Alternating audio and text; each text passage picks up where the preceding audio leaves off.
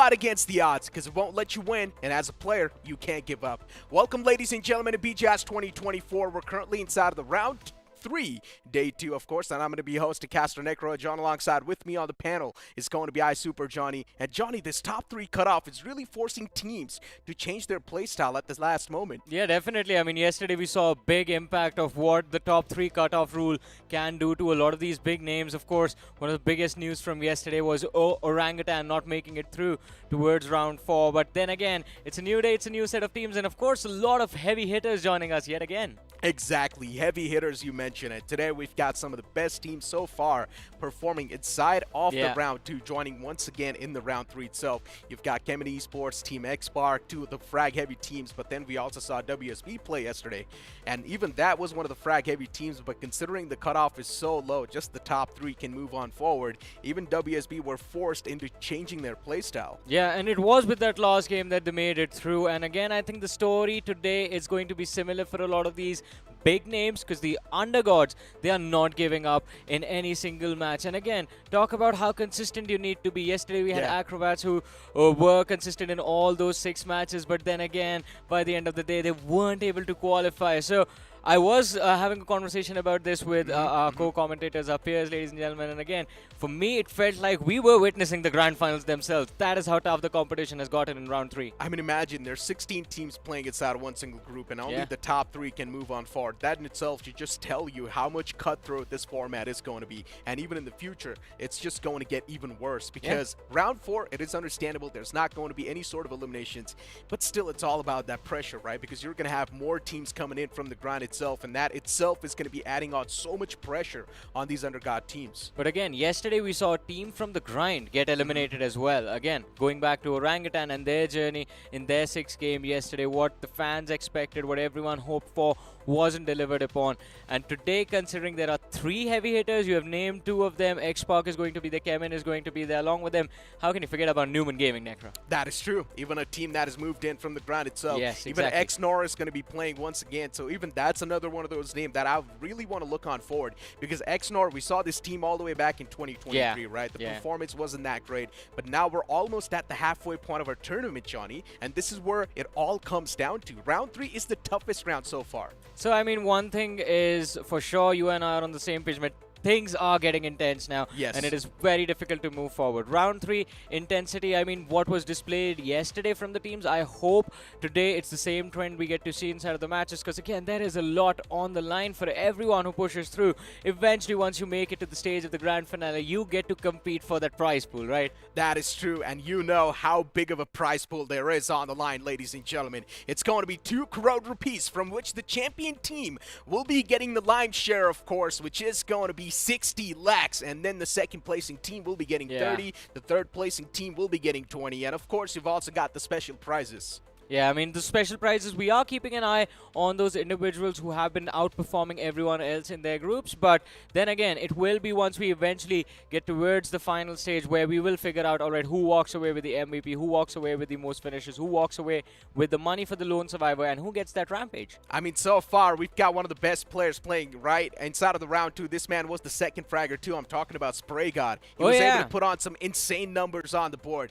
But speaking of number itself, we've also got the points distribution over here. Of course, the first spot getting 10, the second one getting 6, the third one getting 5th, and it's going to keep on descending downwards until you move on towards the latter half of the board. From 9th till 16th, you're going to get nada. Yeah, we get this conversation about all the numbers out of the way quickly so we can talk about the teams as well, because that is what we want to get to. Today, it's going to be intense. As we keep talking about it, some of the biggest names in the community are going to take the stage. And you know what? I have a gut feeling, Necro, not everyone will be able to push through.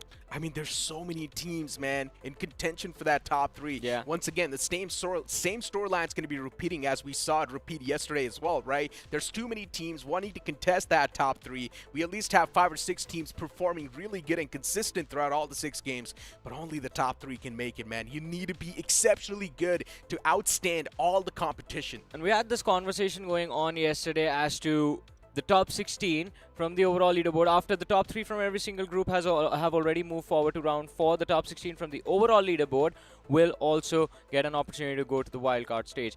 And again, that itself can be extremely difficult position for a lot of these teams to be in, because you mentioned this yesterday. If you are not part of that high scoring group, then there is a possibility that you can get left behind, even though you are on the 4th position as far as your respective group is considered. I mean, for now, let's move on forward and look at the schedule, right? We're, of course, going to kick things off with Erangel. Then the second game of the day is going to be Miramar. Third will be Sanhok. Fourth will be Miramar once again, Sanhok, and then Erangel. In total, we're going to have 5 games being played today itself, and teams will have enough chances to prove themselves over and over again. 6 games is more than enough, but still, just being inside of the top 3 just gets even worse. But focusing on the teams that are going to be in contention now, or highly likely there's a chance these teams can place themselves in the top 3. You've got Team Xbar, Kemen Esports, Shield X Vanguard, YouTube Skull, WBG. You've also got Xnor, and then you've also got Newman Gaming. These names in the past, their performance has been really good. I would say we can't count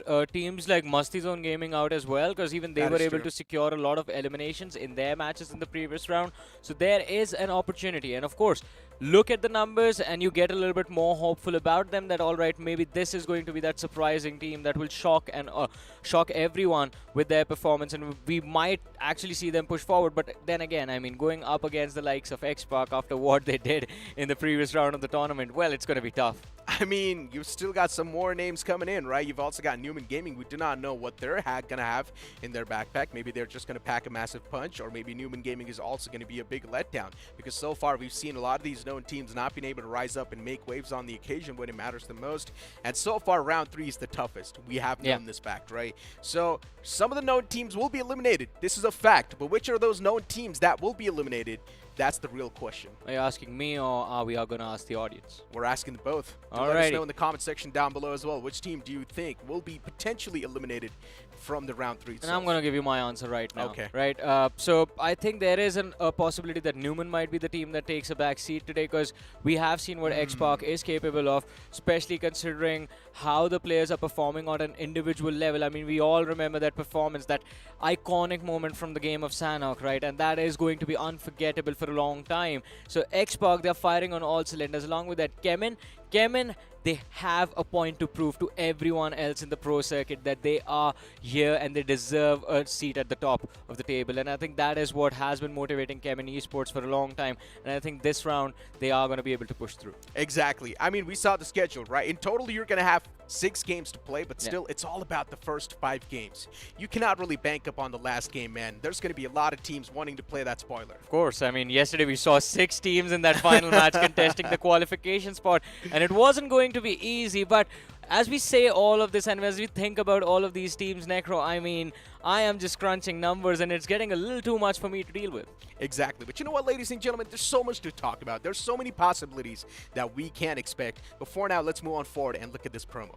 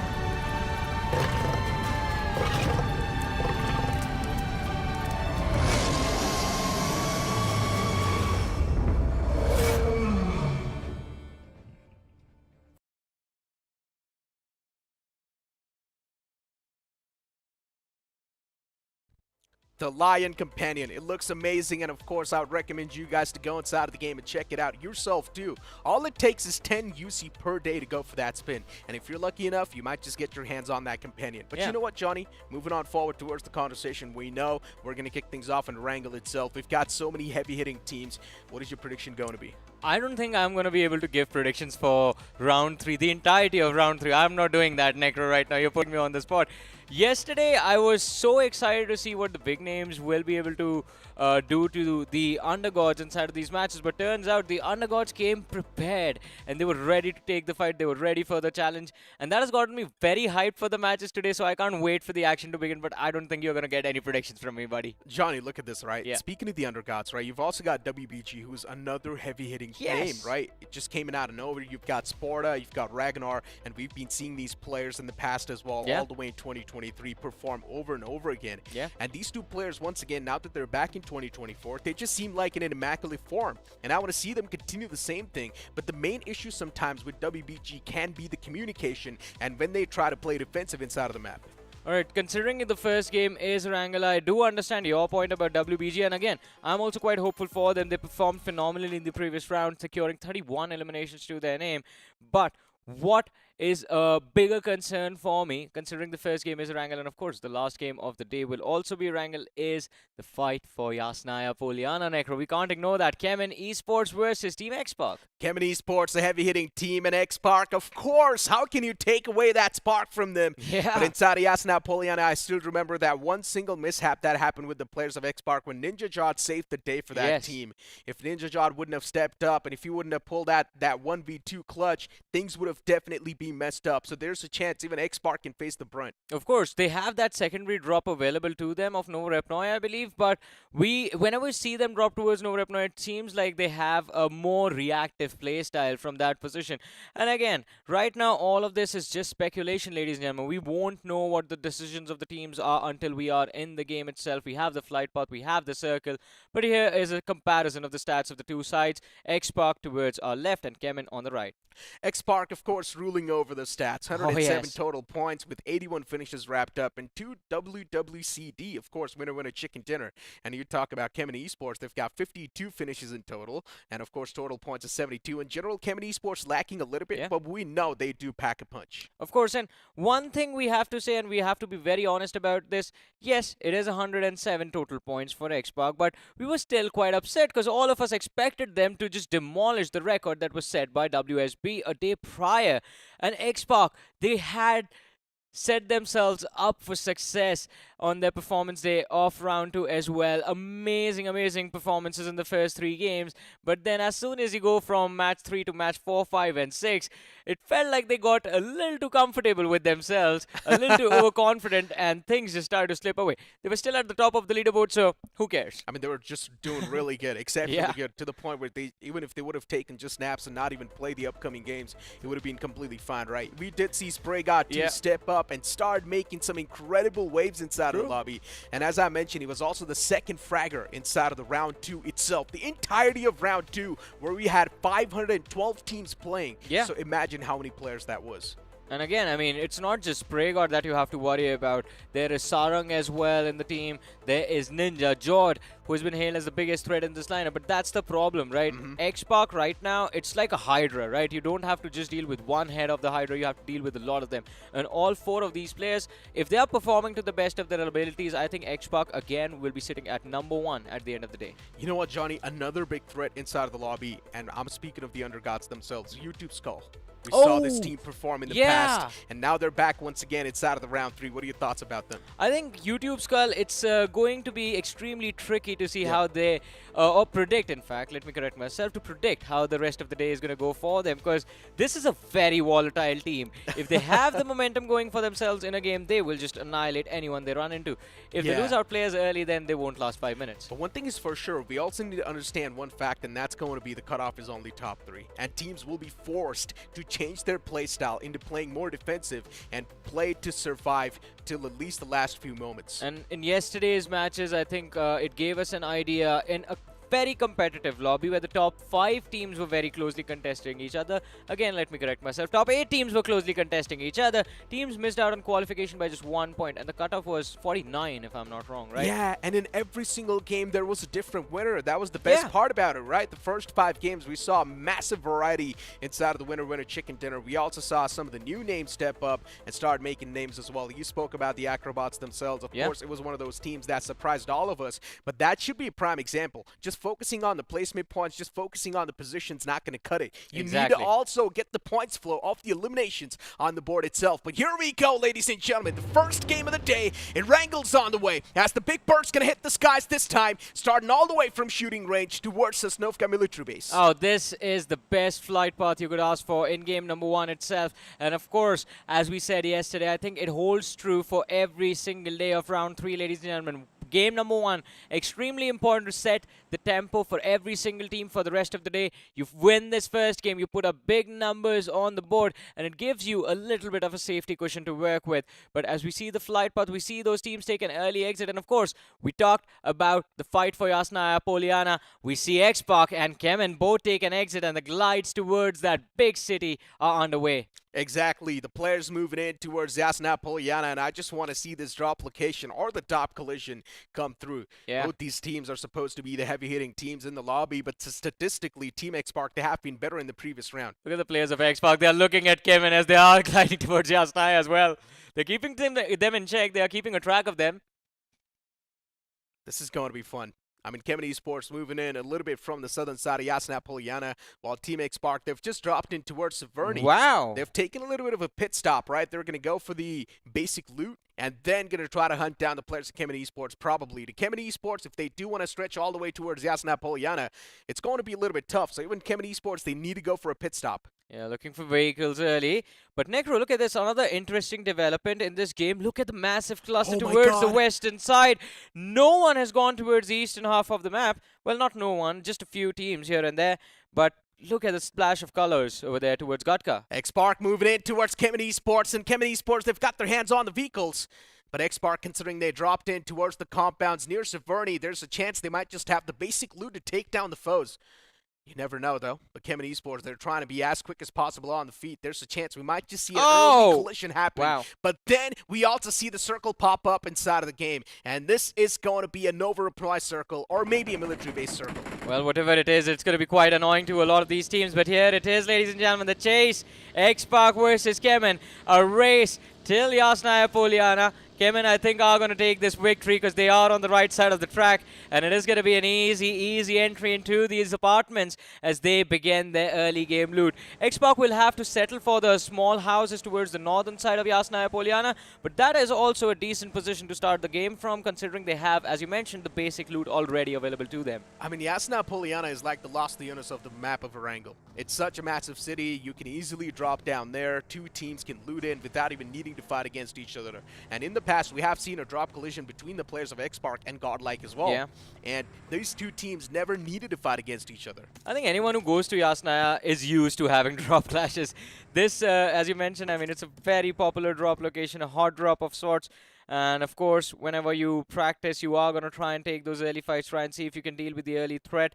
X-Pac and Kemen, they have divided the city. This is quite kind of a standard approach to those early drop clash, but look at the finish feed, Necro. I think one of the teams that we were talking about in the early stages, they've started to kick things off. It is the side of Shield Vanguard, who have secured 2 early eliminations.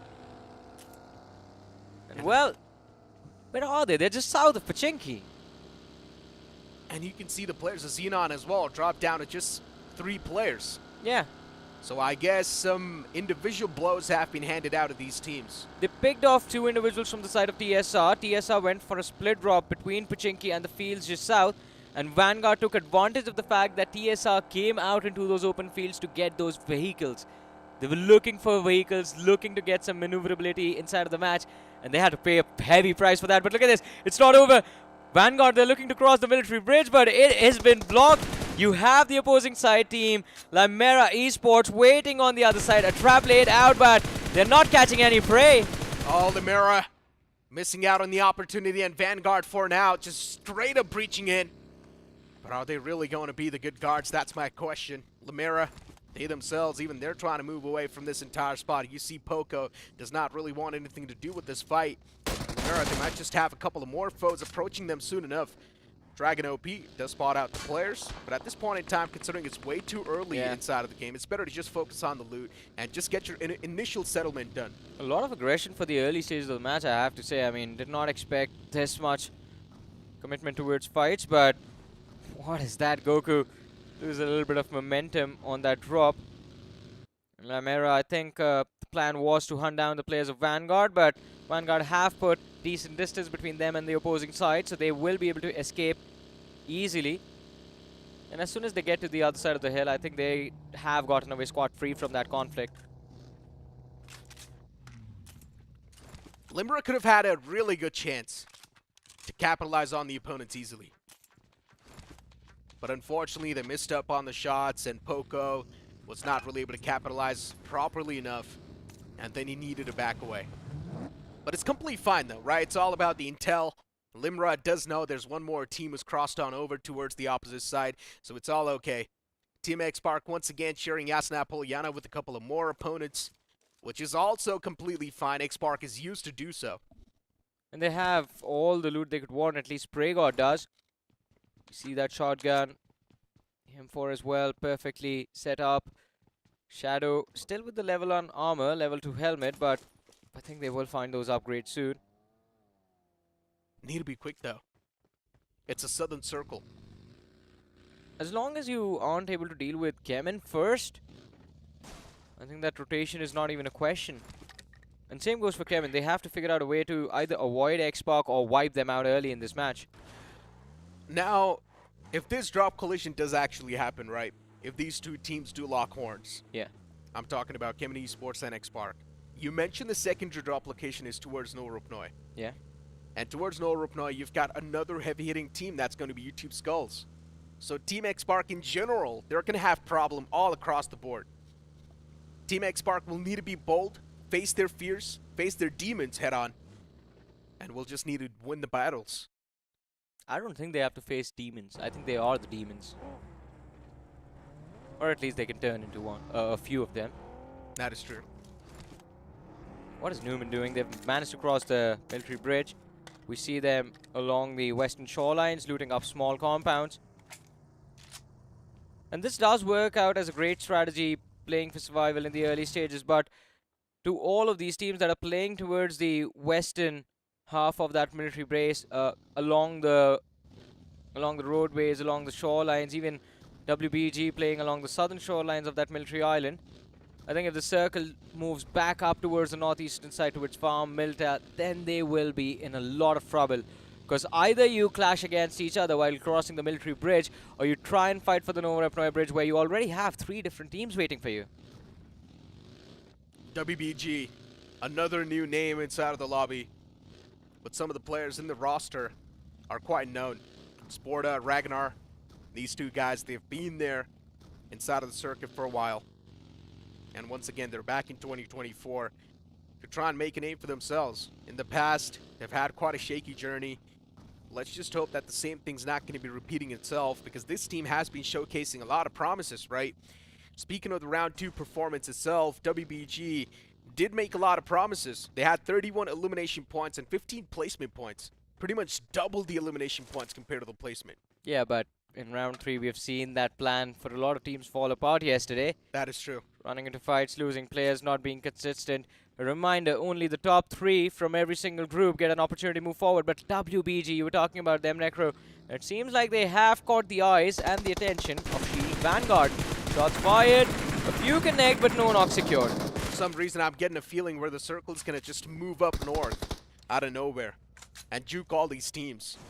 Back to Farm and Milta, right? Yeah, back to Farm and Milta. And all the teams down south, they will be completely screwed up. Just won't know exactly how to rotate. I mean, there is a fight happening on the screen for now. A lot of shots have been taken, but I know it's nothing going to happen. There's not going to be any lethal blows being handed out, so there's just no point.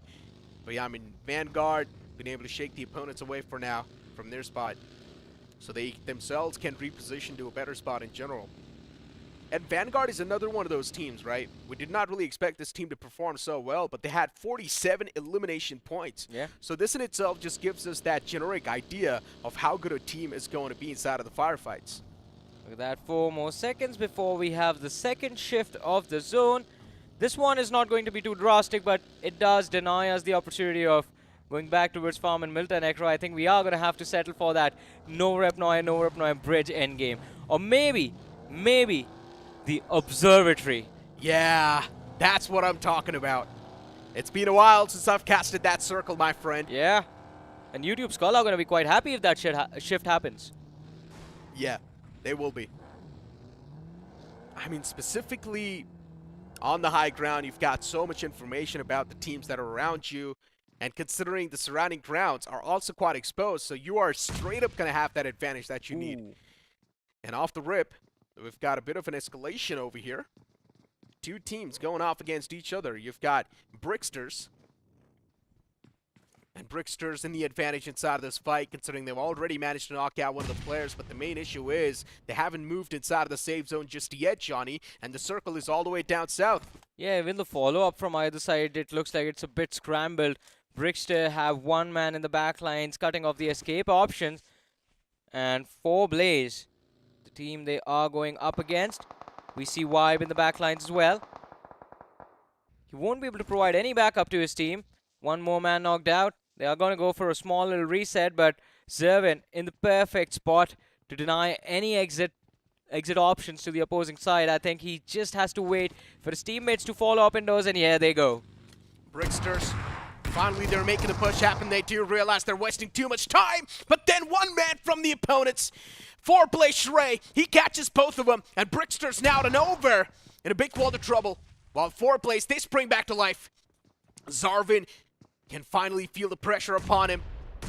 Considering there's the complete opponent team in the front lines, utilities are being exchanged from both the sides, and this time Shrey's able to catch one of the players. Another nade sails in from the side of Shrey, and it catches the last man too. It's actually a Thurv who gets the last elimination. That was it. Just a couple of nades, and they took care of the entire opposing side. And Bricksters, I think the plan was just perfect. They had the opening knock, but they had no information where the players of 4Blaze were hiding in that building. And 4Blaze, they took full advantage of the lack of information for the opposing team. But now, as you mentioned, Necro, they are too far away from the circle. They are still in that northern Georgia Pole city. So that rotation, it's going to be extremely tricky for them to execute. Shree got 3 elimination points from that entire fight. And in general, I mean, he was the MVP of that one. He was the one to save the day for his team. But once again, they did win the fight. They did get the elimination points. But now it's about to reposition inside of the zone as quick as possible. And already we know the circle is down south. So rotating is just going to get even tougher. There's a chance that team might just not survive for too long. Look at this X-Park, though. They found their way towards Milta City. From here on out, things can get extremely tricky with this team, considering, as we did have a look at them in the early stage of the game, dropping towards Yasnaya Poliana, the drop clash with Kemen Esports. Any conflict between the two sides was avoided, but as soon as you get close towards that No Rep Noi bridge, I think they realize as well that there is a possibility of Kemen being right on their tails. And look at the radar. That is exactly what's happening right now. X-Park just towards the entrance of the bridge. And considering YouTube Skulls is at the top with the high ground, Newman Gaming as well right underneath them. As I mentioned, if you're going to be the one to contest the top grounds, you're going to have a lot of intel around you. And considering even the surrounding grounds are going to be quite cleared up, you know exactly when to take the fight and how to take the fight. So for YouTube Skulls, they're in a big advantage. For teams that are still trying to rotate down south and that are quite late, I'm speaking of 4Blaze. I'm not sure what they can do, but one thing is for sure, they're going to face a lot of the opponents around that bridge. Well, one more option for them would be to just swim across the river, but oh no. Quite unfortunate for the side of Shield Vanguard. They've lost one of their players, and Newman, they are out for blood. They are looking for that first finish in this game. Should be an easy one. I mean, Newman Gaming, they can easily get that one, as you mentioned. So yeah, no issues for them. You've got Bunny, Dope, to the players that are supposed to be the heavy hitters inside the squad. The formation they are moving forward with on the radar, it feels like a caravan pushing forward and not want to go up against them right now. Although they've made a decision, they tried to push for the observatory, they tried to push for that high ground and realized that there is a big cluster of squads over there. So they've moved back towards the southern shorelines of the military island. And unless the zone actually stays on top of them, moving up north again, it is going to be a big challenge. Is Altu stuck now? That's what it seems like. But I would say it's just over there to sort of scout out the shorelines, making sure there's not going to be anyone around them. Just clearing out the back lines before they straight up move on forward towards the bridge. Which is understandable. Kemen Esports, considering they are going to be the final breachers inside the zone. And this next circle shift is going to be a big icebreaker, because it will tell us exactly how the game's going to be moving forward. And the circle's actually going to shift on the majority. Well, let's see. As you were talking about, Kemen, of course, the late breachers inside the zone are always going to be the most paranoid as well. Still just making sure they have eyes on that bridge. But here you have it, ladies and gentlemen. The players from Xenon, what rotation.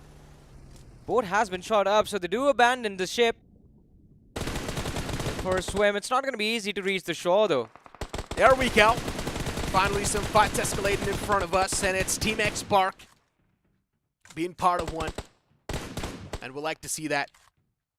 Already getting one of the men completely taken down and dusted.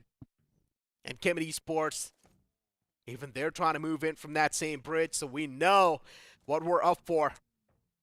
And that's why you see the players of Kemen Esports as well just being a little hesitant, not knowing exactly when to rotate forward.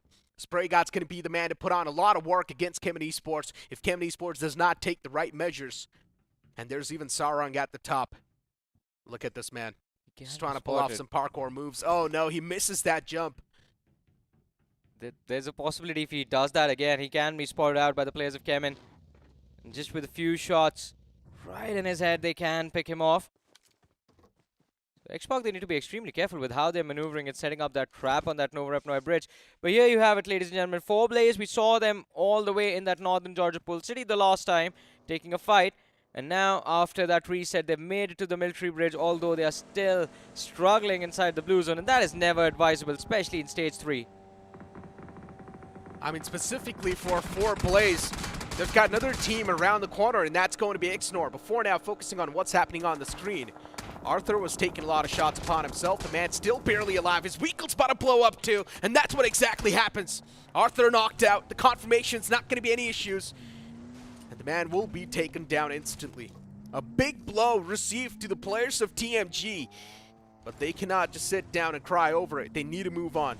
They have lost 2 players mid-rotation already, and as you mentioned, they need to find a safe house for themselves where they can stay hidden, stay safe, and stay alive for the later stages of the game. Because one thing, again, every single point matters a lot more than you realize, ladies and gentlemen. It is round 3, only the top 3 teams get to move forward. And TMG, of course, will be heartbroken if they aren't one of them. Xnor, though, they find themselves up against the players of 4Blaze, and Shri again kicks things off. One man knocked out, but the trade holds good for the side of Xnor. This time, Shri in a really bad position. Will need to pay the price. And the man instantly gets caught. 4Blaze, what a big blunder this was. They're supposed to be in the advantages side of things, but they still somehow mess up.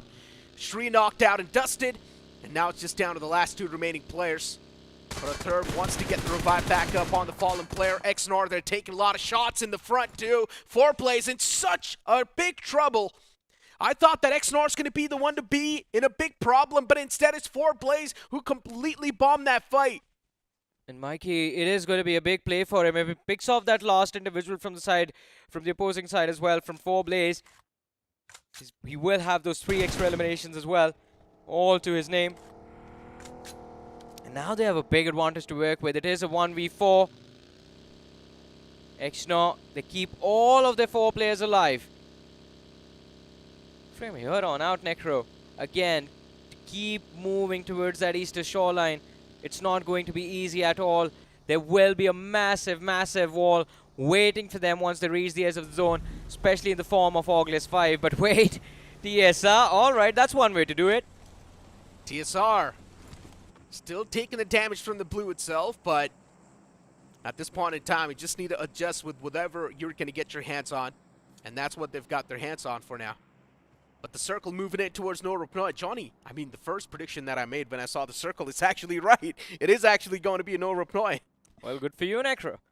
I mean, the teams are going to be hoping that you were their IGL then. I mean, these days, my predictions have been on point somehow. Yeah. As we said yesterday, that is why you do not get any skins. Yeah. All the luck used in game. Used outside of the game, actually, on the broadcast.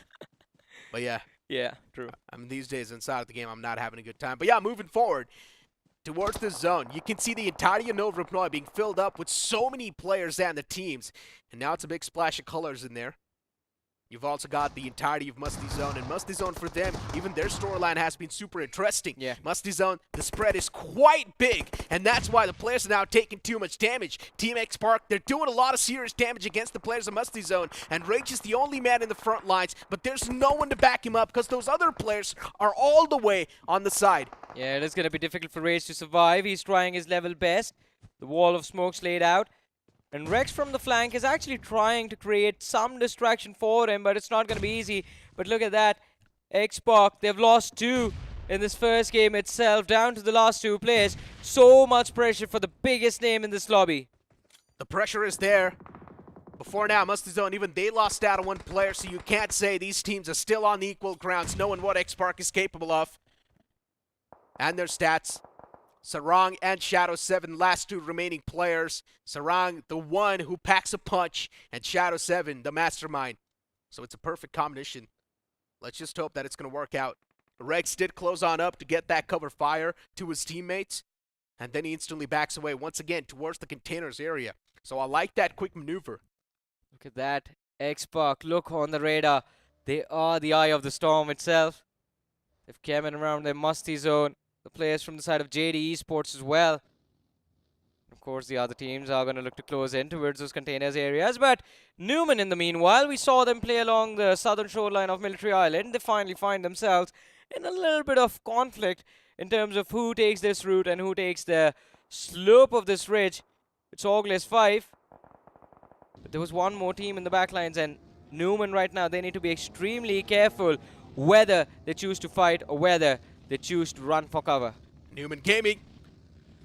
I mean, at this point, they know they've got the man number. They definitely can go for the fights if they want. And that's why they're just driving around towards that same spot.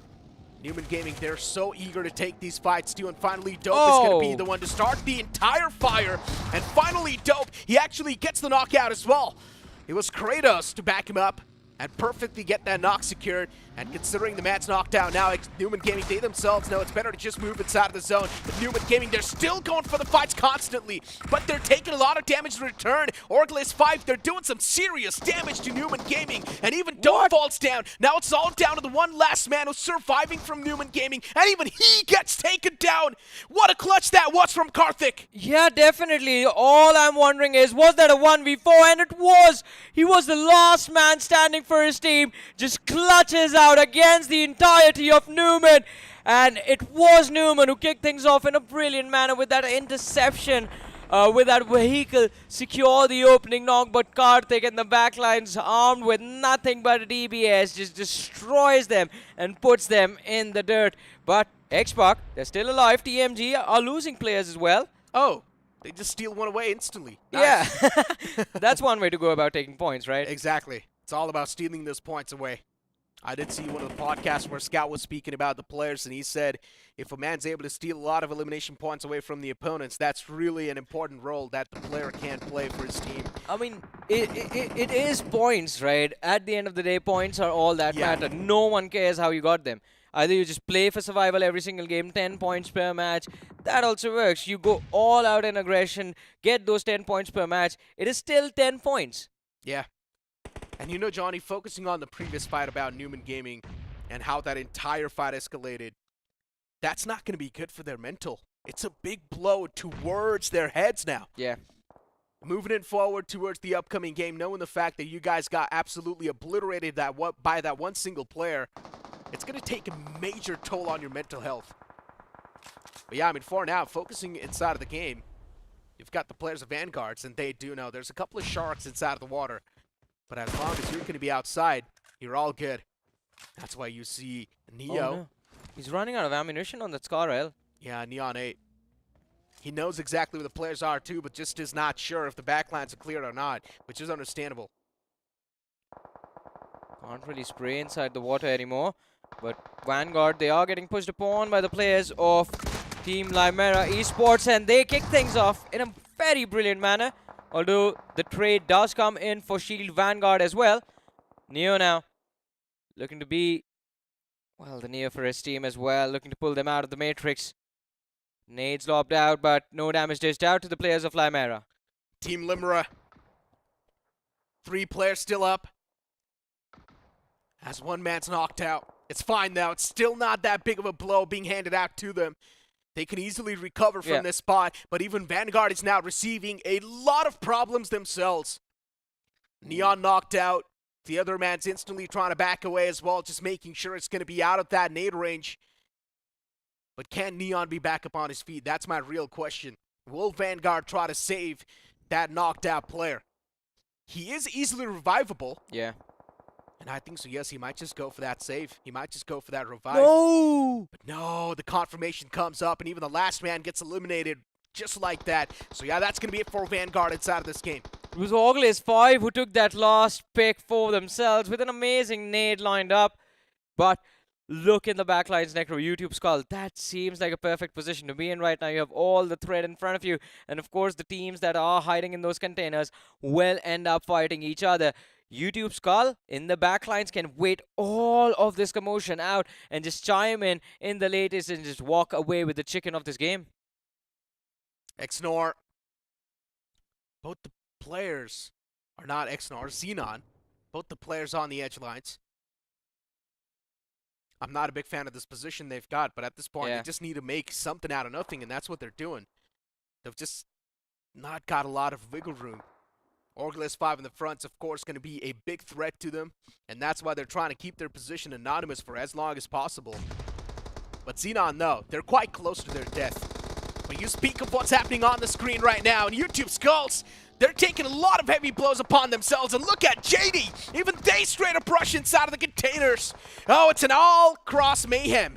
And Limera, they take full advantage of it. They pick off players from the side of JD. They pick off players from the side of YouTube Skull as well, who are down to their last 2 men alive. You have Word and Top just playing for survival, hiding in those containers. Xbox still alive and holding strong in this game. Sarang and Shadow, they haven't given up yet. But along with that, ladies and gentlemen, an early exit in this matchup for TSR Esports. And as we reach the 6th stage of the game, we're down to 9 teams, 24 players in this match. What is happening to Kemen? This is so confusing. This is chaotic but peaceful at the same time because teams have a lot of cover to play with. But considering we've got the drone view, we know exactly where each and every single team is and how many teams have a potential to go up against each other. Limera is now starting to push up against the players of Orgles 5. Even that fight's going to be super interesting. Limera, they need to watch out from Orgles 5, especially Karthik. This man pulled off 1v4 against Newman Gaming, so we know what he's capable of. Limera, four players just around the corner, while Orgles 5, they've lost out on one of the player in the front lines, but still Evoke is trying his best to fight back, and Evoke is taken down way too low. The nade is being placed to perfection, and now once again, it's all down to Karthik, the last glimmer of hope alive from Orgles 5. He's done this once before. Can he make it 2 in a row? Dragon, he can be off guard, caught off guard, and Karthik, he has a DBS to work with as well. Goku with half a HP goes for the push. Dragon, he's looking to back off, but Karthik, brilliant repositioning, Necro. He does find some cover, some breathing room to work with. The man's still alive somehow. But Kemen Esports, they've got the best position so far, in my opinion. Playing a little bit separate from the containers so that they can spot out the players if they do move out in the open. And yeah, as we mentioned, look at Venom 2 at the top. He's going to be having that drone view of the entire thing. YouTube Skills as well now slowly and steadily chiming inside of that fight as Top's going to be the last player, but he skips a lot of the players in the front, and yeah, Tops will be taken down as well. Not good for the side, but JD, they still have 2 more players alive in this matchup. Wait, how did they pull it off? Third Eye from the side of Orglaze 5 was able to crawl towards Karthik. How? Amongst all of that commotion, he's gotten a revive back. Yeah. What? I'm telling you, this circle is really confusing. The fact that Third Eye is still alive, it's a miracle. It's not the circle. What are the players up to, man? And look at Kemin as well. They've gone up the watchtower for that revive. What is going on in this matchup? Yeah, some crazy stuff. No one's looking to secure those eliminations. They easily get the revive too, and Phantom is now backing away. What is going on? There's no repercussions for the actions they're taking. Yeah, no consequences, man. Unlike real life, of course. I mean, for now, it's good. Well, I guess if Kemin Esports is get away with stuff like that, then that's really good for them. True. I mean, that was a big blunder that has been allowed by the opposing teams, and Kemin, well, they don't make the same mistake twice, do they? The error has been ironed out perfectly. There's no issues right now in Musty Zone Gaming. And the fact that even that team is able to stay alive to such a late game scenario, even that's super impressive. You've got Rage and Viper playing in tandem. The Orglaze 5 can be a big trouble as well for them in return. But Musty Zone Rage, he's trying his best to stay outside of all this commotion that's currently happening in the front lines. And Kemin Esports, even they jump inside of the fight. Karthik is going to be the last glimmer of hope alive from the side of Orglaze 5. And once again, he's trying his best to pull off some miraculous plays. But this time, he will be denied by the likes of Kemin Esports. Now it's down to Limra and Kemin. Yeah, the cleanup crew is here, and they are going to mop the floor with the opposing teams. Limra, they have been kicked out of the lobby. Musty Zone Rage, he is the last man surviving for his team with 2 fair states. I think it has been decided, Necro. The first win, the first chicken dinner secured by Kemin Esports, and in a brilliant manner as well. As we talked about them, that one mistake, that one blunder where Venom was able to revive one of his teammates, Phantom I believe it was, up on top of that crane. That should have never been allowed, and now it is official, ladies and gentlemen. They have done it. The first winner chicken dinner belongs to Kemin Esports. What a way to kick things off, and we mentioned this too, right? Especially when the cutoff is so cutthroat. Yeah. You need to be really good in every single game. And with this performance, it's just going to elevate the mental of the players at Kemin Esports. And you know the best part about this is that Kemin Esports is known for their survival tactics. Add on that with the firepower, even better. That is what I was just about to say. Like, all right, this was the first game, and usually Kemin is one of those teams that takes a slow start. They do like to play for survival. But out of nowhere, we saw that aggression come in, and at the perfect time as well, where they initiated those fights. Again, had Phantom gotten finished off, he would have taken Venom with him, because that position was quite exposed up on top of that watchtower. But from there on out, I don't think as soon as that revive came, they realized, all right, this is a second chance, let's just clean up. They just ran towards the opposing players. But in terms of iconic moments from this match, that clutch from Karthik in the mid-game, that was something else. And as I mentioned, to recover from that blow is going to be super tough, because it's not just you getting eliminated from the game itself. It's about that mental setback that you're going to have inside of the lobby, right? And also, one game is taken away from you. Now you've only got 5 more chances to put yourself in that race to be in the top 3. So Newman Gaming, they've always been that shaky pick, and considering the fact that the first game is also going to be down the drain, that's even worse. But you've still got 5 more chances if you're able to rack up some decent points, some decent elimination points. Positioning point is something that's not going to cut it. We saw a prime example of that, which was Acrobats yesterday. True, and again, I mean, you need those finishes every single game, along with a few placement points. Of course, you can't just rely on those finishes alone.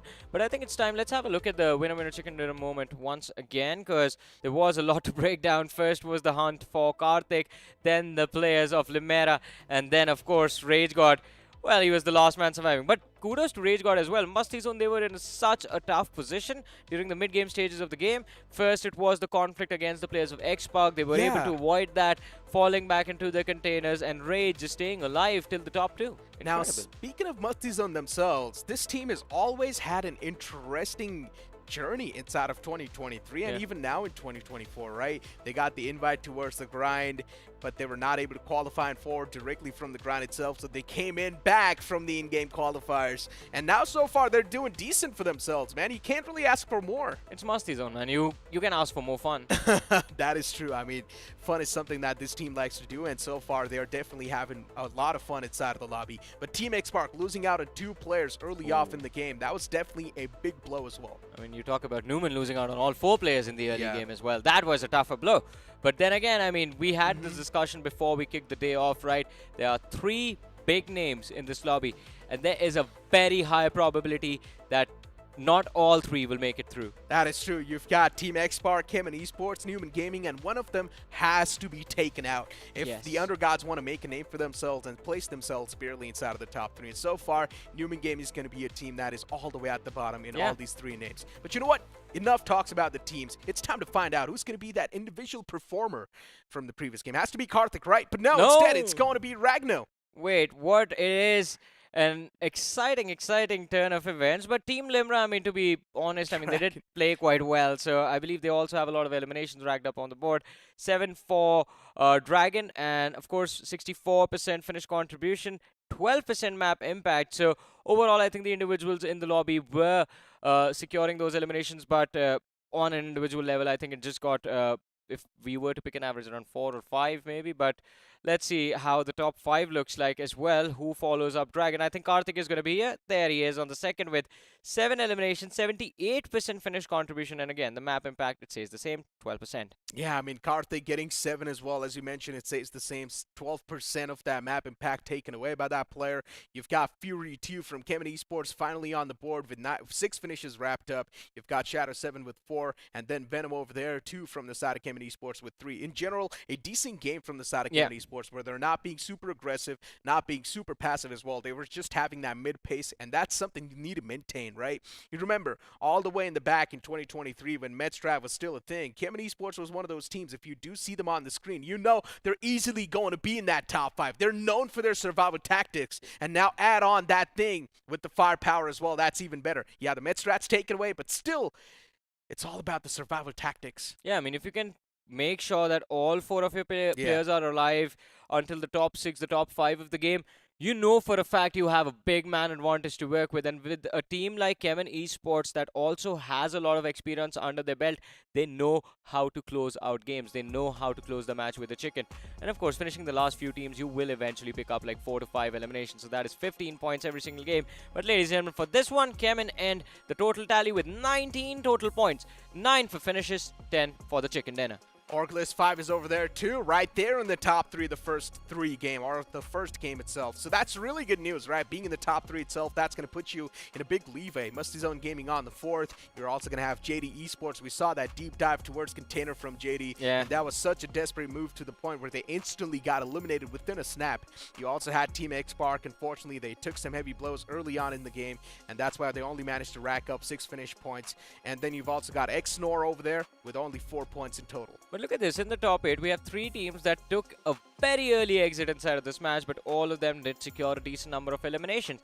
And I believe that does keep them in the run for the top 3 into the next match. They can still try to build momentum moving into the matches forward, but this is where things get interesting. You have TMG on that 9th with 3 points. Shield Vanguard, after their first fight, I don't know, I expected them to just drop a big, massive bomb upon every single team they ran towards, but turns out that wasn't really the case. I mean, Shield Vanguard, speaking of the previous stats, right, they have been doing really good for themselves, but unfortunately this first game inside of the round 3 just completely not working out for them. Even Xenon was another one of those teams that I personally thought can definitely perform decent in the first game, but in general for these newer teams, it's all about the first game jitters, and we know round 3 is the toughest round. So yeah, I mean, I cannot really blame them too much. You know, but what happens? First game jitters, if you do not perform in that first game, can turn into panic instantly into game number 2, heading into game number 3, and it just keeps on going. But ladies and gentlemen, everyone needs a reset. We do too. And for that, we have this promo lined up for you.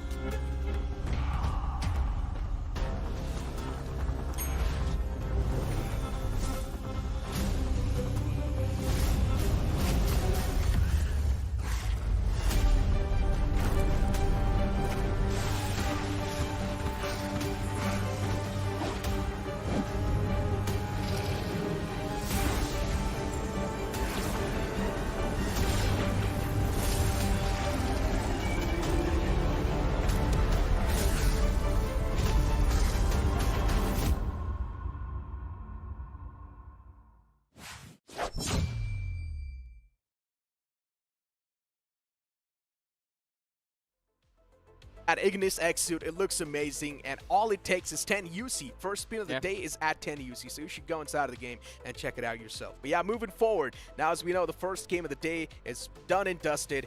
Now it's time to move on towards the second game, but some of the usual suspects were not able to perform, Johnny. Of course, we will expect a big pop-off from Newman Yeah. Gaming if they want to return to the fight, return to the contention of the top 3. And again, it needs to happen before game number 3, the map of Sanhok. Miramar, again, you have that early breathing room to work with, and a team like Newman who has a lot of experience, I think they need to capitalize on this. Along with that, I think, yes, X-Park were able to walk away with 6 points, but that's not the performance enough. we saw in round 2. That's exactly, what I want. Exactly. In the first game itself, I expected Team Xbox to kick things off with a bang, but unfortunately it's not the case. But Kemen Esports, they definitely did live up to the expectations. True. Now, speaking of the expectations itself, what exactly happened to YouTube Skulls? This team was in the prime spot. I expected them to wrap a lot of elimination points away, but unfortunately that was not the case. What happened with YouTube Skull was they did have the prime spot, and as we talked about them during the game as well, all the teams were lined up in the front.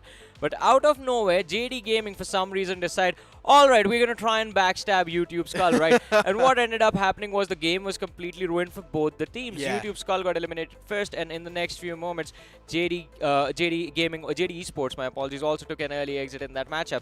So again, I think the opportunity, the thought process was perfect, but the execution was poor, and it was something that even they could not have accounted for. But I think maybe in the next match they can bounce back. Let's have a look at their schedule once again. We all know what the upcoming game is going to be. It's going to be the map of Miramar, ladies and gentlemen.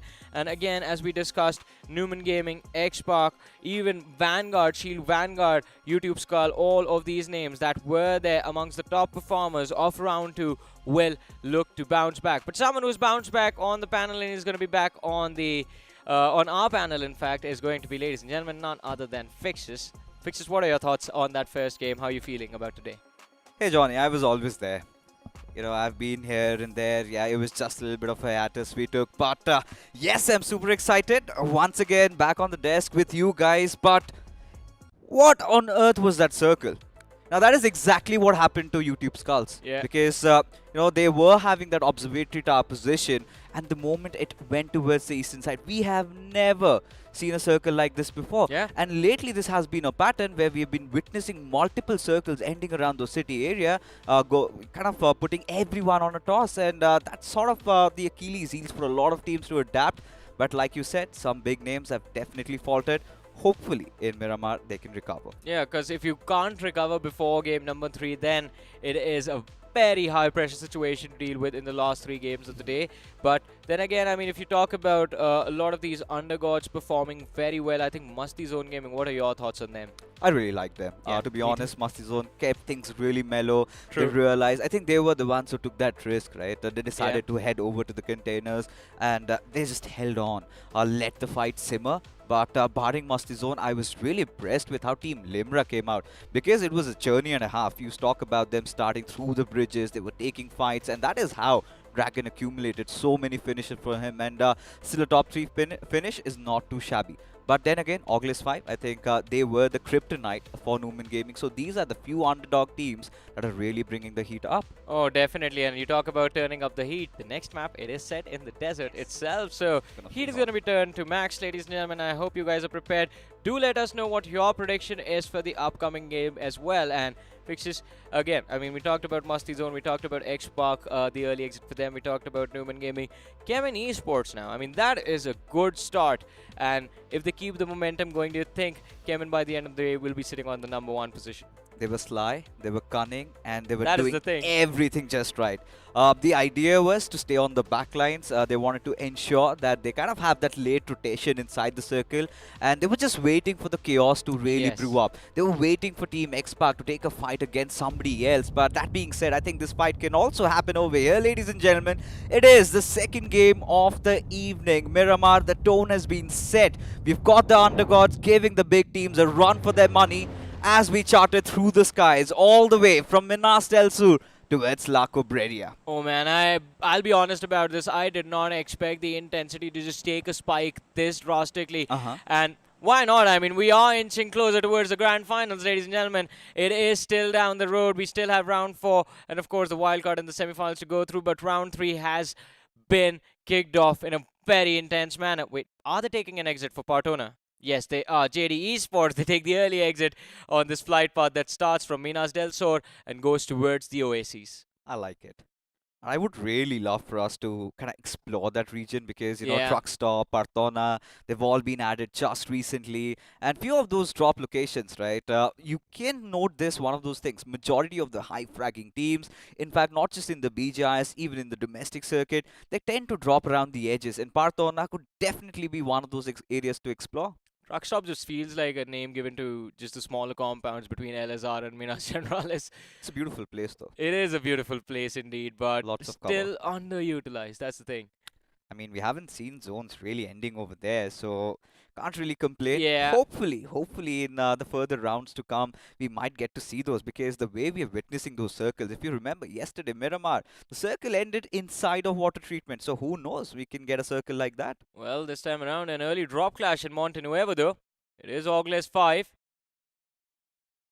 We'll have to see who is there to WBG. contest them. It is WBG indeed. You are correct. And of course, towards the northern side as well, the players from the side of Team Bricksters as they take on TSR Esports. Both the teams, well, initially it looked like both of them were looking to glide towards Torre Amuda, but now a decision has been made. TSR, they take control of Torre Amuda, and Team Bricksters, they take Cruz del Valle. And we have an El Pozo circle. Wow. And it's smart for Bricksters to just keep aloof fights because even in the previous game, they got eliminated pretty early on. That was a fight we saw against Forblaze, and yeah, we're really on the receiving side of things. But for now, as the circle goes for Team Limra, I think this is a dream run, especially with the way they've started. Same goes for Oglis 5. But let's not forget about WBG. Round 1, they were absolutely out there, just bringing in that heat, going after every single person. Round number 2, we saw that aggression getting notched down a little bit. Come with round number 3, the first game of Erangel, dropping down at the Sosnovka military base. They had such a tough time rotating, man. Yeah.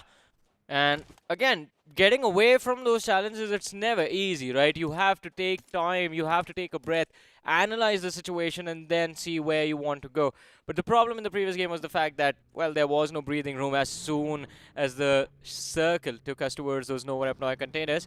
In the meanwhile, Oglis 5, I think the conflict going against WBG completely avoided, and it plays out quite nicely for both the sides, but X-Park, Oh my god. nothing to worry about. They go back indoors. A lot to worry about, Johnny. I beg to Well, differ because, ideally, we've always seen X-Park dropping down at San Martin. yeah. Now look at who's at San Martin. Look at who's out on the hunt. It is Kemin Esports. And the old guards have been fended off their territory. Now this completely flips the table. Absolutely thwarts you off. Your rotation time, gone for a toss. And for Team X-Park, I think slowly but surely the seeds are starting to creep up, right? Yeah. Where do you go from here? Do you go towards Minas Generales? Do you have a contingency plan? That's the big question. Just like the lyrics from Guns N' Roses, where do we go? Where do we go now? Well, I think looting up those small compounds and, of course, landing close to Graveyard does give them access to, well, decent early game loot. They will have to take at least one fight, and I wonder if it's going to be against YouTube Skull. Because YouTube Skull have gone for a very interesting play, Fixes. So we see 3 players in front of us. Their 4th man right now is, well, he's heading towards Truck Stop while the rest of the teams is in La Benedita. I think really all these teams are in a frenzy at this point. Because everything has pretty much been distraught in a little bit of that disarray. Because Truck Stop, we haven't really seen majority of the teams heading over there. You've got Newman, they've had a really rough start. Karthik, against all odds, just clutch it out. And this is what we've been talking about, right? This is entirely because of what or why we rather host such tournaments, to find out those new talents out here to make those waves. And yeah, in the previous round, had to be RGB's fast one. Yeah. And even on the way things have started off, for Oglis 5, Karthik doing so much. But for Newman, I think this is one of those teams that comes in from grind. We've seen a lot of promises. They got a lot of finished points though, but positioning is where they really need to still work upon. Kratos from Newman on our screens. He's been given full solo reign of Truck Stop all to himself, but needs to be careful. There are the players of YouTube Skull who are circling around this position like vultures. They're still looking for their early loot. And as you mentioned, Truck Stop, an underutilized drop location can be their new home, at least in the early game. The rest of the Newman squad, they are kind of split between Truck Stop and Al Azhar, just spread across between the distance. Oh, August 5 against TMG Esports. And Arthur, he's just hiding in a corner. Get too much movement from him. Indeed. And for August 5, always stuck between a rock and a hard place over there. Look at the radar. It's quite awkward. Yeah, I feel like Aniket has that slight idea that somebody's watching over him. There you go. The bullet's let loose and Coda, his position is compromised. He needs to reposition himself. But for August 5, I think even their ideas, all their plans are finally starting to kind of go into a little bit of a mix. Whereas TMG, they really decide to close in. Third Eye and Evok on the front lines. Coda still fighting it out, but Evok needs to push through. He does a little bit of a drop shot at Coda. He swings through. What a brilliant drop shot indeed, but he just has a pixel of HP to work with now. Goes for the repeat, still left standing, and he has managed to out-juke Third Eye. August 5, well, what is that? They just get wiped in a matter of seconds, and all because of Coda, who managed to stay alive in a very awkward position. The rest of the team just closed in and followed up perfectly. Can't really comprehend what just happened. Break it down for me, Fixes, because I can't understand that. That is an absolute disaster. I could not fathom any reason why on earth would August 5 go in for that push. Exactly. They did not have any information. They just knew they had spotted one player Coda, and they had an idea that there's somebody just beside Aniket, and just spotting him out, damaging. They thought that they're going to initiate the fight, get the ball rolling. But at the very same time, the comrades of TMG, the other players, they came charging in through. And in a jiffy, they were out of the lobby, especially having such a good start into game number 1. And this is again one of those teams that comes in from grind. Evok, how on earth could he miss such a spray there? I think it's just the nerve that's really getting on him. And yeah, he's my former teammate as well. And that hurts. Thank you, maybe he just got unlucky, felt pressure. Oh my god, Fixtures is watching, I have to perform. And that's for the second time it has happened though. But to be very honest, I mean, had props to Coda, man. I mean, that drop shot. For sure. And that too, I think he had like 10 HP. Just incredible. And of course, to the entirety of TMG as well, they won that 4v4 without taking a single knock. But we see on that finished feed, it seems like Exnor, now even they are in some trouble. Yeah, and a little bit of a pickle though. Has just positioned a fight against Forblaze. It's happening down the southern parts of Monte Nuevo. IGL being brought down now. As, yeah, the lights just go out for him. And for Exnor, how do they recover? A spanner thrown into their works. And Forblaze, now this is one of those teams we've seen in the previous game. Shri, he was absolutely phenomenal. That one fight against the players of Bricksters, managed to get 3 for himself. A little bit of that confidence, but now he really needs to get inside the circle. That's the problem, no. It was just that one fight from Shri. And after that, I mean, we saw Forblaze make that mistake of timing of crossing that military bridge, and they were getting picked apart one by one. Circle still moving towards the city of El Pozo. And Team Limra, I think this could be their game. This could be the win they were hoping for, at least early in the day. They have the prime spot inside of the zone. The only team that can cause some trouble for them can be TMG if they close in from the back lines. But I believe Team Limra, they have a nice mountain to work with, the high ground. Johnny, what are the odds that the circle ends inside of Monte Nuevo? We've seen that happening in the past. We've seen those circles going down there. Ideally, it should be going towards the western side or maybe towards the El Pozo Hills where Team Limra are located. And certainly reminds you of New Version. Yeah. One of those teams comes out of nowhere. They've also made it into the next round. Quite happy. But for Team Limra, they've had a start. They want to cherish and they really need to bank upon this. True. This is the opportunity that, well, it can be the only opportunity that counts. You miss out 1 point in this game, you You could regret it at the end of the day. If you're sitting on that 4th spot, just 1 point shy of qualification. But WBG Sporter, I believe, have some inkling of information against the players of Asti Zone as well, but still stays out in the open as he refuels the buggy. Even for Masti Zone, really impressed with how they started things off. Like discussed, getting that 2nd position finish, all those points accrued for them. But for now, they've got a little bit of that Masti on their mind. Because they're starting to kind of try and inch in the distance. But look at this. Oh my god, it just gets worse. Iron already brought down to the ground, and Kemin Esports, this is one of those teams does not know to forgive. Silence on the set fixtures. There's an action movie being shot right now. And along with that, the players from the side of Xenon are being shot at by Kemin. Nice little high ground to work with. It's that one man on the split. It's always that one man on the split who will get hunted down first. And as soon as Kemin, they have the information of Pain God. Well, he is about to feel the pain. He stands up on that hood, takes down Al2, but it is a one and done spot. Still an incredible move. But Xenon, how do they follow up now? It's not going to be easy. The distance between that isolated player and the rest of the team, it was a little too much to work with. But what a move, man! That came straight out of an action movie there for Xenon. It was all about Kemin Esports. Look at that spread. And knowing all the pieces, knowing whom to go after. That is a smart team out there. See, now this is upsetting to me. One player pulls off an iconic move while the rest of them just sit there and hide. Yeah, pretty much sitting ducks over there. And they've got no means of escape as well. Yeah, look at how they're getting surrounded.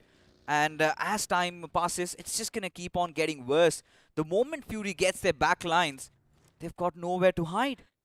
Oh my god, he's going for the push. It's Fury, man, and the name is Fury. It's not delayed Fury. It's just Fury. So he's going to go for it right now. Goes for a nade. Do they have information as to where they are? What is that confidence? Now they might know. And he's so lucky that he managed to dodge the damage of the nade as well. So I think Xenon, they are in trouble. Although if they find this trade, then it is going to be a reset in their favor. And Fury has been dropped down to 50 HP. Exactly. He needs to back off. Needs to either wait for the rest of the team to show up or secure that opening knock against Xenon right now. You know, he's trying to draw attention. That's what the exact idea is. Because coming out in the open, that's some really bold moves he's making. And this is exactly what I was talking about. Now, entire attention of the players of Xenon is fixated at Fury, and Al2 can capitalize. Somebody makes a small mistake, and the floodgates shall open. Kemin Esports, look at that one win, and how they're spreading their wings. It's too much confidence for the early stages. It's still just game number 2. And again, even yesterday, an example from yesterday is going to be ATL Esports, who even with the chicken did miss out on that qualification. In fact, there were a few more teams, but ATL was that big name who wasn't even, which weren't even able to make it to the first page. Look at this, as you mentioned, Fury drawing all of that attention does allow Venom and Al2 to close in. And with the blue zone, the wall of death moving forward as well. Now is when both these teams feel the pressure. Whoever secures that first knock ends up getting the wipe as well. But Venom, this is going to be perfect. The nade right and his feet forces the player out into the open, and the knock secured. Kemin, perfect execution going into this fight. Xenon, they're down to 2 players, but the trade does come in as Venom hits the floor as well. He certainly does, but Fury goes falling down. Now this absolutely flips things over as Error. He needs to push in, but in fact he's decided to go in for the revive. Phantom, now the alarm bells are tolling for Kemin Esports, as now he needs to get those rests back up. A little bit of that overstepping, and look at how Kemin Esports, they've gone all into a disarray. Well, it has gone into disarray indeed, and I think this might be the end for Kemin Esports in this matchup as well, if they aren't able to recover their players. We see a revive happening in the back lines, so Venom is going to be back on his feet soon. But it's still a 3v3 reset now. Xenon would much rather take this fight than what it was before, with all 4 players from the side of Kemin. And of course, the blue zone damage will be accounted for now as well. Although the shift of the circle fixes I believe you are going to get what you asked for today. We are going to see that Montenuevo ending. Oh, damn. But for Kevin Esports, they need to cut on their losses and make an escape. They need to get inside the zone. I don't find any objective as to why they're getting so stubborn over here. No helmet. Wait, what? I mean, they do have it, but look at that. Not even a single semblance of any sort of meds on Fury. Yeah. Just has those couple of bandages to work out with. Staying back. And he's still staying back. What? Somebody needs to tell them. It's just the top 3 that make the cut. It's game 2, not game 4. Exactly. I think if they get these 2 extra eliminations, I think it should be okay. But Xenon as well, they are being extremely patient about this. And how long can Fury sustain with just the boosters and the bandages? That is the question. Stage 3 right now. 1 minute and 10 seconds to go before the blue zone closes and we have the 4th stage of the game. Ooh. And look at how far they are from the circle as well. They're all the way north of San Martin. And with Team Limra present over there, Dragon, look at that. He's got a little bit of that high ground advantage. Yeah. He's gonna surely capitalize on that. And Fury, I do not know what he's trying to do over there, but it's a little too late. I mean, hungry for those finishes. They might just win this fight, but might lose out on that war. Because when you take a look at the center, it's completely stacked up. You've got JD Esports in a nice position, WBG also keeping their numbers up alive. And let's not forget, that is where they dropped. That is where they know every single nooks and crannies of how to really proceed over there. As for Team X-Pac, we haven't had a lot to talk about them. Have been pretty much invisible. But these are those maps where X-Pac really amps the, kind of just, goes out there. Yeah. And let's see what can they do from here. I mean, not a lot. The helmet for Iron is gone. Error. Chintu bhai. Finally, they're going for the push up the hill, but Fury, he's still waiting for them. This is going to be easy frags if he isolates those fights. That's the first, second, and the third as well. It's one and done. Fixtures wrapped up nicely. Yeah, I just hope it doesn't become expensive. You know what? I believe they're hoping that these crates are going to have a few first hits in them, but guess what, buddy? They were as empty as you guys. Indeed. Pretty much choked to death over there for Xenon. Did not have any options on them. Yeah. But like we said, right, Team X-Pac loves to up the ante. Pardon my French, I don't know. Getting so emotional out there because so many of those teams bringing in that storylines for YouTube Skull whatsoever. This is one of those teams that we did talk about, right? One of those teams that loves getting those finishes. They've had a really good run. The first game did not go their way, but still not too shabby. Needs that first aid. He has one. Well, YouTube Skull, as you mentioned, I mean, that game, I'm just gonna say it was unlucky for them. JD Esports, that rotation did not make sense, and even JD Esports paid a heavy price for that. They lost, I believe, 2 players early, and then the third one later on.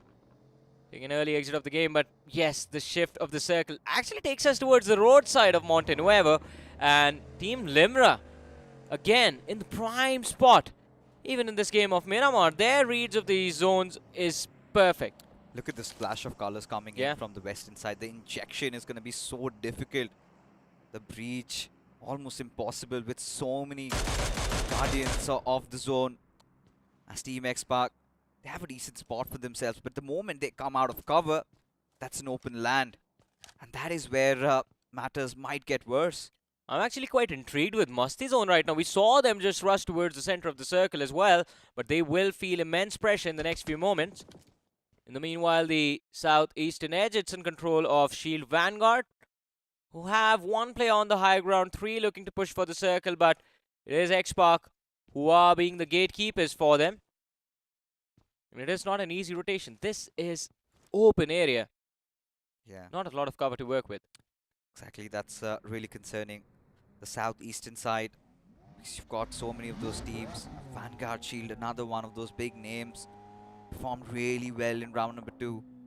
could not really transition that into the round number 3 first game, but this time they still do have a little bit of a chance there. That Eastern control is really going to help them up, kind of get a little bit of those extra finishes. But for now, X0 just beside WBG. And for WBG, the way they've been playing in the previous rounds, they've gone quite defensive. The pressure really starting to creep up. And along with the pressure, the players of X0 are creeping up as well towards them. You have Zeddy leading the charge, and WBG, look at them, they're frozen. Not because of fear or anything, they just do not want to give away any information to the opposing players. Although X0, I think the senses tingle and they realize that there might be someone waiting for them on the other side, so they instantly back off. It's very difficult to predict how that cluster on that southwestern edge will fall apart, who will be able to push through, who gets eliminated early, because even X-Park right now are outside the circle and they are also playing that southern edge. Keminder on our screens, quite close to the players of Shield Vanguard. It's not going to be an easy fight. I'm really not trying to understand the idea. How easily are they kind of pouring themselves inside the circle, just trying to take control? Yeah, Fury has been knocked out. Should not be a big issue whatsoever to get the rest back up. But look at the number of teams out there. Even 4Blaze, they're taking quite some heavy hitting. And seems like it is against Bricksters, who eventually were eliminated by the players of 4Blaze. As now Bricksters get their revenge. Oh no, YouTube Skull. This is not looking good. You have a few individuals from the side of TSR who were keeping an eye on the blue zone as well, but it seems like, no, they were distracted. And YouTube Skulls have been able to push through. If they isolate that 2v2 and secure the frags, then it should be an easy fight. But no, one after the other, both of the players from the side of YouTube Skull fall. And they are going to be forced into an early exit in this game on the 12th position. No elimination points secured. And they get 0 for placements as well, so no points from this match. Snuffed out and dealt with. No remorse. It was a broad daylight robbery. But for Team TSR, over here they've got their work cut out. They have to make a run inside the circle because finally the zones moved away from Monte Nuevo. And it's an open land. Musty Zone can massively benefit from the situation. But for TSR, they've got their eyes locked on the players of JD Esports, who also have to get inside the zone, Johnny. And it's not going to be an easy entry. The moment they expose themselves, X-Park on that flank is just waiting to strike. And even from the backline, CSR taking those shots. So JD, they are under pressure. They do deal with some of it. TSR, Athwick taken out. Spraygard chimes in from the flank. And TSR all of a sudden find themselves sandwiched between JD Esports and Spraygard from X-Park. Spraygard, the previous game did not go the way he wanted, especially after his heroics in round number 2, being the second highest fragger throughout. Still has a point to make, still has a point to prove over here. He's got that little smoke, that murky cover, trying to provide that soft sense of cover for him. As now Manya again being knocked out by this player. And this is where Team X-Park, they have to make a decision. Shadow, he's made his way inside the circle, but Spraygard also needs to follow. I'm actually liking what X-Park is up to right now. They're taking their sweet time, analyzing every single shift, and then moving from edge to edge. But let's see how this game comes to an end. I mean, if this game, they aren't able to convert this game, then it's going to be a tough journey ahead. But look at the feed, even Newman, they are still in it to win it. But X-Park, they get caught off guard. A mid-rotation clash against the players of TSR out of nowhere. Although X-Park, they lose 2 players, still surviving. Lose 1 player, I believe. 3 still left standing. Sarang has just moved into our FOV as well. Although no cover available, Fixes they will be stuck out in the open just with the smokes. Yeah, and timing is of the absolute essence over here. Yeah. Because for Kemin Esports, they still have the numbers there. Phantom and Altu still alive. They've got majority of the heavy lifting done already. Getting all those finishes in Altu. He does not seem to stop at all. For VSG, or in fact, the Vanguards, it's going to be difficult. How are they going to piece it together, especially considering the fact that they have to also get inside the circle? But for Musty Zone, They've got that beautiful ridge to work around with. Newman, they've got a little bit of that recovery, but it is a fight against Team Limra that they're up against. In Masti Zone, I have to say one more thing. They are the only team still inside of the circle. You see all of these squads out into the open. They will end up fighting within themselves, and if Masti Zone just manage to stay alive, then this will be their chicken. But as you mentioned, Xbox, they do deal with the immediate threat. Now, I think the next contestation can be from the side of Vanguard or WBG against JD Esports. Should be an easy push, but Shadow gets knocked out. They try to run over Hope and do succeed indeed. Wizard with a magic trick does succeed in clutching out the fight, but instantly gets knocked out as he tries to run behind cover. Now, trouble in paradise for JD Esports as well. They've secured 5 eliminations. They are in the top 7 of this game as well, but it is their last man standing, Jaskiran. And he's going to go after Sarang. Did manage to pepper him down though, but not enough to take him out of the game as his teammate Spray got from the back lines. He's going to put the final nail in the coffin. Much more organized from Team X-Park. 5 finishes already, 3 players surviving. As now, look at Vanguard. Already down, Catboy on his knees. Comes down to Neon. What can he conjure from around here as Masti Zone in a fight against the players of Team X-Park? As Newman, they're also deciding to take a fight. And now for Team Limra, it's just Hesperos who's just breathing. But for how long, Johnny? Oh, it's not going to be easy at all. Masti Zone, they need to win this game. They've worked so hard to control the circle all this time.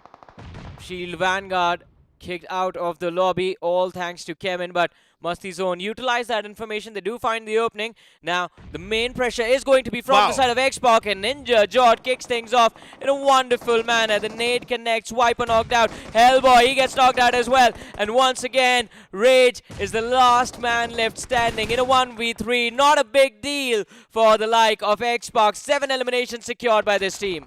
Indeed. Just the right recovery Team X-Park needed, and Ninja delivers. Taking down 3 of their players. They're well aware of Kemin Esports' position, who could pose an immediate threat. As now, as things are, Newman still alive, but still far away from comfort. The circle really not favoring them. They have to get in. As his Sparrows has a close watch. He's got the players of Kemin Esports also in front of him, and still has 6 first aids to work with. I mean, Newman, they need this win. Kemin, they have the win from the previous game, but of course this sets them up for success in the future matches.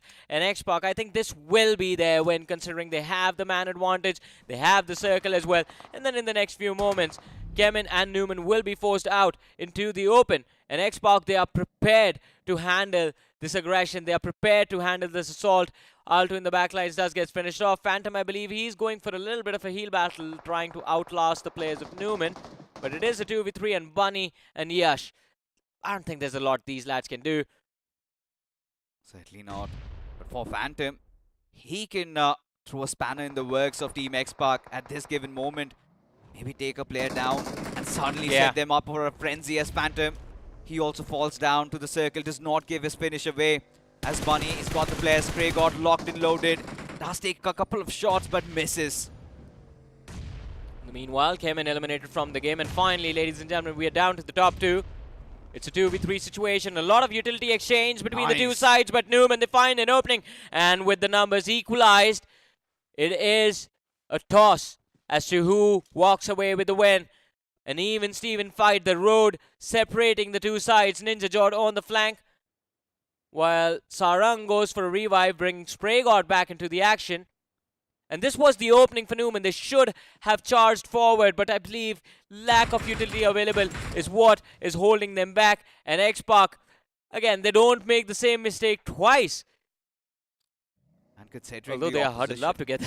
And considering the opposition there, they cannot make that mistake because they have to come out in the open. And Ninja, he goes for a hunt, needs to flush the players out of their hiding. Bunny already goes down, and Yash just barely surviving. Still gets the better of Ninja though. The finish confirmed already for him as Spray God and Sarang go charging in. It is a fight against Yash. He's still swinging through, and again Sarang, he will fall as Team X-Park do redeem themselves after that little bit of a bad game in Erangel, and now coming forth into Miramar, they get a beautiful chicken dinner ensured in their favor. I'm going to be honest, Fixes. This one almost slipped out of their hands. Last 1v1 that was there between Yash and Spraygod. It was intense, and I mean, it could have gone either way. Just a few early shots resulting in the side of Newman taking that exit. But still, what an incredible game. Not about aggression, but a little bit more about controlling the rotation of the circle and finding those entries, because I think finishes in this match are spread across the board between all of the teams. You know, this was one of the most confusing maps because Yes. so many teams were alive around the circles, and fights were just happening left, right and center. So difficult to process what was really happening. But for Team X-Pac to thrive amongst that chaos, I think that was very beautiful. Shadow, he was picked up early on, but Team X-Pac still fought their way inside the circle and that little holding spot. Right questions were on Shadow on how he's going to be making those shots, how he's going to call those, you know, where do you position yourself, and it was done perfect. Can I ask you a very awkward question, Fixes? Uh-huh. What's the point of avoiding Chem and esports if eventually in the end game you have to fight them anyway? I mean, it's fine. I guess it was all about Yeah. Team X-Pac relieving that pressure. And the biggest concern was since they changed their drop location, since they were somewhere completely different, and for them to kind of execute that rotation and still get a chicken dinner out of that one, kind of goes on to show how much you've got those layers in the ideas, the theory crafting done, everything working together. Team X-Pac looks solid now. But to be fair, this wasn't just about X-Pac or Kevin Newman as well bouncing back in this matchup. We will have a look at how many eliminations they were able to accumulate from this game number 2. But overall, I think the top 3 finished, placement points secured, and I think 4 to 5 eliminations for Newman. It's a good start. It's a good recovery after the fiasco of the previous Erangel. I think you talk about Newman, definitely it was a recovery, and in stark contrast with how August 5 really went down there. Oh, yeah. Yeah, big question marks, red flags as Necro loves to call it, but really impressed with how good Kemen Esports and Team Limbra were. Consistent game number 1, again a good performance in game number 2. Yeah, but let's have a look at the winner chicken dinner moment now, ladies and gentlemen, as to how X-Pac was able to close out the match. And I think one big thing was dealing with the pressure from the players of Kevin first, but then Ninja Jord, he gets the first knock with that run over. It was perfect, but Yashi was prepared, secures the second, and this is where things change. He could have gone for that first aid, tried to see if he could out-damage Sarang after he had his HP back up, but then again, he was at just 50 HP. Sarang had that advantage in the back. Yeah, I mean, for Team X-Pac, they really kind of knew what they had to do. The moment they got one of their fallen players back alive, they pretty much knew they had the man advantage. They were looking at the finish feed, and all they needed to go was for a drive-by. With Ninja already taking down one, it's a 1v2, and X-Pac, they love those odds. Kind of makes me ponder who the MVP might be, because Ninja, you know, that one fight where he kind of took down an entire squad by the virtue of those grenades, I think that earns him that spot. 4 finishes for this lad. Beautiful. Of course, I mean, absolutely beautiful. And this is the Ninja Jord we were all waiting for. 4 finishes, as you mentioned, 40% finish contribution for his team, and map impact of 7%. So I think with 20 points from this matchup, X-Pac, again, recovery is there. It's all about being consistent. And let's not forget, the last time we saw them on Sanhok in round 2, well, they just destroyed everyone, didn't they? Oh, they certainly did. And this is where even Team X-Pac really has those good games in Miramar as well. Yeah. It's always those matches of Erangels where they kind of have those jitters. And Always. this time again, we have to give them that little bit of a leeway where the circle completely went against them. But as we take a look at the top 5 performers, we've got the usual suspect. We've got Altu in there, we've got Rage, we've got Ragnar from WBG, who did manage to rack up a couple of eliminations to his name. But Sarang, if Ninja is there, Sarang can't be far behind. Of course, I mean, there needs to be one more player represented from the same team. But again, I mean, Rage from Masti Zone Gaming, I am loving the performance from this man. If you want him to survive, he is going to survive. You want him to take those fights, he doesn't care. He's going to charge forward. 80% finish contribution for his team. Incredible, incredible performance from Rage. And of course, Ragnar, we keep talking about it. That is an experienced player. I mean, you might look at WBG, the name, and it feels like it is a new team, but no, Sporta and Ragnar, they have been there for a while now. They certainly have been there. And for WBG, still it's kind of a stormy weather for them. They're trying to sail through because for WBG, this is not them playing in the natural element.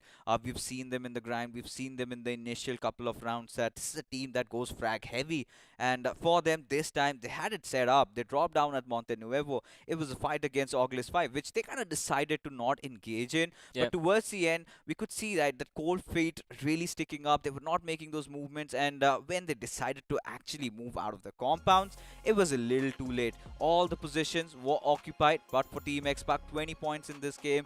In the previous one, they managed to get around 6, so 26 points so far. Yeah, pretty decent. Oh boy, but you do see the consistencies develop within the top 8 itself, because you see TMG over there, Team Limera Esports. Now, these teams also had incredible performances in the previous game. JD Esports, another name, back again in the top 8. So, if this goes on, then unlike yesterday, I think it will be a close contest between these sides, and everyone else is going to get left behind. But hey, we'll take it. An 8-team qualification rush, right? I mean, yeah, for sure, we would love to see that competition happen. But, then again, like you said, consistent teams. It's been Musty Zone, Kemin, and Limra so far. I think 6 points is still fine as long as you're kind of maintaining that average around 10 points a game. And, Limra did have a ball in the previous one, and this time also not too shabby. JD Esports did recover. TMG Esports, I loved how they played, especially that fight they took against the Oglis 5. And this is where my concern really comes alive. YouTube Skull, you're looking at few other big names. Yeah, 4Blaze also started off. What has happened to Shield Vanguard? I have no idea. I was just about to call them out. Like Shield Vanguard, Xno, YouTube Skull.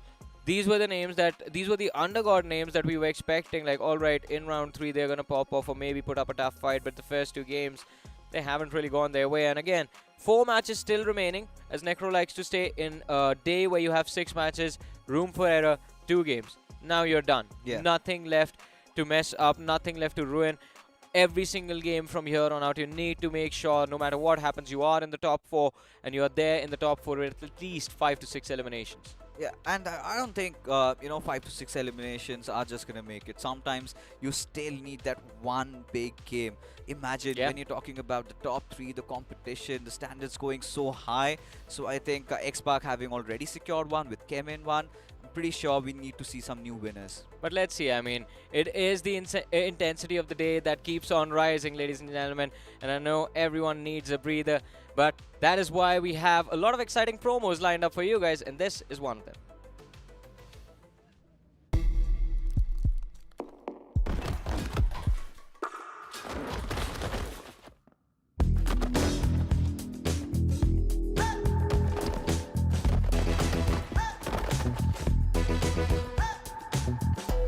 Make sure they know with a new Royal Pass. Get epic skins, catch unique emotes, collect exclusive rewards. Don't be default, wear your cred. Battlegrounds Mobile India. As we say, a lot of exciting things introduced inside of BGMI, ladies and gentlemen, by Craft in India. For you guys, do get and check them out. But in the meanwhile, what we are going to check out is our expectations for the next game of Sanhok. Well, Sanhok usually has been Team X-Pac's homing ground. They've been going all out. They've been firing on all cylinders and getting this chicken dinner. We know what they're capable of. In the previous round, number 2, we could see that terror in the hearts of their enemies where they were kind of reluctant in engaging in those fights. And Team X-Pac is one of those teams that thrives. They kind of live down on that fear, go hunting, and let's hope this time we get to see another beautiful circle, Johnny. Hopefully. I mean, the one thing I wanted to discuss with you was the fact that does not it feel like they are following the opposite trend of what happened in round 2. Round 2, they performed very well in the first 3 games, and then they bombed in the last 3. This time, they were off to a rough start, but we can see that momentum build up, right? You know, as long as that goes up and the graph is there, you would want to see this team not just in round number 4, but go all the way through, because you talk about Team X-Pac, they have been placed 3rd in the previous BGIS. However, that was a little bit of a different lineup. But ladies and gentlemen, as we take a quick look at the schedule once again, 2 games already done and dusted. We're going to have a little bit of a change on the desk as well, as Johnny, he's going to catch a quick breather because my man Necro, he's going to be back here because he loves the game of Sanhok, cannot keep him away. Match number 3, Sanhok and Necro coming into today's matches. We were expecting the big teams to perform. Yes, Team X-Pac did not have a good start, but that was a recovery and a half. It was a recovery and a half, right? And especially from X-Park, this is what you expect. You expect X-Park to dominate. And finally, now that X-Park is back on the good feet, my real question still lies towards YouTube Skull. I had so many expectations moving into today's day from this team, but for some reason, they're just not able to play that well. Yeah, that has been an ongoing issue. And for YouTube Skull, I think for them to get back, this has to be that game. Right? The moment they mess up, the third game already done and dusted, the pressure starts mounting, especially with the old guards. If you talk about Kemin Esports, Team X-Park. In fact, Kemin Esports, they've been having two consistent games. Musty Zone also out there. Team Limra, they've been playing so well. Team X-Park, yes, one good game, but they also need to find that momentum going inside of Sanhok. If they can somehow get to 10 or 12 points, I think they're also good to go. And honestly, we need to focus on Musty Zone over here. We have seen a drastic improvement throughout this entire BGIS. If you compare their gameplay towards Grind and now compare their gameplay towards the main event, that's a big improvement. And I'm loving this from them, right? First game, consistent finish. Second game, once again, consistent ending. In general, Musty Zone Gaming is doing quite good. But I still feel like they need to excel a little bit more when it comes to the firepower. Oh, they certainly do. But as long as you can keep your boat afloat, it's all right. I mean, you need to find that perfect balance. Yeah, I feel like, yeah, Musty Zone are pretty much out there. Team Limra also, we were talking about them, had a beautiful circle. They were just around that position. Hesperos did that first aid healing battle there. They tried to survive as long as possible. There was, however, a small window where he could have taken out Kemin Esports' Phantom, and, you know, every single point, it matters. That is true. And speaking of things that do matter, and it's also going to be the consistency. This time, Orglis 5, they were the one to get eliminated really early. You talk about that dip in the performance, and that was a major dip. Now, Orglis 5, they know things need to be buckled up. You guys had a conversation with Johnny, of course, and I say that there's usually going to be a room for error for 2 games, but considering the cutoff is just in top 3, I would say you've only got 1 game as a room for error. The rest 5 games, they need to be flawless. For Orglis 5, it felt like they had their blinders on the moment they charged against EMG. I was really trying to comprehend what on earth was happening. But if you think you've seen enough in Miramar, wait for Sanhok, as inside these rainforests, such sorts of debacles happen, and every team thrown in for a toss. As ladies and gentlemen, we take it up the skies. Tambang to Khao is where we're headed, and I'm loving where we're going. Exactly. I mean, this plain flat path is, of course, tilted towards the northern side, but it's not going to be that big of a deal for the teams. They can easily stretch on towards whatever spots they want to go. Maybe Kampong can be a little bit tough to reach, including Docks, but still, it's fine. I don't think so there's going to be any sort of teams dropping in towards the extremities. Anyways, though, I'm still looking out for some drop collisions. That's going to be something that's going to spice things up on the map of Sanhok, and so far, we have been seeing some initial collisions. Oh, that's what we've been concerned about. JD Esports, Team X-Park, right next to each other. We've seen X-Park going for that Hatin split though. But we do have Xenon also there. WBG, they don't care. They are kind of headed towards Lakavi. And look at this circle. Kemin Esports. They definitely have a lot to say about it. Yeah, somehow it just feels like Kemin Esports, they have cracked the code. But Musty Zone Gaming in a drop collision themselves up against the big dogs this time, Newman Gaming. It is an 0 arc, but the players are still comparatively newer. And so far, the players are doing decent. First game was a bomb, but then the second game, the recovery was quite nice from them. And that's what I'm loving so far. Musty Zone Gaming, there's been a drastic improvement. But then the utilities from Newman Gaming, they're on point. And Hellboy just runs away for his life. Fending all for himself. Musty Zone. Seems like the caster's curse is real, Necro. Yeah. I mean, I just had a conversation. I was talking about the improvement. And now just look at this. Oh, this has to feel bad, especially for Musty Zone after they kind of had that little bit of a momentum rolling in their favor. Now, this is the beauty of Sanhok. Yeah. Every single time, you kind of feel that assurance. You feel like, yeah, we've been having a good time. And suddenly Sanhok comes, and it all goes astray. Now, for Musty Zone, especially Hellboy, what does he do? And Newman, they're going to be feeling so confident after having such a good start. Now, talking about the others, though, we've got a lot of teams on the Western Island. That is true. A lot of teams, and all thanks to the planned flat path, of course, considering it was all the way towards the left lines. Bootcamp left vacant. One of the most weird things. I guess all the teams thought that there's going to be high contention towards boot camp, so no one just went there.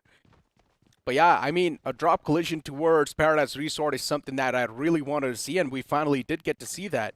Musty Zone Gaming just getting absolutely obliterated.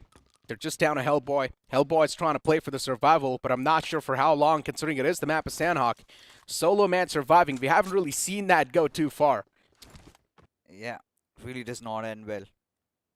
We've seen yesterday in the game of Erangel, I think the way Mohit survived for his team, and Acrobat still not being able to make it into the next round, and that is how the intensity of the competition has increased tenfold.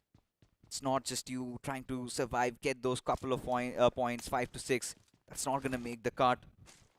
You have to find that one good game in which Acrobats really fail to deliver.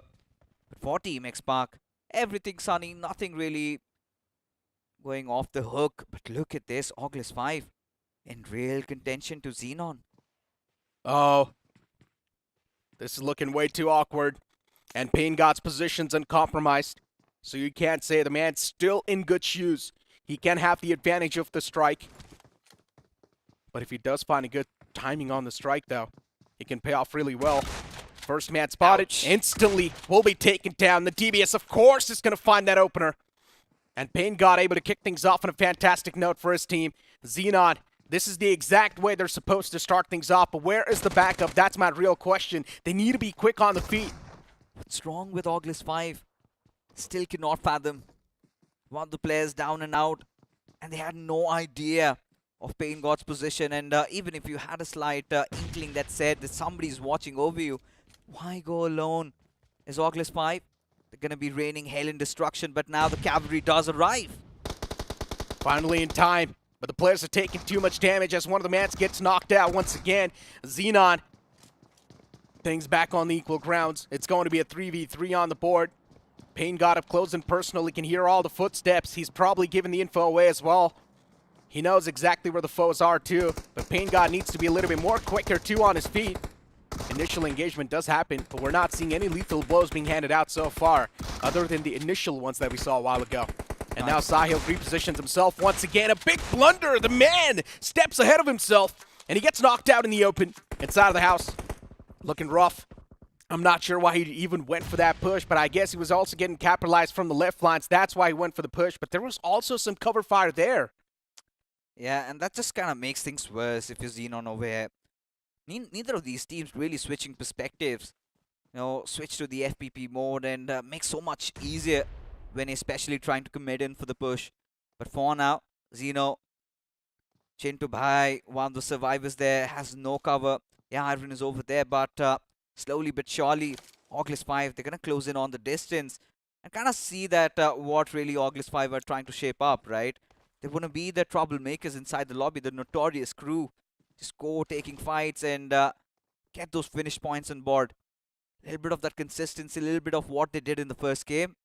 And you never know, they might make the cut. You never know. Still, it's a big question mark, though. There's too many teams in contention for that top 3, man. There's so many good teams you just still do not know is going to be there. But for now, Orglis 5, at least they've managed to flip the odds, right? At the first, it was stacked against them. And now that they've fought against it, somewhere down line, now the odds are stacked with them. Look at Sahil creating that off angle. He does a lot of damage. Some serious damage being dished out against the foe in the front. Chintu Bhai still surviving for now, but he's taken some hefty amount of damage upon himself. The man's taken down way too low, and you can see Karthik instantly pushing him close and personal. He does find a lot of room to play with, and he's also asserted some dominance, but even the Wall of Death now is going to start a move. Considering it is just the stage 1, it's not going to do a lot of damage, so it's completely fine for the players. But Chintu Bhai, around the concrete walls, I'm not sure how good a position this is going to be. He's deprived of meds. Does not even have a bandage to work along with. Not even those boosters. And for now, Xenon there again, starting to choke. As the blue wall of death goes beyond them, they need to find a way to recover. And for August 5, they want to keep things low. And kind of reminds you of how they were put down and out in the previous game of Miramar as well against the likes of Kevin Esports. As Exnor take a fight against JD Esports. Chintu Bhai still does manage to find an opening on Evoke though, as Karthik also goes falling down. Oh my god. So much happening over there. Yeah, the fight finally escalates. And somehow the players of Xenon, once again, they strike back and spring back to life.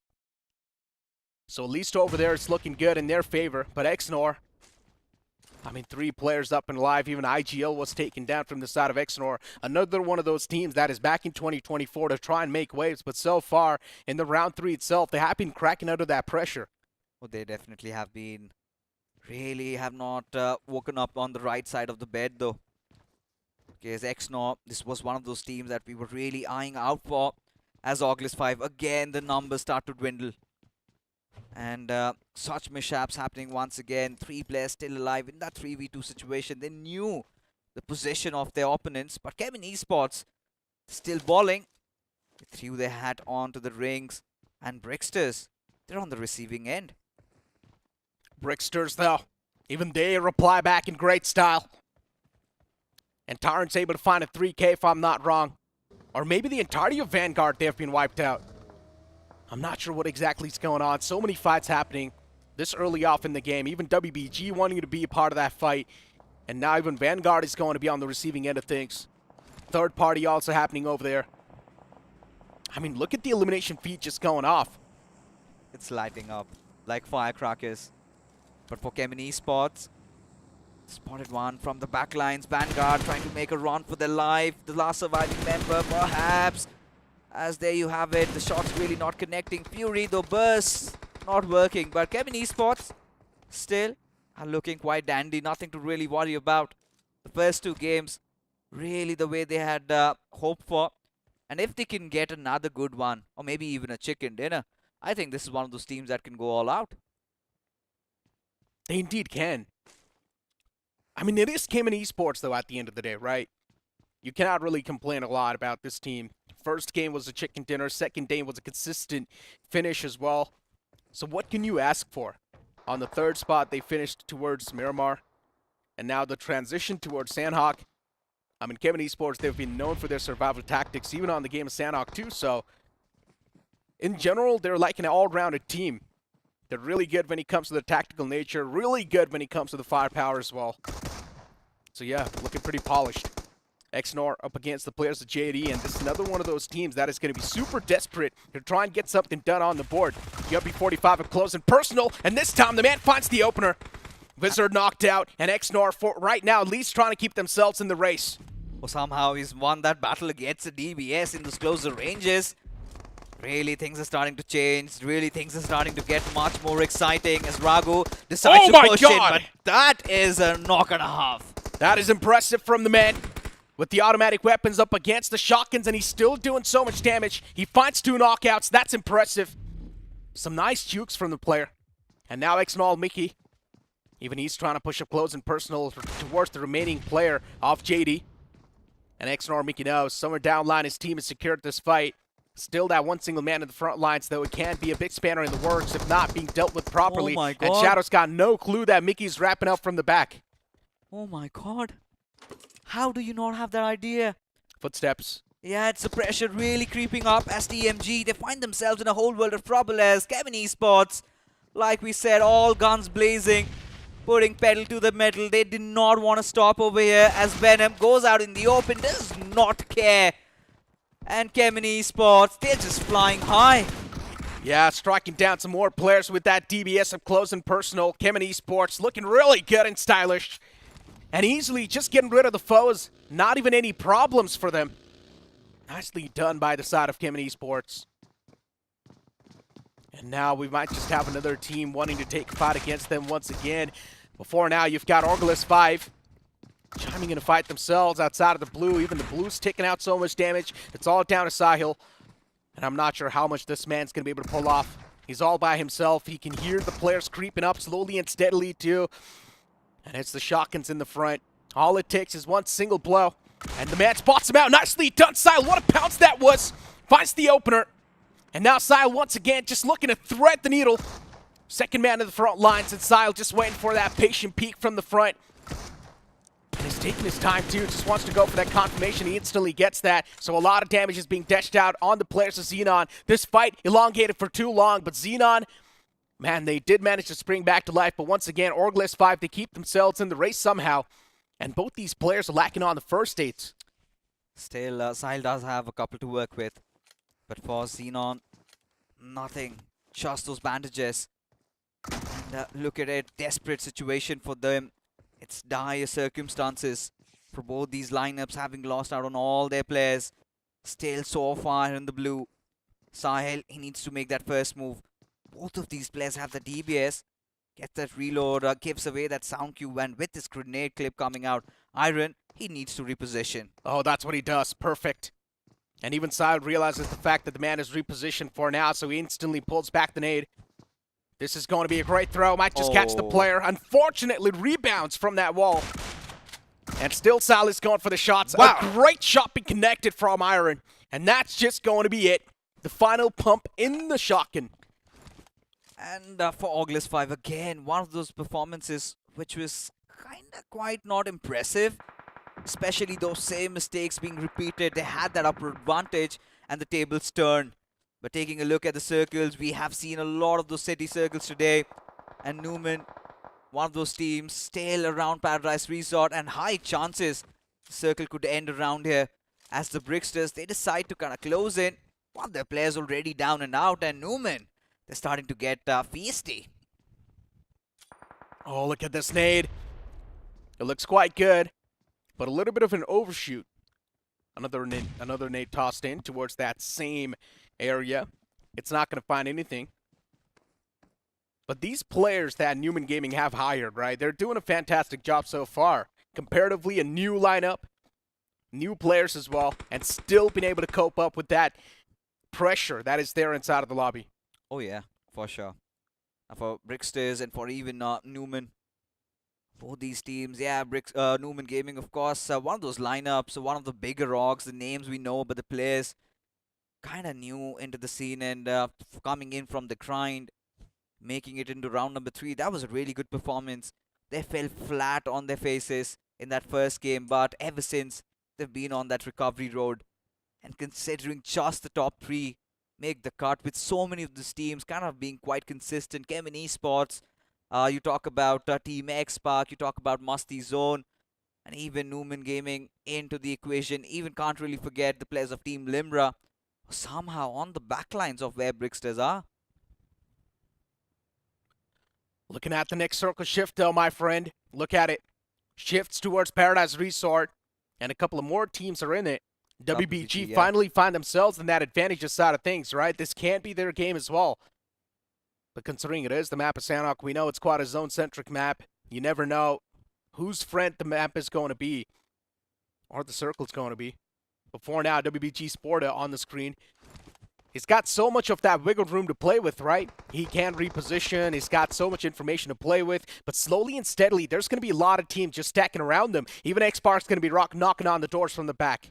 Team X-Park might be oblivious of the fact that you've got Orcas, the last surviving member from the Vanguard, still alive. And if they do not have that information, if they get complacent, I think Vanguard Shield, one of those teams, one of those players, in fact, Orcas, has whatever it takes to put them down. It seems like Team X-Park, they're out on the hunt. Sarang, he's got his crosshairs readied. Hope in front of it. The moment he gets a knock, I think the push is inevitable. WBG, Sporta, and his teammates. I mean, they're holding quite a great spot. Also holding a lot of teams off at bay. And one of those is Team X-Park. X-Park, they need a breach through YouTube Skulls and WBG themselves. It might just be a tough breach, but X-Park, they are one of the known names. They are one of the big names in the lobby, and you expect them to pull this off with ease. Sarang taking that wider rotation. He's the only man moving in towards the opponents, while his teammates are trying to stick to each other. I'm not sure what this split's going to do, but if Sarang gets knocked out, it's a big red flag. He's tossing out a couple of more utils. Team X-Park, it's looking really dicey. It certainly is. For X-Park, They're on the foothills, they need to make that climb, and for them, in doing so, like you said, right, they have to deal with the players of WBG. But look at YouTube Skulls in a fight against the players of XNOR. Zeddy already put down. Zed Blitz from the backlines. He needs to provide some cover fire as top. He's already down and out for YouTube Skulls. As Zed Blitz might get caught in a rock and a hard place, because you've also got the players of Team X Park right beside you. Team X Park, I like the way they're slowly and steadily trying to inch inside of that safer zone. There you have it. Shadow 7, Ninja, Jod, Sarang playing with each other, and X Park, I mean, they're trying to get rid of the competition slowly and steadily, but even they're receiving a lot of damage upon themselves in return. Spray God, he's got so many teams to worry about. YouTube Skulls right now, they're in a big world of trouble as X Park's taking constant shots against them and applying that constant pressure. And Spray God actually does find the confirmation too quite easily. And Team X Park right now, though, in a big world of trouble. Sarang knocked out. Ninja Jod is also quite softened up, but it's okay. The team at the top is, of course, going to be in a big advantage. Before X Park, it's an uphill battle. You can't do that against a team like WBG. We know how good they get. Oh my They God! have a good position, and that is one grenade, and Sarang barely survives by the skin of his teeth. But still, this artillery strike might just come in any given moment. And for WBG, they know it is Team X Park right beside them. So they're going to do whatever it takes. Look at Spray God, kind of playing a different role together. He's got a little bit of that angle, but for WBG, they have to keep X Park at bay. And for X Park, they're running out of options. They're running out of time. I'm loving this split from the side of WBG. It's incredible. One player in the smack center towards the circle. The rest three in the outskirts. Not exactly in the outskirts, but on the edges. Trying to hold off the players of Team X Park on the bay. But X Park is not one of those teams that's just going to shy away from the fight like that. Two players knocked out in the open. And Team X Park, what a big blunder this is. WBG, they spring back to life once again. As Hope's being knocked out for now, but it's completely fine. Still, it's going to be a 1v3. And yeah, I don't think so. It's going to be able to do anything. X Park down and dusted. They bite the dust. Oh, they certainly do. And this is what I was talking about. Getting a little cocky out there and just being spacked hard over there. But for now, 4Blaze even trying to get inside the circle. Kemin Esports still holding on to the concrete grounds. 4Blaze's Shri trying to push it through. For how long can he survive though? Look at that. Teams are falling down like flies as the circle decides to close it. And the zone really favoring the players of WBG. Surely their game to lose. Yeah, it is their game to lose. Vanguard up against the entirety of Newman Gaming, and not a lot can be done. Still initial shots missed though. That could have been close. Newman Gaming getting spammed through the smoke. But nothing serious happening just yet. Yesh has been taken quite low and also knocked out eventually. It's not looking too good. Newman Gaming, if they do want to move inside of the zone, they will need to traverse through some open terrains. They've got Kemin Esports on the sidelines. And from the top, it's just the players of WBG raining down death and destruction. But right now, WBG, they've got another foe to worry about. That is trying to breach in from the backlines themselves. This can be a great fight. It's a fight on two fronts, but Kemin Esports really need to be watchful for Newman. As now one of the players already got down and out. Kratos did try to get that trade fire in. Does succeed in his endeavors as Venom. He's the last player surviving along, in fact, with Phantom there. As now he goes for a flick and a swing, bobs and weaves. But there you go. Newman, they are fighting tooth and nail. They're wrestling. And Kemin Esports, now trouble in paradise for this team. Kemin Esports, once again, inside of the top four. They're just being super consistent. Before Newman Gaming, even they're trying to pull off the same thing. Utilities being tossed. No damage being dished out for now. Kemin Esports just misplacing all the utils. The revive's going to be possible for Kemin. The Fallen Man's going to be back up on his feet. Yush, even he gets the patch up. So it's all good for Newman for now. Oh. 8 finishes racked up, and this nade from Yush can actually deal some serious damage as Fury is quite in a critical condition. But from the top, it's going to be the players of WBG trying to get rid of the competition as well. What just happened? WBG had another team approaching them from the back, but I guess they easily got rid of him. Yeah, instantly deleted from the server. Had no troubles whatsoever as 3 players having that king of the hill situation. Well aware of where Fury is positioned at and have a slight idea of where Newman, they're also placed. As Spotter, he's making those movements, he's making those interventions as they quickly realize that it is their foes who need to close in on them. And WBG, They have this chicken almost in the bag. They indeed do. WBG Sporta trying to take the torch in his hands and lead the pack. But all it takes is one single mishap, one single glimmer, and that right there can be a down spiral. WBG cannot afford to have that, at least for now. Fury just going for the med strat outside of the zone. The classic Kemen Esports, of course. That's what they like to do. 10 finishes wrapped up so far. Fixes. This has been a magnificent game, even for the side of Kemen Esports. But looking at Newman Gaming, there's still a chance they can actually come out on top. Fury steps outside of the cover. Even he wants to inch inside of the safe zone, but I don't think so it's going to be possible. It's too late for that. Indeed, too late. With Sporta barely surviving with a sliver of an HP. And what is that confidence still swinging through instead of going in for that heal? But for now, Yash answers back and suddenly gives them that glimmer of hope that you've been talking about as Arpan. He needs to hold on to his horses, needs to trigger that revive as Ragnar needs to follow through, but Fury, he changes it all. Fury now puts a big spanner in the work for the side of WBG. This can be a big blunder right here on Newman Gaming. They might just swing back to life, and they do. Now it's their game to lose.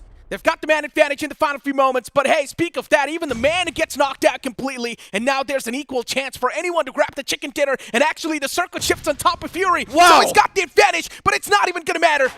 He gets that final elimination secured. Table's been flipped, and none of us saw this coming. Yeah, the Grim Reaper himself strikes from the blue. Fury, words fall short of how good that play was. I mean, talk about the cojones on the lat. Talk about how patient this man was. And for Newman, I think they did majority of that heavy lifting. And Fury just strikes out of nowhere. WBG having the high ground. Everything was aligned. And seems like they were destined to fall. And now things are getting so much more spicier. Newman consistent 2 games. Kemen Esports, they've been out there. All 3 of their games quite consistent. Team X Park, 1 good game. Then a little bit of a fumble in the 3rd one as well. With WBG back into the race. Oh my god. Well, it feels deja vu, I'm not going to lie. But one thing is for sure, Kemen Esports and Newman Gaming, they have been really consistent, right? X-Park, the first game was slipped out, of course. In the second game, they got the overall grip back up, but then the third game as well being slipped out of their hands. So it's still a big red flag, in my opinion. You do not know if X-Park's going to make it inside of the top 3. But one thing is for sure, Kemen Esports is going to be at the top. They're going to be at the pinnacle. They should be on the first spot. Oh, this definitely should. I think there's no second thoughts about that, but considering they've already managed to get 2 to their name. And we know, right, the moment WSP got the second also in that final game, they pretty much had sealed their spot. But when you talk about Kemen, from now on, halfway through, they've already done their job, right? Now they can just go all out. And seems like they still consider this lobby to be a classic one. With the way they've been moving, they've been showing no signs of fear. But if you talk about the other big hitters inside the lobby, August 5, after that big start, they've been on a downward spiral. You talk about Musty Zone, the first 2 games, quite consistent. This game, completely gone in for a toss. You talk about Team Limra, what on earth happened to them? Exactly, YouTube Skull as well, same part of the conversation, right? Team Exnor, another team. Vanguard as well. So many teams with so much potential, but not able to wake up at the moment when it's needed. And we know we're currently at the halfway point of our day as well, considering we know this game of Sanhok is going to be done. Now it's going to be back to the game of Miramar. And somewhere down the line, we expect the usual suspects to perform once again towards Miramar. But this game of Sanhok, I really wanted to see some variety on the board. We almost saw that as well in the name of WBG, but then in the end, it was once again just Kemen Esports swinging back to life. But look at this incredible play from Fury. Considering one of the players was knocked out by Arpan himself, he was not able to get the closure on the second one, considering Bunny wrapped around the corner. But then Newman Gaming as well was taken down to just that one-man squad, but Fury had the utilities to save the day for himself. Yeah. And the trifecta of death and Kemen Esports, they prevailed supreme. What a journey they've been having, right? Dropping around the eastern side of the map. They had to fight their way inside the circle. And WBG, after having such a good advantage, and kind of forces me into thinking who the MVP might be. I do not care what the stats and figures says. For me, has to be Fury. Of course, it has to be, man. This man pulled off a really good play. And yes, it is going to be Fury. The patience paying off for the man and also getting the match MVP off the third game. Of course, 6 finishes wrapped up, 46% finish contribution in the team, and with the map impact of 10%, Fury, he definitely put on some miraculous numbers on the board. One thing is for sure, Kemen Esports getting 2 chicken dinners inside of today's day in the first 3 games. That's going to set them up for a really good mindset for the remaining 3 games. If they want, they can go aggressive now. They certainly can, and they've been going aggressive. In fact, I think there's no holding them back anymore. Yeah, the shackles have been removed, and they're gonna unleash the Ratha throughout the lobby. That kind of reminds me, hey, we still do have 1 game of Erangel, and if you remember, Necro, in the map of Erangel, they have that little bit of a drop clash going on, and this time they really might go till the finish line. They really might punch X-Park back, and who knows, they could be the reason why X-Park are not going to be with us anymore in the continuing rounds. I mean, X-Park is a whole other conversation. All it takes is 1 solid game and they're back in the race. And we know X-Park is known for those type of shenanigans, right? Considering we're going to move on forward towards the map of Miramar, X-Park, this can be their home ground. X-Park is quite comfortable on the maps like, of course, even Sanhok is supposed to be their home ground. They were decent. I'm not going to take that away from them.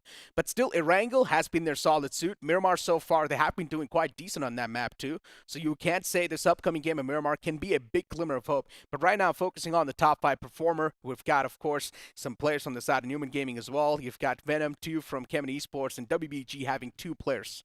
Yeah, I think the usual suspects, a majority of them pretty much made it into the final circles. But again, bringing the conversation back onto its X-Park, I think decent is the word where we really need to focus on, because I don't think decent is going to make the cut anymore. Round 3 is getting so much more intense with such cutthroat competition. You're talking about Newman coming into the mix, Musty Zone, let's still not rule them out. Even Limra has been having those consistent games. So yeah, I think really X-Park for them, it has all been about either going big or going home.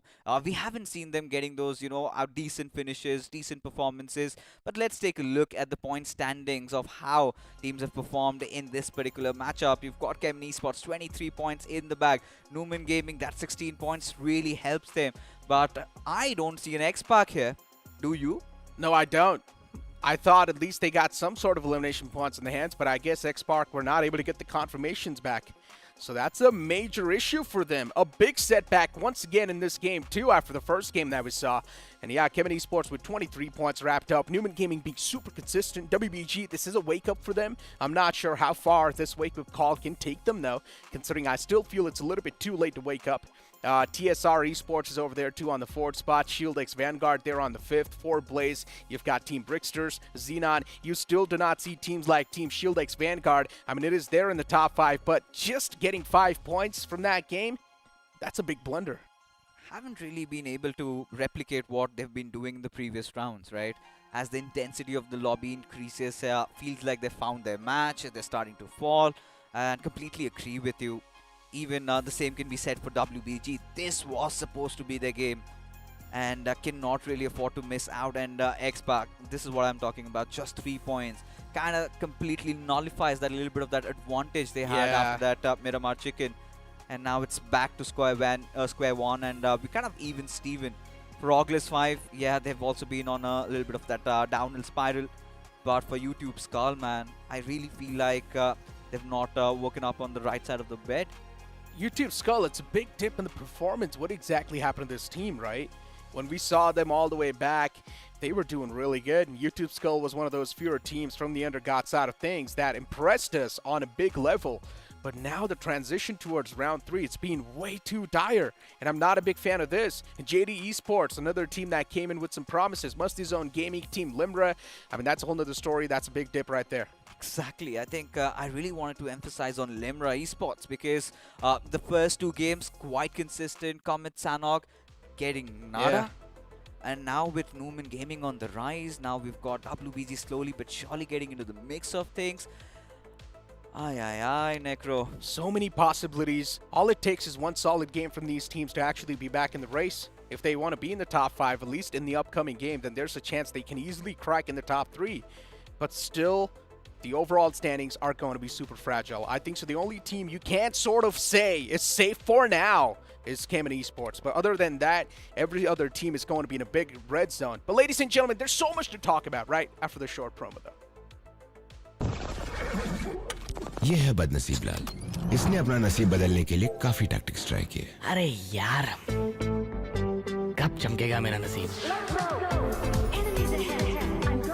पर नसीब चमकता ही नहीं, क्योंकि हमेशा third party हो जाता है। इनका आज का दिन कुछ टफ सा लग रहा है। Just like every other day.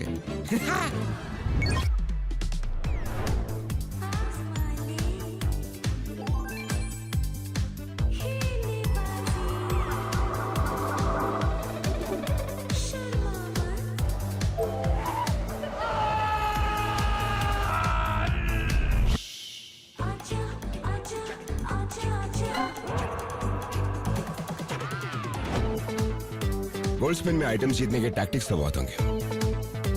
तू मेरी मान, बस स्पिन करता जा। अरे मिल गया।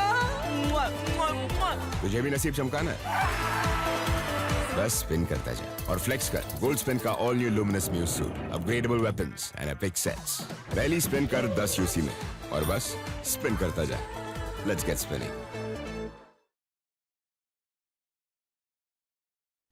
The gold spin and the luminous moose set. I mean, it looks incredible. Fixes. Of course, I'm trying my best to get my hands on some of the skins that are in there. What about you? How greedy can you be? He has a Marmaris X suit. Still wants more skins, and I don't know if anything really beats the X suit that you have. I mean, I love that. But for me, I've been a little lucky with that barrel on me. But enough talks about that. Let's get back to business. Yeah. It is the fourth game, and like you said, we've hit that halfway marker. Now, I was kind of having this thought, right? Cayman Esports and X-Park having a little bit of that bad blood. We've seen them in the domestic circuit, all those tournaments. You know, they've been having that rivalry. Now, considering Cayman Esports, they have that really nice advantage. What if they start hunting down the players of X-Park? So you're saying we might just see some targeting coming in the future game? Is that what you're saying, Fixes? Could be their kryptonite. Oh, I already love this upcoming game of Miramar, ladies and gentlemen. It brings in so many surprises and might just shatter some hopes and dreams of a big name. There's a chance. But what is your expectation and the prediction going to be? You know, at this point, I really want to keep it to myself, because whatever we have been trying to talk about, you know, the caster's curse has been coming alive today. That is true. I mean, we had to talk about Musty Zone Gaming. Even that team instantly fumbled up. So in general, you know, it's just better not to take any sort of names. But yeah, as you build up that narrative, a fight between the players of Cayman Esports and Team X-Park, and I'm definitely going to be looking forward to it. Two of the big names inside of the entire top 16 today that are playing, and you never know what's going to happen between them. Cayman Esports, you can't say they're still in the safer shoes of things, but for X-Park, they're still in quite a dicey spot. After getting that chicken dinner in the map of Miramar, things have been on a downhill spiral for them. But now I've also got Johnny joining alongside with me on the panel. Johnny, what are your thoughts about this rivalry between X-Park and Cayman? Oh, I think it's going to get worse with every single map that goes by now, because Cayman now, the reigns, the floodgates have opened, and they have full reign, full control of every single map. They know exactly where X-Park goes. So if they want, maybe, you never know. Early fights in Miramar, in Sanhok, in Erangel, can change everything. Yeah, I'm a big fan of this, right? In the elimination feed, you see the players of X-Park taking a fight. Cayman Esports instantly rotates towards that spot. Goes for a fight against them. Man, it's going to be incredible. X-Park is already struggling, and there's a chance their struggle can be doubled up. But you know what? Focusing on some of the other teams as well. YouTube Skulls, even for them, the struggles are looking too much. You've also got Musty Zone Gaming now. That's a big dip in the performance right there. Even Shield Axe Vanguard not able to rise up. Resets handed out to anyone who performed well in the first game, right? And that happened in Miramar. On Sanhok, it continued a little bit, but now I think the rest of the day, there is still an opportunity for the teams in the middle pack to secure at least one win, one big win, and propel themselves into the top 3. So that is, I think, what teams like YouTube Skulls, teams like Vanguard, teams like Musty Zone can hope for as well.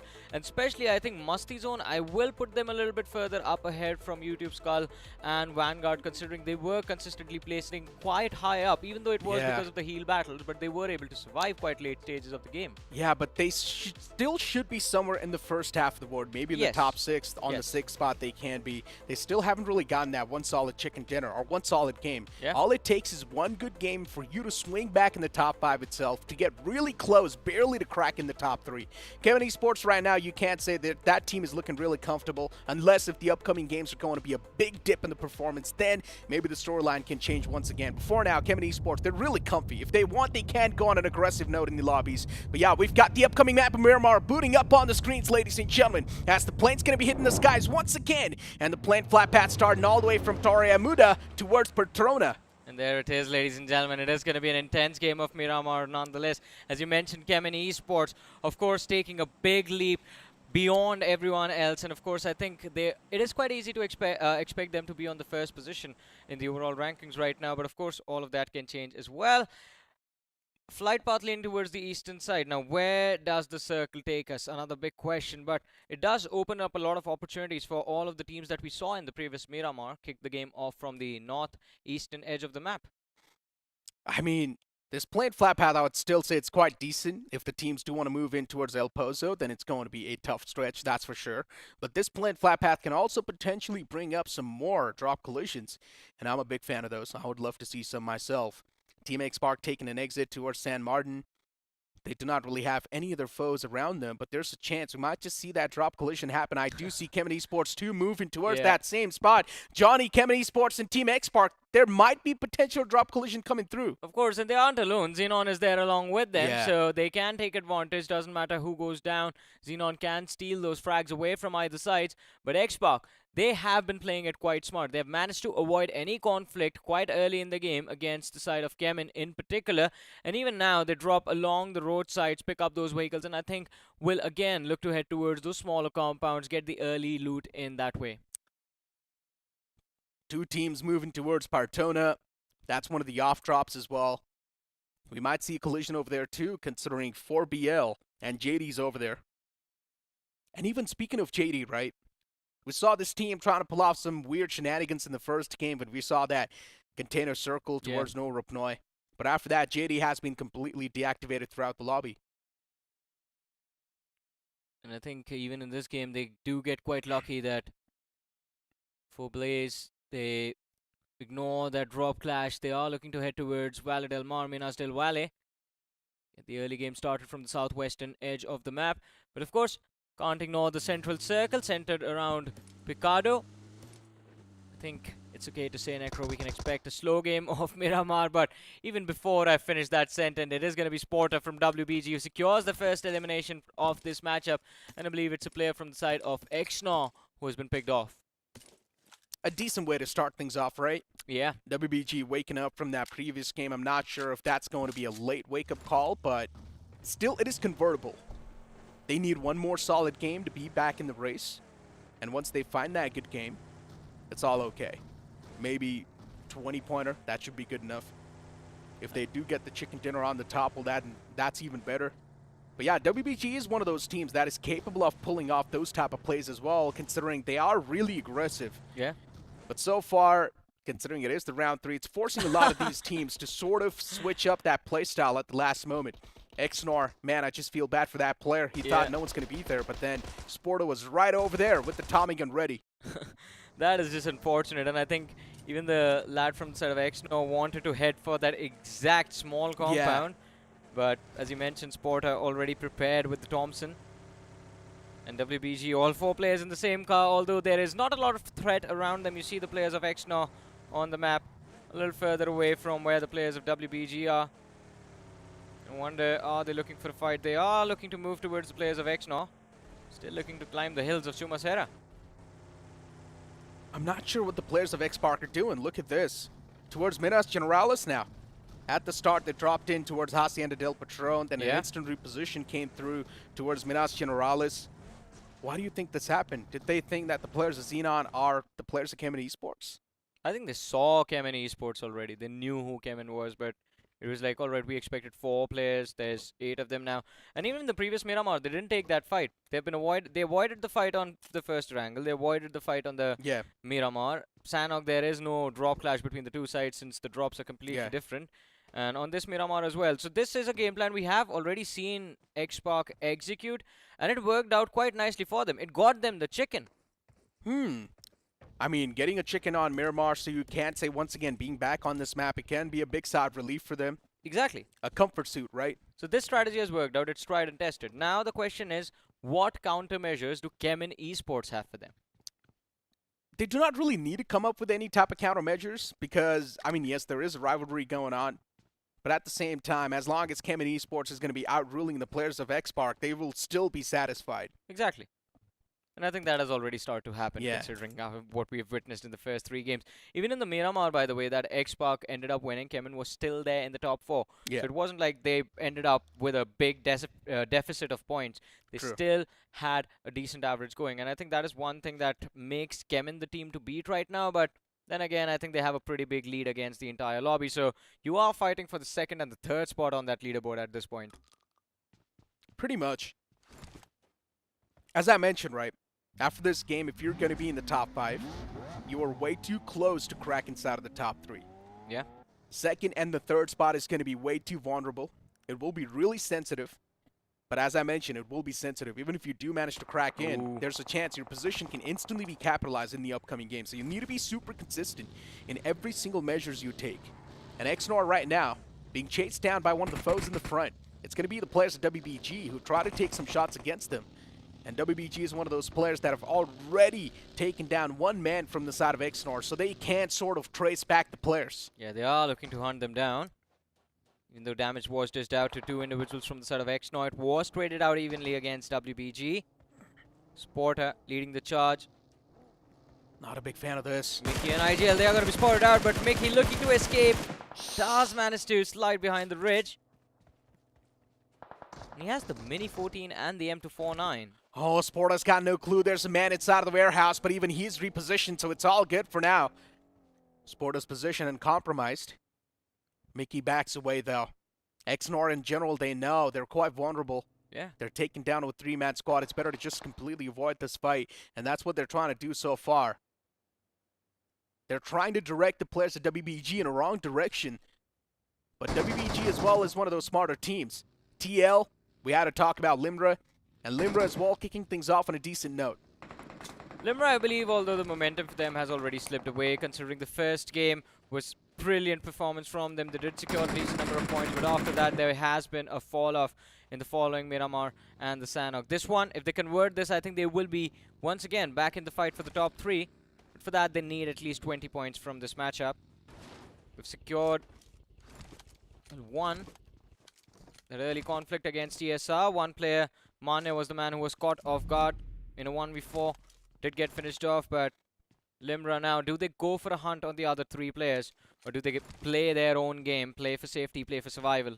I mean, Big right question. now, with how things are looking like in the overall standings, I would just say focus on your own gameplay. Yeah. You need to survive. Unless you're right on that 4th, 5th or 6th position and you know you can take on the team sitting on the 3rd or the 2nd spot.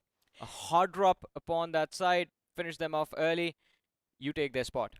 Yeah, but you never know. These 3 players can actually deal some serious damage to it, right? And considering they're all the way out in the blue, I mean, there's both ways to look at it, right? It's a double-edged sword. Either things can be really good, or things can be even worse.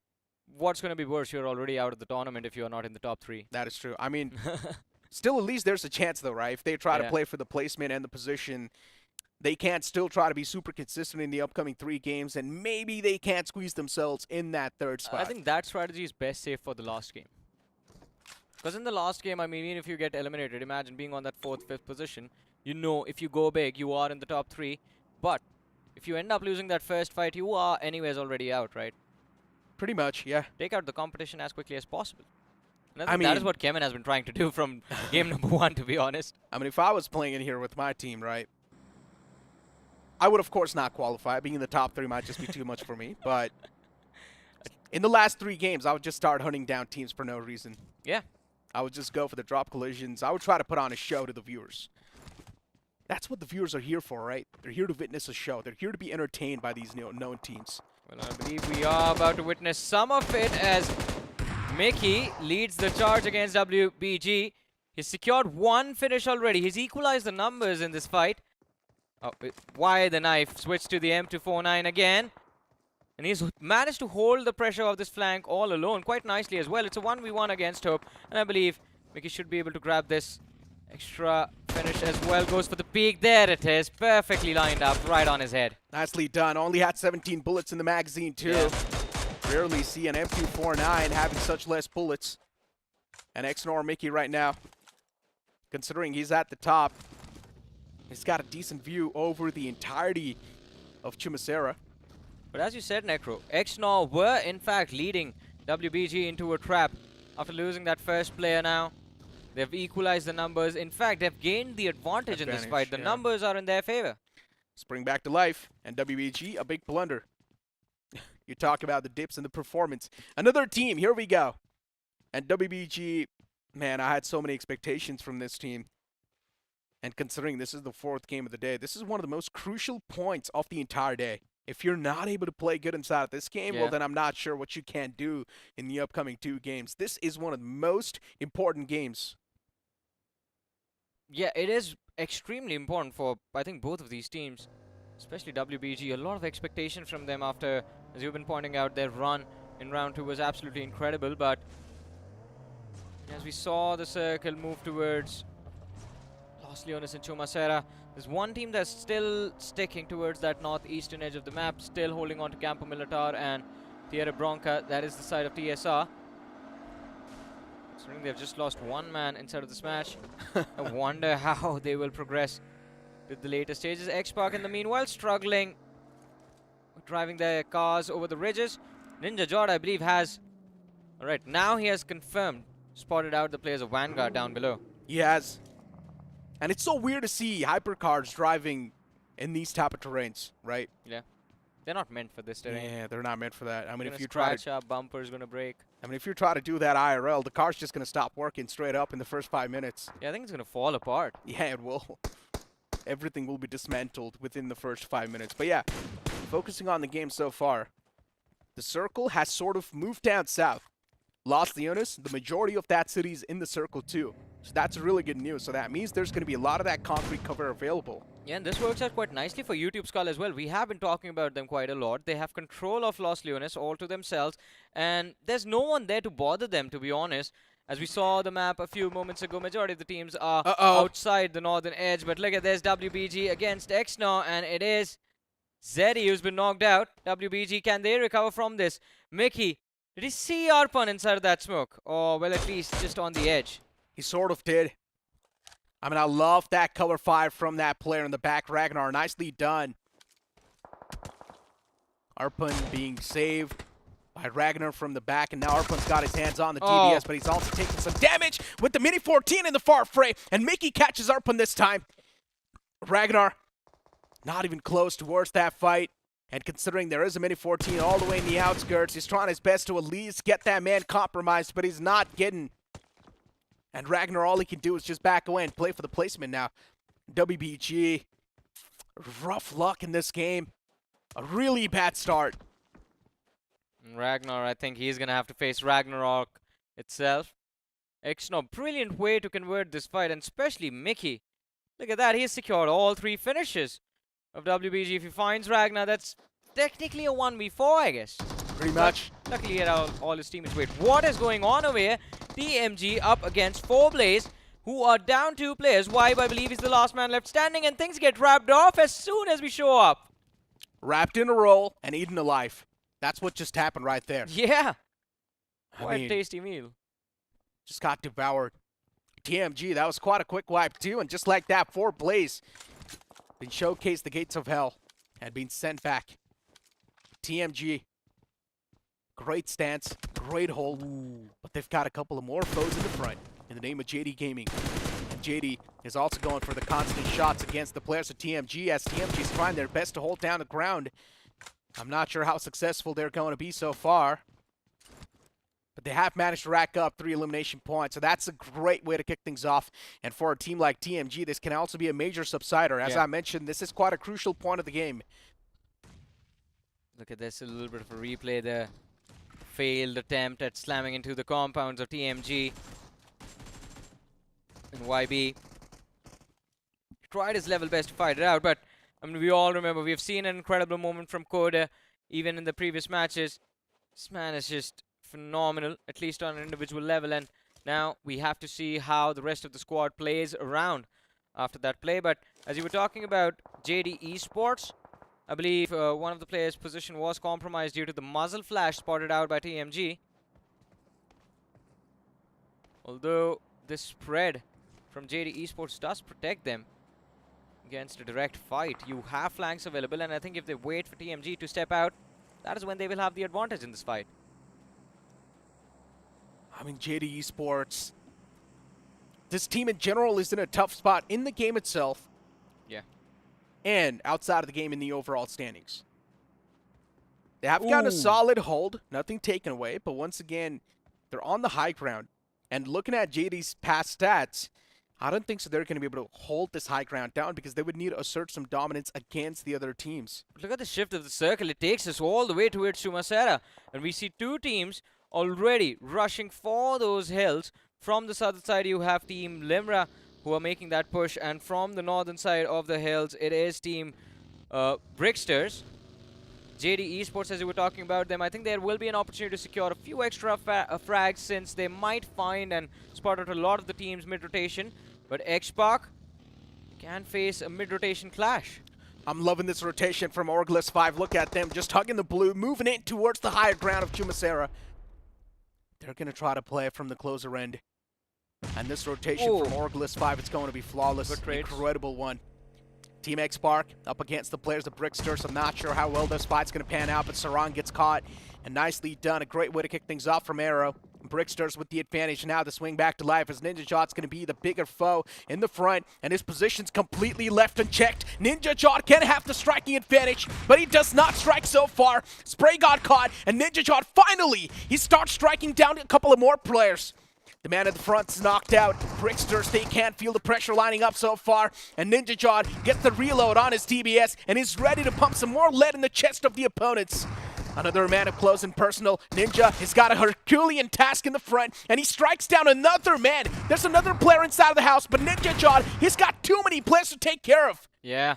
But luckily, Kevin Esports, they show up out of nowhere, and it's the Bricksters who have been eliminated. I asked Fixes this question, Necro. What is the point of avoiding that drop clash against Kevin when eventually you have to face them? It's a 2v4, and we all know how the story goes. There we go, the rivalry at its finest. Kevin Esports heard all the shots from Team Xpark, saw them in the elimination feed, and instantly rotated towards this church area. And now Team Xpark, another Herculean task in front of him. What is exactly going on? What a big blunder from that man from Kevin Esports. He will be instantly put in his grave, but still Kevin Esports in general, they've got the advantage to play with. Man advantage in the hand, a 1v3 in the front. Shadow 7 left all by himself with an S12K in the hand, and even he will be taken down easily. Kevin Esports, they wipe out the entirety of Team Xpark. What a brilliant play from Kevin, but I feel bad for Shadow over there. Just a misstep, fails the jump on that small little ledge in front of him, and Fury just gets free shots. That is medium range shotgun action that we just witnessed. And of course, Kevin, they are putting a lot of pressure on the players of Xpark, but again, that was two heavy hitters, two pros of the lobby colliding. What is Newman up to? They're just playing edge to edge. They're still on that southeastern edge of the circle. You really got to give it to the players of Kevin Esports. The timing was just incredible. Yeah. First they save them, then they beat them. Exactly. I mean, Ninja Jot had that unwanted help.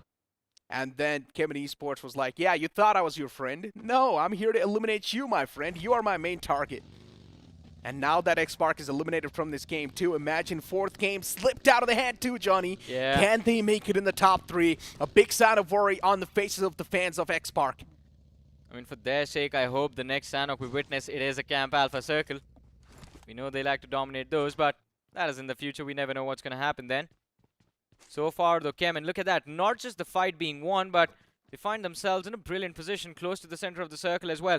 If it's a northern shift that we witness next, then maybe Kemen, they're destined to win another game. Look at Xenon. Moving in from that Los Leones side, TMG can be a big threat And look at the circle shifting right on top of the players of Kemen Esports. Only if they wouldn't have went for that fight against Xpark, Xpark right now could have had the highest chance of winning this game. So this game technically has been stolen away and ripped apart from Xpark. Well. I wouldn't just blame Kemen for that, because majority of the damage was dished out by Bricksters, who picked off 2 players from the side of Xpark. So no matter what would have happened, I think, yes, Xpark would have been able to secure a lot of placement points, but Kemen, now this is their game. They need one more chicken. I mean, they don't need it, but it's going to be nice to have one more in the bag. Let's see if they are able to secure this one, though. In the meanwhile, Xenon, they find themselves up against TMG, and this is a fight, Necro, happening outside the circle right now, towards the southeastern edge. Just have a minute to wrap things up before the blue zone closes in. Xenon, Jintabai taking shots at the top, and JD Esports' player, he can't see the bullets just whizzing past him. Jintabai, I mean, he's just playing for the intel for now. He knows there's a couple of more enemies right underneath him in the compound, but he's not going to go for any shots just yet. He's taking his sweet time. Well, he takes his sweet time. There's Newman Gaming that's closing in the back lines. Although it seems like they're a little bit distracted by JD Esports in the distance. Newman again, they are playing extremely passive, Necro. The desperation for qualification, it's clearly visible, but mid-rotation clash, and this one is going to be tough. It is against the players of Oculus 5, and Yash somehow manages to dodge that vehicle that was thrown at him from the players of Oculus 5. The trade's not really working out for Newman. This is such a tough position for them to be in. It indeed is a tough position. Newman Gaming taken down to a 2-man squad. 1 man's bleeding to his death, and Kratos is over here to get the mop. He finds the last player. Shots taken, and he has 12K. Is of course going to prevail in the close and personal combats. Newman Gaming, unfortunately, they need a bit of due to that fallen player, but they need to keep on moving forward and look at the past and look at the better picture. No clutch for Karthik this time. But as we were talking about them, look at this, Newman. We saw this a few moments ago. They had spotted out the players of JD Esports, but I believe they forgot about them for a few seconds. Rotating along the same lines can be tricky. Let's see if Newman makes it through. In the meanwhile, TMG, a slam towards the compound that was in control of YouTube Skull, and they pay a hefty price for that. 3 players lost instantly. YouTube Skull, 3 players, and yeah, they're dishing out a lot of damage against TMG. Nicely done. Last remaining player, Tube, being snuffed out. Eliminated from the game. YouTube Skull looking good for now. 4 finishes wrapped up. Looking pretty good. But in general, YouTube Skull, with this 3-man that they've got, they definitely can keep on dishing out some more damage in the lobby. They do not really have a good position in general to breach in, but still it's something that they can do damage from. Newman Gaming slowly and steadily, even they're trying to inch inside of the circle. One of the buggies actually smoking up. And yeah, the man's going to be caught too. Not a lot can be done from him. Newman Gaming, of course, it's a big sign of concern. Yeah, it is a big sign of concern. Qualification on the line for this big name as well. Last man left standing, it is Kratos. And he has been spotted out by the players of Kemen. I don't think Newman is going to be able to stay alive in this game for long, Necro. The sandwich, it is going to happen. Kemen in the front lines, and of course JD Esports and Musty Zone, they have an opportunity to close in from the rear. Kemen in the meanwhile, they are one of the 2 teams that are there in the circle. Kemen, they have taken control of the southern edge. Towards the north, though, it is TSR that reigns supreme. Look at the amount of information Kemen Esports has. They know exactly where every single team is positioned. Yeah. Precisely, they know what angles to watch, what angles to be wary of. TL right now is the one to take a lot of shots against Kemen Esports, the players that were on the rooftop. But yeah, that instant reposition came through, so they're good for now. Xenon, all 4 players in that compound looking quite cozy. But the unfortunate news is that the compound's outside of the circle, so they need to move in the safe zone. And to do so, they also need to move outside of that comfort zone. Xenon slowly and steadily, they're trying to do the same thing, barely trying to inch inside of that safe zone. And the same thing is also being pulled off by the players of YouTube Skull, but then Xenon's going to be the big spanner in the works. Again, perfectly placed to cause a lot of chaos as well, but JD Esports, they try to push in. Kemen Phantom. That spray does not find anything, but he might have just prepped the players for Newman. Kratos capitalizes, secures one elimination, but he's all alone and he falls. Newman go down. And now that might be the final nail in the coffin. They have 2 more games left, but it's going to be difficult to convert those. In the meanwhile, Kemen looking to capitalize. They're looking to secure those eliminations of the players of JD Esports. Yeah, JD. I mean, so much damage being dished out against the teams in the front, right? And just keeping the opponents in the constant pressure, that's even better. Musty Zone Gaming, 3 players up and alive, 3 finishes wrapped up so far, and they're looking solid. Musty Zone, they're known for their consistency so far in today's day. One game was a big slip up, but then they cannot afford the same thing to happen. Vanguard, another one of those teams we had a lot of expectations from, but once again, till the late game scenarios, they've usually just got one player trying to stay alive. Yeah, that's not really a spot you want to be in again and again and again. In the meanwhile, though, Limra, I think they've done quite well for themselves if you look at their overall performance in the first 3 matches. And even in this one, Necro, they've kept 3 players alive. They are in the top 8 as well. And as long as they make it into the top 4, the top 3 of this matchup, I think Limra might also move towards the top 3 of the overall leaderboard. Kemen, one of the big names that stands in their way, but look at the circle, look on the radar. Yeah. It's in the middle of nowhere, man. Yeah, it's out in the open in no man's land. Yeah. And Kemen Esports, you can still say it right next to Team Limra. They're the team with the biggest advantage. Team Limra, they've got the man advantage, though. So still, Kemen Esports, they're in a big world of trouble. Phantom and Altu being pushed up on. But one of the men needs to go for the heroic plays, needs to go for that godly play. And Kemen Esports, they're like, no, it's fine. He can take the building control. We're instantly just going to dip away from that entire spot. I'm loving this strategy from Kemen Esports. They're not being too greedy. Instead, playing for the placement. Oh, but as you mentioned, this is a circle out in the open. The vehicle is blown up, so Altu has some soft cover to work with. In the meanwhile, though, look at the push from Musty Zone. Rage collides with Altu, and the knock is going to be secured. Phantom, he's stuck in the midst of chaos, hiding in the smoke, hiding in the shadows, and there is not a lot he can do. The commotion, the chaos inside of the lobby, and Xenon get eliminated in the midst. But Exnor, look at that, the high ground advantage that they have. Can they make a play for the chicken? Necro, you said Team Limra is the team in the most advantageous position. I say it is TSR. They've been playing that northern edge from the start till now. They were the last ones to rotate from Campo Militar and Torre Amuda. And look at that, 3 players still in this matchup alive. Team Limra, though, even they've got 2 players. Poco is quite low. It's fine. He can still patch up. And that's what he's doing, slowly and steadily trying to get his HP bar up. TSR, of course, they've got the most advantage so far. Now Dragon OP taking shots over there as well. Unfortunately, he runs out of bullets in the magazine. He could have actually had a free knockout right there. Yeah. He missed out on the opportunity, and this might just bite him in the back later on. TL, Limra, they're not going to get chances like that over and over again because the opponent's in the front. Everyone is just looking forward to eliminate you from the game, and Musty Zone Gaming once again being consistent in the top 3. Yeah, they missed up one game, but now they are back again in the top finishers of this match.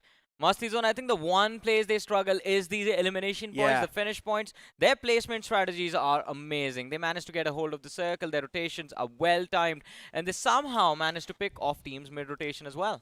But Musty Zone needs to realize one thing, and that is they saw the players of Acrobats doing the same thing yesterday as well, playing constantly for the placement points, but it just did not work out. They barely missed out on that qualification benchmark. So Musty Zone Gaming, they need to find a good balance between elimination points and the placement points. And if that's not going to be the case, well then there's a chance he might just bid adieu to the lobby. But Musty Zone, they're taking a lot of damage upon themselves. Hellboy knocked out in the open, and the entirety of Musty Zone Gaming's out in the open too. Oddvic at the top, just raining down Hellfire on the player of Musty Zone Gaming, but he cannot do anything as the wall of death is going to engulf that man, and even the play zone might just knock him out, but no, instead he's still going for that med strat constantly. And look at Team Limra, they've been waiting in the backlines for so long. TSR could be in trouble. They need to pick off Rage. If he stays alive, then he can swing this match in the favor of Team Limra. But Limra, they make sure they push the flank. Rage taken out of the picture. We're down to the top 2 teams. And what a wonderful nade to kick things off. Poco bringing the numbers advantage. Well, erasing the numbers advantage. In fact, he brings the fight back to a 2v2. And now, if they can get a reset, they have to take a TSR, because Limra, they have a big momentum going for themselves in these final few moments of this match. Oh, the Molotov was quite nice, preemptive. Yeah. Blocks off the cover instantly, so Dragon OP cannot squeeze himself behind it.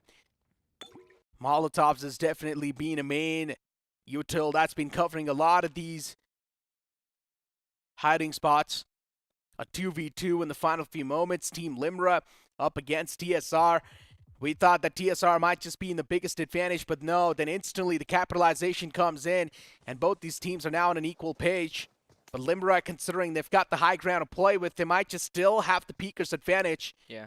You never know, though. I think even the circle just favors them ever so slightly, so Limra definitely are going to be the playmaker in this matchup. TSR, they have to make the push, and Limra will just wait. Look at that flank already set up.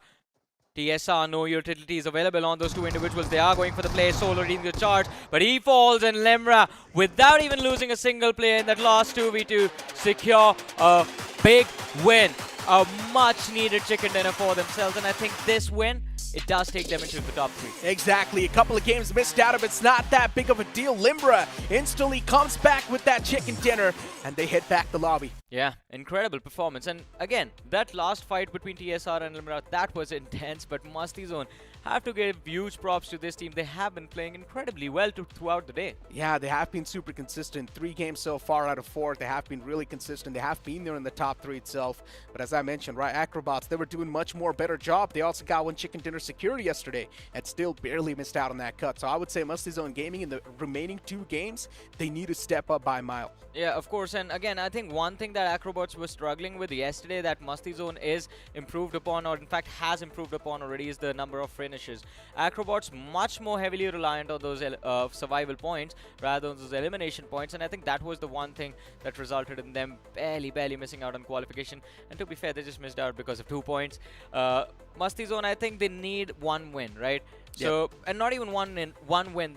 One way or the other, they need 15 points from 1 game, and in the next game they can walk away with like 8 or 9 points, which it seems like it is pretty easy for them. Man, just look at the top 3 now. You've also got Limra back in the race. It's just getting way too dicey. Team X-Spark, and no name on the verge of being kicked out. The same thing can be said for Newman Gaming as well, Johnny, because Newman Gaming, even for them, we haven't really seen that big pop-off performance. They have been there in the final few moments, but still that big pop-off performance is missing from them too. So in general, the top 3 now is looking way too dicey. And I mean, we spoke about this when the show began. I said this earlier on during the day as well, like having 3 heavy hitters, and of course the undergods also popping off the way they are.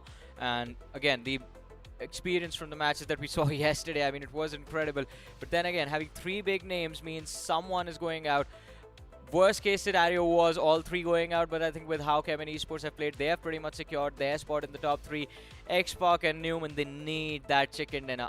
Unless they get it in Sanhok or Erangel, I don't think they're moving through. 100%, they need to get that chicken dinner. I mean, X-Spark from breaking records to now being broken themselves. That's a big transition right there, and that's a big dip. But yeah, I mean, we've got the final few moments, right? Of course, the chicken dinner moment of the previous game, and Team Limra, the fact that they were able to bring things back on equal ground, and even in the end, the play zone shifted right on top of them. So that was another good news that they had to play with. So Limra, a solid chicken dinner, desperately needed to. They finally got that in the hand. Now moving on, it's definitely going to be a bit easier, but still, the journey is not done yet. They need to keep on hitting on the constant notes. Exactly, because 2 more games left, and you never know. The team right behind you might just have a big game, and they take your spot away. And we did discuss that strategy of hot dropping on teams just on the verge of qualifying into that last game. That option will be available to the team sitting on the 4th, 5th, 6th, 7th position, but that will be there in the last Erangel itself.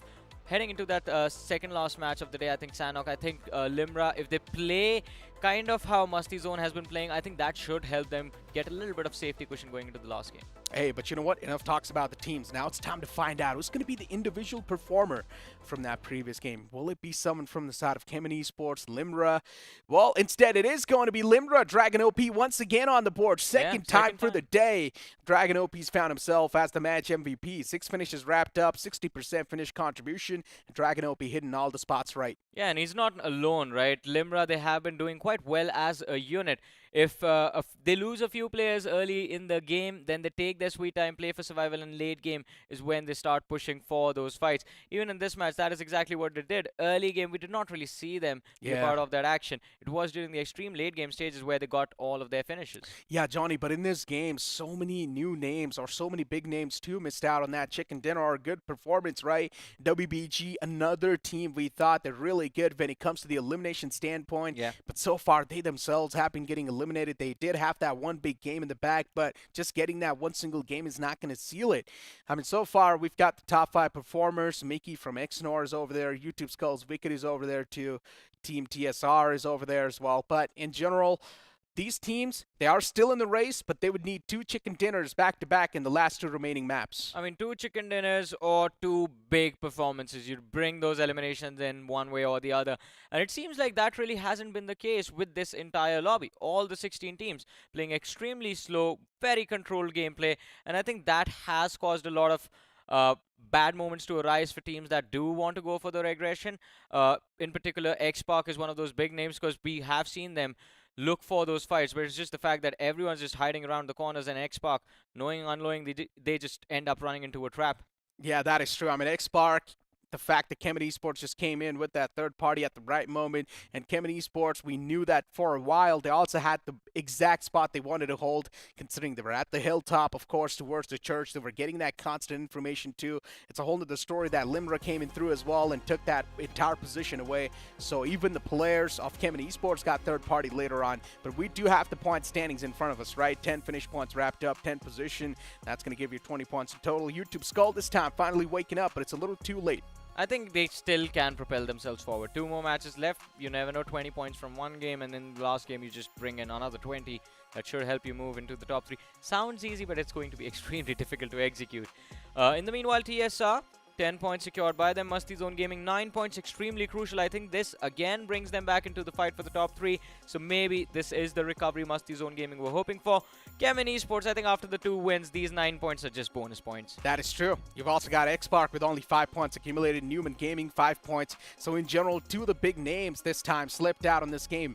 And once again, Kemet Esports being able to capitalize onto it. 9 points, I can still say it's quite a consistent finish at the end of the day. XNR Esports had a lot more expectations from them. Unfortunately, even they have been slipping up slowly and steadily. Now, the real question relies, what exactly is going on with the players of Orglist 5? Orglist 5, after that first game, they've just been on a complete down spiral. That is true. And again, I think we haven't really seen any signs of recovery as well from the side of Orglist 5. So I think pretty much outside of the competition already. Maybe the best case scenario is hoping for that top 16 bracket, but in order to do that, they have to go big in the next 2 matches. In the meanwhile, though, Shield Vanguard and WBG, now this dip in performance, how do you recover from this? I don't think so. There's no recovery from this, right? Unless if they just try to go all guns blazing, just try to focus on the elimination point, and even Shield X Vanguard try to do the same thing. Yeah. One thing is for sure, we know these teams are capable of pulling those aggressive plays too, because moving it from round 2 to round 3, they had a lot of elimination points compared to the placement. If they play with a complete free mindset, there's definitely a chance these guys can make it happen. And I think, again, there is an opportunity for them to qualify even now. All you have to do is just stay focused on the last 2 matches. And as long as you perform in those last 2 games, you never know. All you have to do is finish 3rd, and you are going to the round 4. If you finish 4th, then just secure as many points as you can. That is true. Ladies and gentlemen, there's so much to talk about, but after this short promo.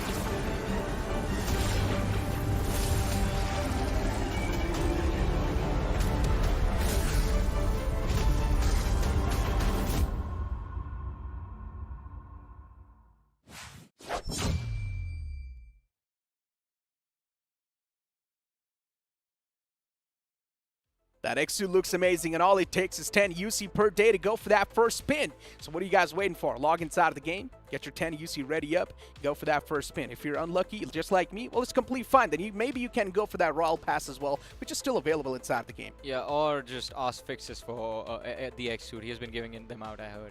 Oh, what? He's been giving out X-Suit? Yeah. I knew Fixes is a rich man. I knew it. Yeah. But Yeah, let's bring the conversation that's- back. yeah. We are not going to get the X-Suit from Fixes, but what we can get is, well, our expectations fulfilled from the teams that we have been hoping to see perform. Ooh, and hoping to see perform, and even in that category, X-Spark lies once again, man. I'm just not sure how to move on from X-Spark itself, but it is a big spark that's not been able to spark up. They need to do something. It's just X-Spark is sparks. missing. Yeah, It's it's just just sparks. sparks, There's no no fire. fire. Yeah, no fire being ignited. Someone needs to bring that fuel, and the only way they can do so is by getting a lot of elimination points. Play with a complete free mindset, like you've got nothing to lose. At this point, they have nothing to lose, because if they lose, they are outside of the tournament as well. Yeah. So I think the perfect setup, and of course, going into Sanhok as well. That is the best part about it, right? In Sanhok, they can cause a big explosion. We've seen how dominant they are whenever there's a Camp Alpha Circle available to them. So I think that is what they're hoping for, that they get that Camp Alpha Circle. But then again, if X-Spark performs, Necro, one last question I want to ask you is, what about Newman? If X-Spark performs, then the pressure is going to be on all the other teams once again. It's all about getting that one single good game and instantly just propelling yourself in the top 3, and then the pressure instantly is on the other teams that are really close towards that top 3. That is true, but ladies and gentlemen, we have the schedule in front of us, and of course, Kemin Esports securing the first win of the day, second Miramar in the hands of X-Spark, Kemin walking away with the win on Sanhok as well, and then the Miramar taken by Team Limra Esports. Last 2 matches remaining, one Sanhok, one Erangel, and of course, this time around, ladies and gentlemen, my partner in crime, it's going to be none other than the amazing Fixes who's going to be joining me. Fixes, you have been peers with a lot of these players. You have turned your life around, became a commentator along with us. But watching your boys perform, how does it feel now? Have you been let down as well? I think if you're talking about August 5, surely a little bit. In fact, more personally from Evok. But now for August 5, I think the sun is already set on the horizon. I do not see a way how they could remedy the hemorrhage. But for Team X-Spark, I mean, I'm having mixed emotions over here, considering the fact that the previous BGIS, they kind of went out swinging, came third, and now almost on the cusp of getting eliminated. Ouch. That is just not what we thought was going to happen, right? Yeah. But ladies and gentlemen, one more thing that you might not have thought was going to happen is, well, we are going to bring back one of our favorite maps, Wakendy, from round 4 onwards. Every time I say that, you should see the smile on Fixes' face. Oh, I love Wakendy. What is not there to love about it? Because, you know, again, this is one of those maps that everybody, in fact, majority of the esports players are not acquainted with. Yeah. So this is one of those hidden golden mine where you could rack in a lot of points for yourself. Because one of those major issues that we have seen in the couple of previous tournaments, right? Nobody is aware with the nooks and crannies. Exactly. If you can learn around that, if you're aware of your surroundings, you might as well kind of change the game there. It's a very interesting map, and if I completely agree with you. If you do not study the terrain properly, then it becomes a gamble, and I believe that has been the case for a lot of these pro teams as well. Not really focused on how the terrain works, but if you conquer that study of the terrain, then it becomes very easy to secure the wins on Wakendy as well. I mean, I used to love this map until I started playing them in scrims, and for some reason this was the one map that proved to be a big challenge for me and the boys, so we just gave up on Wakendy, and I definitely miss the edge circles, man. Hey, listen, I mean, we were pretty bad at Wakendy for sure, because, it kind of tends to get a little bit slow, but in that slow pacey game, we have seen a couple of teams thrive. I think few big examples would be Gujarat Tigers. We've seen the lads of Hydra Officials also get those bigger numbers. So surely that is out there. But for Wakendy, one of those maps in which you could actually use the bolt action rifle, because you've got so many of the small huts and buildings. But yeah, I think Wakendy is something we really need to hold on to our horses for the next round, because now coming back to what's ahead of us, final 2 games remaining, out of which now we have Sanhok. Exactly, and we keep talking about it. I mean, I was having this conversation with Necro. that Sanhok is that one opportunity for Xbox, one last opportunity, because I don't believe that Erangel is going to change anything, right? That last map isn't going to change anything. If Kemen Esports has their own way, then again they're gonna hard drop right on Xbox and then try to take them out. Even if Xbox try to play from nowhere up now, then they have YouTube Skull to deal with over there, so that's another big challenge. So this Sanhok, where they know for a fact that they hardly face any challenge on that Camp Alpha Temple Hill, and they dominate any early fights on that island, they need to capitalize. Go for those 10 plus eliminations, go for the chicken. And we have to take it with a pinch of salt. Kemen Esports, they've been on the hunt. Yeah, that is true. Maybe the hunt does resume in Sanhok as well. Ladies and gentlemen, brace yourselves for some severe impact as the flight path trajectory all the way from Tatmok towards Docks. And this is where, you know, already the gods of BGMI in for some mischief. X-Pac loves to go around that Camp Alpha position. They need to glide it through. And imagine somebody drop clashing right at them. We had a lot of teams around Camp Alpha in the previous game of Sanhok. And this could also be the case with them now. Yeah, I mean, it can be the case for them, but luckily for them, Kemen, we see them take an exit towards their own drop location, towards the northeastern part of the map. And X-Pac, again, gliding towards that Hathin area. I think they are going to be a little bit split between Camp Alpha and Hathin. There is some challenge for them in the form of JD Esports and Xenon, but I think X-Pac, they've had a pretty good record today against these two teams in particular, so they should be able to walk away with wins on these fights. It's not about the records anymore, Johnny. That is true. It's about the pressure. And finally, let's see the gods of BGMI being benevolent on X-Pac. Surely will have to hit a home run in this one. Yeah. Anything short of that, I think Team X-Pac, the sparks will die for them. But Sarang, is he aware? Musty Zone's Hellboy around him. Takes a lot of beating though. Sarang off for a little bit of a swan dive. Somehow survives. Man, I want that guy. Doesn't fall, doesn't tip over or anything. And Sarang is still trying to run away. Makes it to the other side. Line of fire denied. So Hellboy, he will have to stay hungry for his first finish of the game for a few extra moments. But as we were talking about it, and you mentioned this as well, this game has been served to X-Pac, well, at least the first zone itself, on a silver platter. They can't ignore it. They need to find that comfort zone, find the tempo, and start going aggressive. They certainly have to. And, you know, just putting X-Pac aside for a moment, a few changes have been made over here. All right. You've got X-Nor dropping down on Boot Camp. You've got Musty Zone, if you last recollect, in the previous game of Sanhok. It was a drop clash and a half against the players of Newman Gaming, where they had to kind of suffer heavy casualties. This time, they've gone a little towards the western side. And now, Musty Zone having a really good game in Miramar. They're also in the contention of making it to the top 3. So they are hoping and praying to the gods that somehow they do survive. But for Team X-Pac, I think the storyline around them, and this is where we have to bring the conversation back once again, right? The problems, have they been fixed? No is the answer. In round number 2, felt like the lobby was kind of a little scared. And this one quite well conditioned on how to deal against Team X-Pac in the previous fight. I think, you know, going up against the Bricksters, suffering those 2 heavy losses, I think for X-Pac, this is where Shadow is going to be tested. Well, yeah. This is where everyone is going to be tested. But talk about tests, and it seems like side of Shield Vanguard, they have brought a test of their own. And in fact, it is a testament of their skill. Neo finding that frag. Opportunity for a reset as well available now. It certainly is. At least for the Vanguards, one of those teams in the previous game of Sanhok did manage to conjure up 5 points despite having suffered some heavy early casualties. This time, however, things are looking a little bit sunny though. But for Forblaze, can't really rule them out. We have seen them. They've got that fire in the eyes. It's all about them exploding. Now, it all comes down to how much information you have. Are you aware of Shri taking this outpost position? Because the moment Vanguards come out in the open, Johnny, I think they're just dead men walking. Yes, they are. Oh, he's just waiting for an opportunity to strike. Even has the utility to work with. Oh, although, now this is a blunder when your teammates reveals where you are. Because we see Arthav is quite close to where Shri is. And oh no. Look at that. Yeah, Lucy in the back line. I think even he's unaware of Shri's position. He knows where Arthav is. He spotted out the opposing player as well. But now the question is, if Lucifer gets spotted out and said, then Arthav and Shri will pile on him.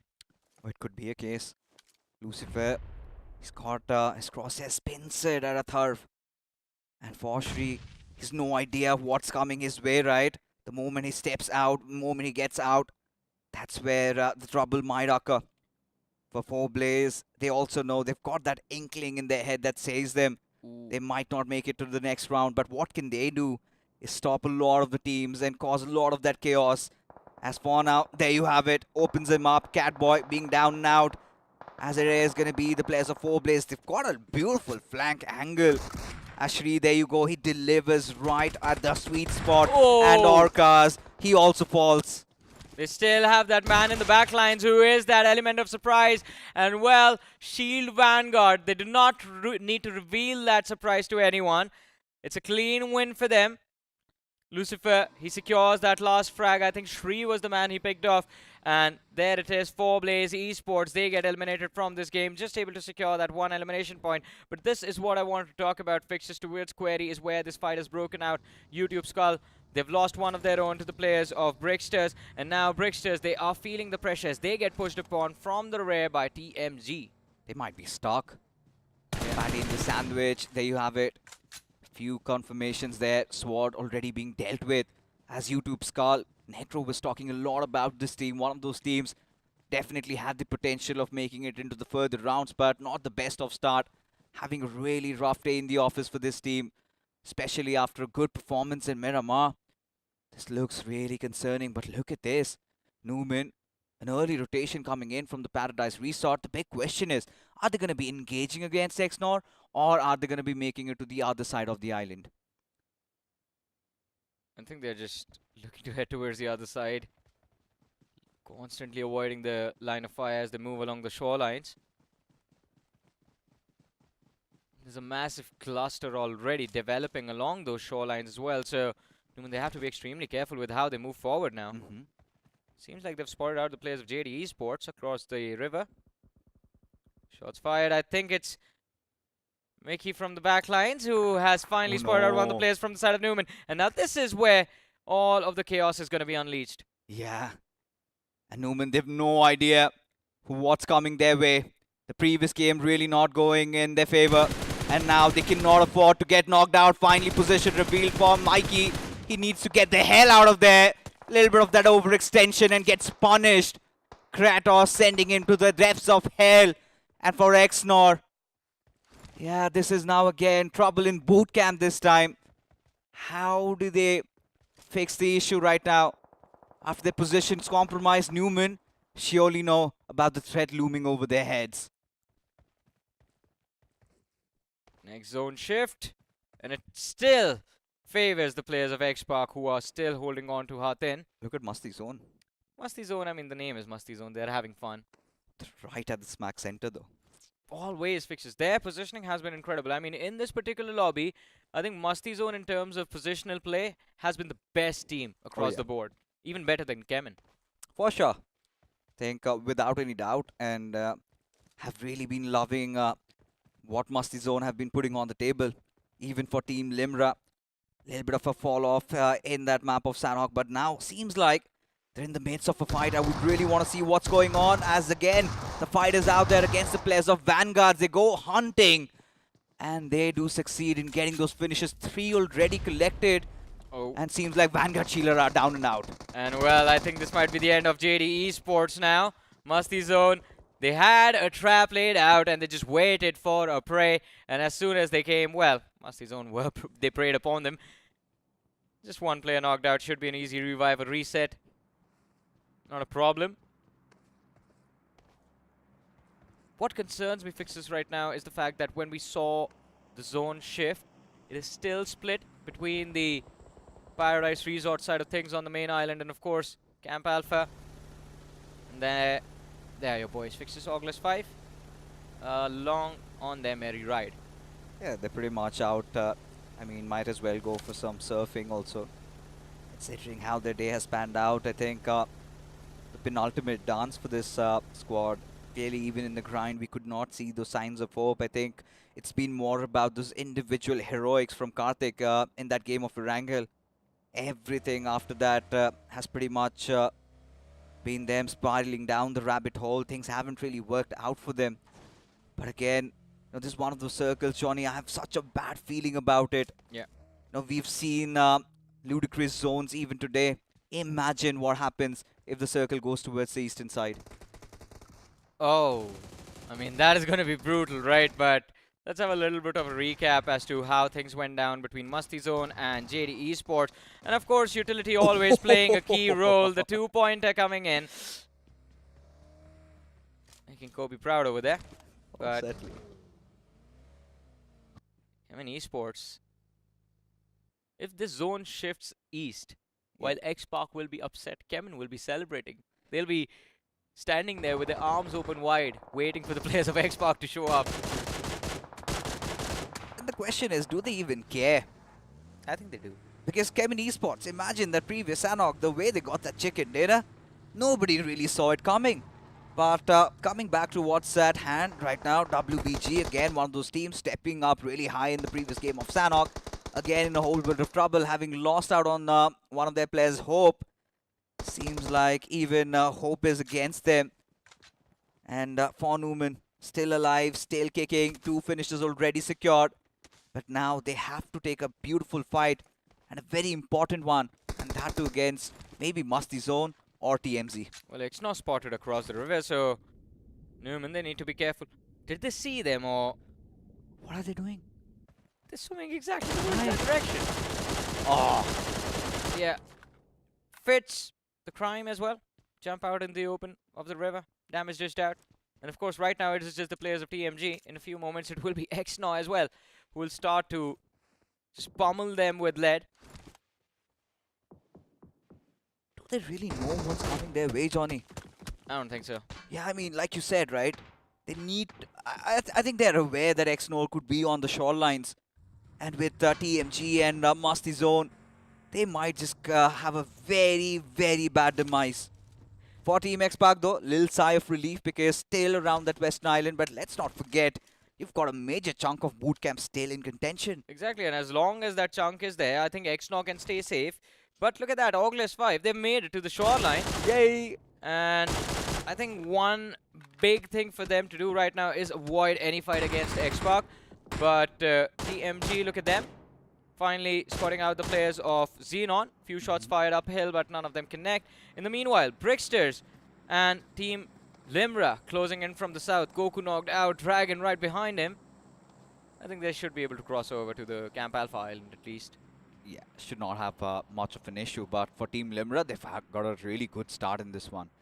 3 finishes already secured, and considering how they're in the race for the top 3, certainly 10 to 12 points in this game could give them that little semblance of hope that they might make it to the next round. Look at Xnor's IGL though.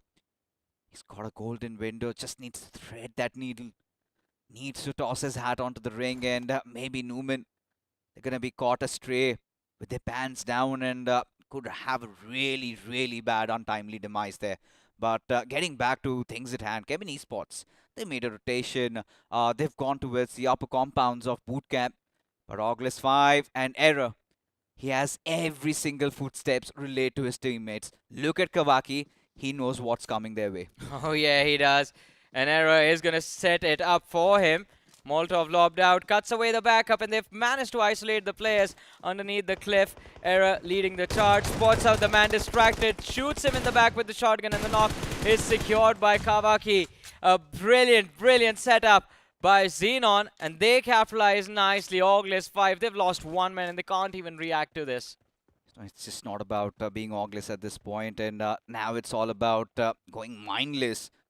Because running around like headless chickens, kind of not really scouring through the land, knowing about teams. They've played this map. It's certainly not the same circle though. Yeah. Can't really be pushing in like that. Can't really be sneaking in through and expecting nobody to be there. Heck, you should be anticipating Team X-Park. They love taking over the hills. And still those casual play really instilling so much hurt to them. Having lost out on those numbers. But for Team Limra, it is going to be a death dive. Decide to go charging in through the circle. And right at the smack center, I do not know. This goes either ways. Yeah, this can go either way indeed. In the meanwhile though, Look at what is happening. Look at the finish feed. Sarang from the side of X-Park. He's taking a fight against the players of TSR. And He's guess alone. what? He is alone. Yes. Across the river, across the bridge. I think this can spell trouble for the players of X-Park. There it is. Has to handle the pressure. Needs to delay. Getting knocked, getting taken out as long as possible. He has 2 smokes, 3 nades. So enough utility, I believe, to convert the fight in his favor as well. 1 nade landing perfectly on the players of TSR can change everything. But he spots one out in the open, goes for the spray, repositions, switches to the Thompson as well. Now with the nade, will this work? It needs to. Overshoot. Oh, again, Sarang needs to cut on his losses there. He knows that he's absolutely screwed considering the fact that he will have no assistance. He is the lone wolf and he will have to fight with Kemin Esports keeping a close watch on them. Team X-Park's Sarang is pretty much a dead man walking at this point. But look at TSR still. They're quite reluctant engaging against the fight. They do not have the right information. And that's a smart move, right?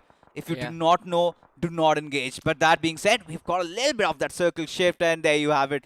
A little bit of that overstepping, and Ninja down and out. Team X-Park in a whole world of trouble. Yeah, this is such a troublesome position for them to be in. Sarang in the distance also spotted out. And as you mentioned about Kevin Esports, I believe they were looking to cross that bridge. They're still looking forward to it, but it's all of that commotion around them that has made them a little wary of when exactly they need to move out. In the backlines, though, towards Hatin. Spray guard looking to get revenge for his fallen comrade. Does spot out Karthik in the distance. Damage dished out, but the knock has still not been secured. Shadow, in the meanwhile, does convert a few extra frags against the players of TSR, and Kemin chime in with a little bit of assistance as well. But still, these split plays between these sides, it's going to be brutal once they eventually collide. Yeah, look at Spray God. He's got an idea of where Karthik is, and he wants to go on the hunt. Team X-Park, they're trying to fight. They're flipping tables with TSR, having lost out on 3 of the players already. Kind of makes things easier for Sarang to try to cross. But with the 4th circle still kicking in, and this is where the damage really starts hurting you. And for Spray God, he also needs to understand the gravity of the situation. He's been so fixated on Karthik that he has also forgotten that there is Evoke right beside him. And if Spray God goes out in the open, he might be in for some smacking. Oh, of course. But I'm worried about the damage from the blue zone as well. Fixes X-Park. Will they be able to sustain themselves inside these late rotation? In the meanwhile, though, Team Limra, they collide against Kemin Esports. And Kemin, right now, well, they are not going to back off. One way or the other, you have to take that fight. Kemin did not seem to care. The push keeps pushing forward. 2 players knocked out. It's down to a 2v2. Look at that. 1 grenade, 2 players already down and out. Yeah. And suddenly the tables have flipped. Now this gives a golden opportunity for the players of Team Limra to go in and hurt Kemin Esports at this point. Another grenade being flung over. Oh, in a whole world of trouble from Musty Zone Gaming. Boom. Comes, and there you have it. 1 last player surviving. Phantom against the world. And Team Limra, they've read the finish feed. Rex absolutely delighted with what's going on. Phantom certainly has patched in that first aid though. But how long can he survive? Oh, it's not going to be easy to survive in this game from here on out. I think Team Limra now, have they assumed that the opposing players are completely done and dusted? Because Kemin, they are still in this matchup with 2 players. We know this team. They are not going to back off. X-Park in the meanwhile, they collide against Musty Zone and they come out on top. Important fight for X-Park, and they are still alive in this game, and not just in this game, they are still alive and in contestation for the qualification now. Revive needs to happen, and it needs to happen now. This is magic happening in front of our eyes, ladies and gentlemen. Team Limra, after such a beautiful fight against Kemin Esports, look at that. Hespiros from the backlines, it has to be the players of Xenor causing so much trouble, but Newman Gaming still alive over here. As now shots being fired at their direction, stuck in no man's land. In fact, in that solo small island. But for Team X-Park, the dream's still alive. 7 finishes already. Kemin Esports in a whole world of trouble could get a couple more over there. Venom keeping a close watch. But look at Zed Blitz. He wants to ensure that he blitz through the ranks of Newman and perishes them from this map. Well, Newman, that small island, well, they are never going to leave that anyway. Yeah. Not in one piece anyway. Well, They get wiped out. X-Naw, they're going to be quite happy with those 5 elimination points. But I think X-Park fixes, as we were talking about them, being able to sustain in the blue. It is extremely difficult. We see Shadow running in the other direction. I believe X-Park, desperate times call for desperate measures. And that's just another word for a heal battle. We are certainly, but for now, look at this TMG against the players of XEN. And there you have it, Error really living up to the mark. And there you have it, trades coming in time as Leggy. TMG, they have been pretty much silent, pretty much sleeping, but now they wake up and are causing so much mayhem. Yeah, but Fixes, it's the same thing that we've been saying for all this time. With X-Park out, with Kevin out, floodgates are open for Team Limra, and they have that shoreline available to them. As you were talking about TMG, the only way they make it through is either a direct push towards Team Limra, which gets them into that sandwich between August 5 and Limra, or they go around the corner and take a fight against Bricksters and enter the circle that way. TMG, it's a tough position to be in, but I believe Bricksters with that man advantage, there is no way they should lose this game. Surely no way. We've seen Bricksters really good in those 4v4 situations, but for X-Park, really does not matter how long Shadow survives FTL. They're still breathing inside the lobby. Because the race for the top 3 does not matter how many points they can carve out of this one. Unless and until your nearest opponents are still getting those good numbers on the board. And for now, Esperos surely has been the hero for Team Limra. As now he's been down and out, and August 5 hurting where it hits. Now TL on the verge of a collapse. Well. Limra, can they survive? They just need to get this revive in and then just hope and pray that TMG and Bricksters collide against each other. X-Naw, I'm actually quite impressed, but this is as far as they go. I think Blitz, from here on out, either he swims across, but no matter what he does, he is going to get spotted out either by Bricksters or by Limra. It's just a question of who gets that frag, who gets that extra point. Bricksters, they have a direct line of fire, but so does Limra from the other side of the rock, so yeah. Oh! Wait! What? Blitz? Well, it's Blitzkrieg time. Fixes. He goes for Dragon and he makes sure that, well, he gets that finish point as well. Certainly not a German, but the way he's gone in through has absolutely destroyed the opposition there. Oh my god, X-Naw causing so much of that trouble, but this time Brickster says, shut up, sit down.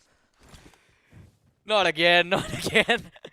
Works one time, not twice in a row. The Molotov should be enough to flush Esperos out, but I guess not. Just a few pixels away from the corner he's stuck behind. 3 players still left from the side of TMG, and they're taking their sweet time. Bricksters, I think they realize where the numbers are and which team is in a much dire position right now. Zerwin is looking to close in on Hesperos' position. The rest of the Bricksters, they are following up in the backlines. The shoulders of Hesperos quite heavy at this point. Has to play that wildcard situation over here.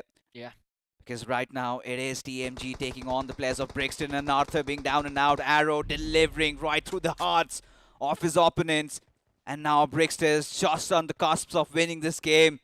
But does that change the storyline over here, Johnny? I think it might. Depends on what Bricksters are able to accomplish in the last match itself. But they have 4 players remaining. Limra out of the picture finally. Hesperos, he has been shut down, and Bricksters with the man advantage, a 4v2 right in front of their eyes. It's going to be extremely difficult, but these nades, they're getting too close for comfort. Coda needs to stay alive. He survives with a sliver of HP. Maybe the next one will do the trick, but the answer is no. Leggy spotted out, gets run over, and Coda, he has to survive in a 1v4. He's burning alive, takes down one, but instead, he is the man who gets finished off and loses the chicken. But important win for the Bricksters as well. An incredible one as well. 8 eliminations, 18 points coming in from this match. 18 points, but in the grand scheme of things for the players of Bricksters, I love their logo though. The Jaguar from creeping in through those leaves. You've got those gleaming yellow eyes. But now, let's talk about what's up. Yeah. Team Limra. That was again a performance and a half, being quite consistent. Musty Zone for a moment really felt like this could have been their chicken dinner. But Team X-Pac, they came in for a hunt out of nowhere. Did manage to get those 7 finishes. And if I'm not wrong, they kind of got eliminated at the 5th or 6th position. So around 8 to 9 points for Team X-Pac.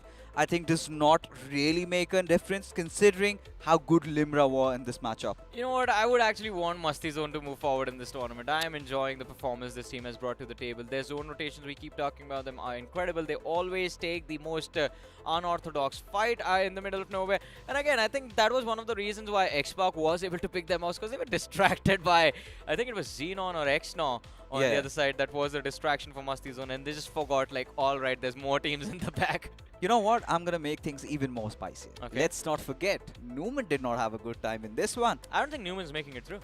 I mean, they were still in the race because for Kemin, I think we all can make peace with the fact that they're pretty much going to be topping the tables. But for the second spot, I think Limra does have it. The third spot, with Masti Zone not having a good time, with Newman not having a good time, with Xbox still getting those points on the board, because even in the game of Miramar, they had 5. This game, they had around 8 to 9. But a quick look at the winner-winner chicken dinner moment, pretty much, you know, just snuffing their enemies out in the open. Coda not being able to crack the code over there, was pretty much helpless. Eventually had to suffer his demise. And for now, as things are, like TMG, yeah, a really good game for them, but a little too late, don't you think, to wake up? It is a little too late. I think had they played like this in the first Sanhok even, then maybe now we could have said, all right, they have a chance of qualifying in the top 3. Again, that is the one big reason. Even though teams are performing well, it's just the fact that only the top 3 get to move forward. That is why the qualification is very difficult. And while we say, yes, Kemin is that one name that we can say comfortably, all right, they might push through, I think Limra might have added them to their list. But everyone else right now is a big question mark. Everyone. And I'm kind of starting to ponder what the cutoff was going to be, because this is the first time we're talking about it. And it's around, I think it's going to go a little bit low. But let's take a look at who the MVP was, because for me, it has to be Hesperos. The way he held his ground, those nades against the players of Kemin Esports. But hey, stats and figures do say Coda. I mean, in those last few moments, he had a lot to do. The way he cut off his enemies, trying to get inside the circle, those 5 finishes, 10 for TMG. A pretty good game, but a little too late. Yeah, and he was able to, well, buy his team a lot of time as well with that rotation, hiding behind the rock. Incredible performance from TMG, and again, I think there was a bit of a dip in the middle of the day, because of which I think TMG might not be able to make it through. But if that last Erangel, if they can convert that last Erangel, draw a 30 bomb, I think then TMG can qualify for round 4. But we have the top 5 players in front of our screens, and Coda followed by Blitz from the side of Xno Esports, another incredible player. Sarang as well tried his level best. 5 eliminations secured, 71% finish contribution.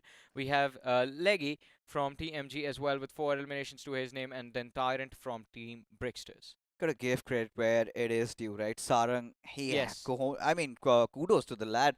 The way he held on, especially against the players of TSR, taking down one of the players, buying enough time so that Shadow could get a couple more.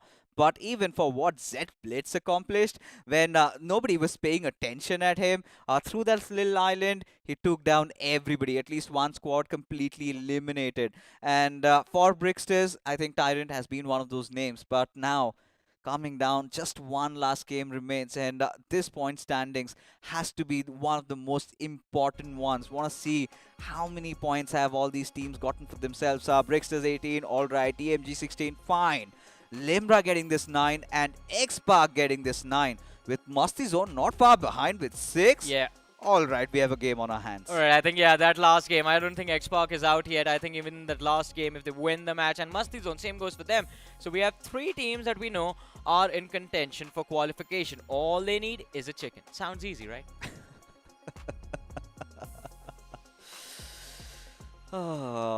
At this point, Johnny. Yeah.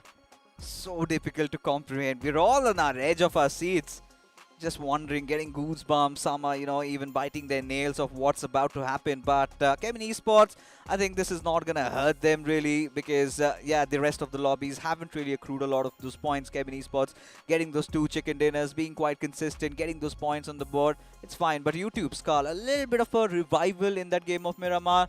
Again, Sanhok comes in. They just vanish. And I think it has been a problem for YouTube Skull, but unfortunately for them as well, they aren't going to be able to move forward. On the other side, one big upset from this particular lobby has to be Newman. I mean, you talk about it, I talk about it, Necro has spoken about it, and all of us expected big things from Newman Gaming, because this was that one name that came in from the grind. And now that I think about it, turns out coming from grind to round 3, fixes proving unlucky for the teams. Yesterday Orangutan, today Newman. I mean, also could be X-Park, and a lot of teams still, everybody trying to figure their way through, and it's just getting more exciting than ever. Yeah, of course, but ladies and gentlemen, one more thing that is exciting, in fact, a lot of things that are exciting, are the new things that Crafton India brings out for you every single time, and this is going to be one of them.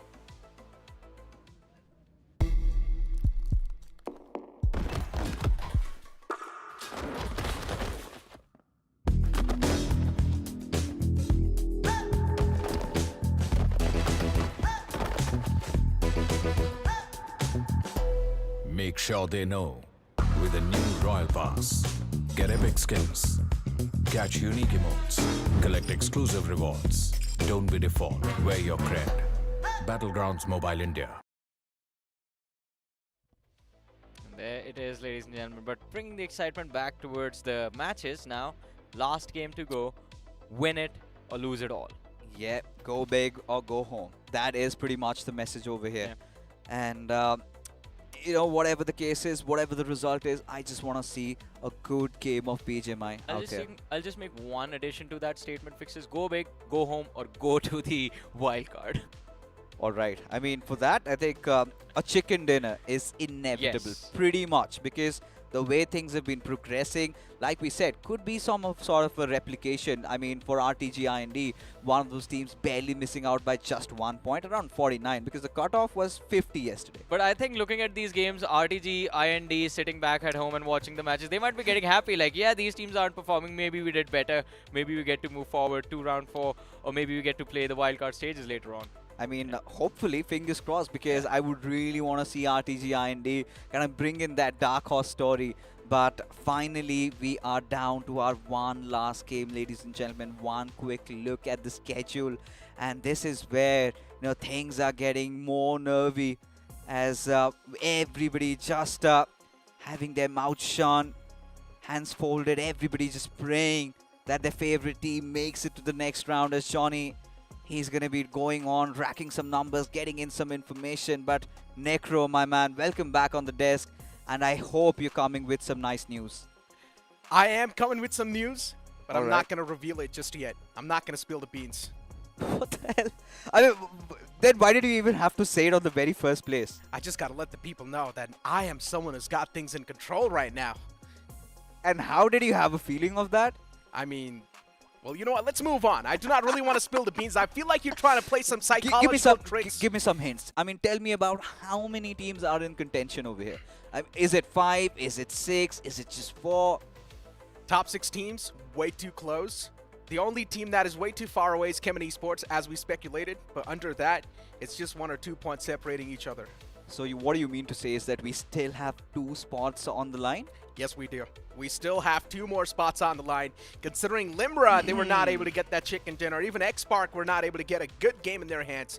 And even Kemen Esports, now that they missed out on the previous game, I'm not sure what the standings are looking like after this game, but Just there's 3 definitely points. a chance. Kemen Esports as well, the gap that they had might just be reduced more.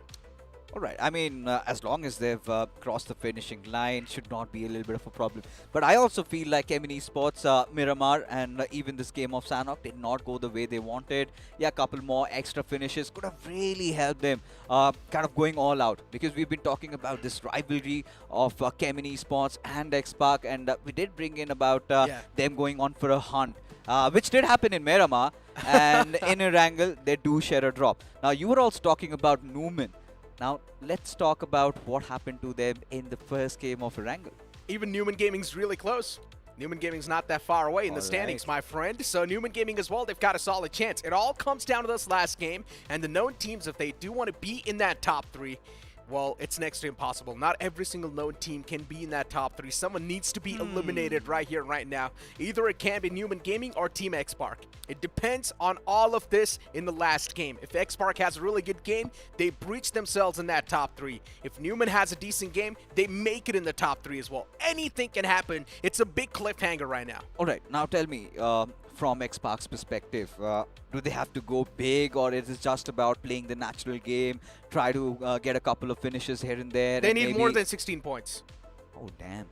They need more than 16 points just to be in the safer side of things. If Newman Gaming pops off, they need 16 points. If Newman Gaming does not, well, then they would just need more than 10 points. But in general, it's all about being at the last moment. There's going to be a lot of pressure, and I'm sure one of these teams will crack under that pressure. The top 6, one of these teams has to crack up. What about Masti Zone, though? Musty Zone, listen, you're asking me too much information. I feel like I'm slowly and steadily just spilling the beats. I understand you're a lawyer, okay? These are small tricks even the lawyers use, and now you're trying to use the same tricks against me. I'm not going to say any more than this. But yeah, ladies and gentlemen, the upcoming game holds a lot of mysteries. Yeah. I want to know your prediction for this upcoming game. You know, I'm not going to tell any name because whatever we've been speaking out of our mouth, I think their hopes and dreams have been thrown out of the window. So, for once in our lives, let's not curse. Okay. Let the game simmer. Let's find out who gets the final laugh. And because a lot of things on the line. Because we're looking at the grand scheme of things. X-Park, previous BGIS, they came in third.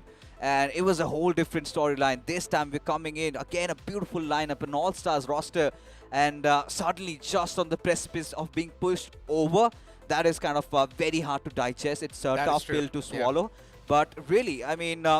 at the same time, you know, I did talk about having mixed emotions over here at Necro, wherein you've got the likes of Limra, Masti Zone coming out of nowhere. Even Newman Gaming with this roster delivering makes me feel really excited of what's coming our way. Exactly. I mean, especially Limra is something we need to focus on, right? Limra, a team that just came in out of nowhere. We did not have any sort of expectations from this team, right? Just came in, started performing really consistently, getting those games as well, getting that chicken dinner too. And Limra is looking really decent in the top 3 so far. But once again, that position can easily be compromised. So Limra, they're going to have a lot of pressure as well. Right underneath is, of course, a couple of more known names. But there's a chance those known names can be kicked out as well because there's more undergod names underneath them. And all it takes is one single mishap. All it takes is that. Because in the previous game, we saw Ninja Jod getting kicked out off the rip. And that is a big blunder that just happened. We know how much of a stance Ninja holds in that lineup. And how important is he to the roster as we keep on spilling the beans because Limra, according to Necro, might just be in the top 3.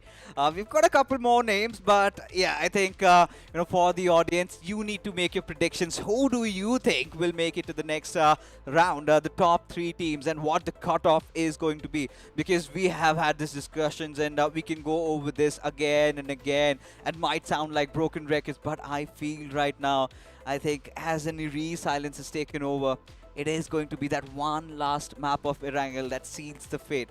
Now, we have had this underdog story coming in through.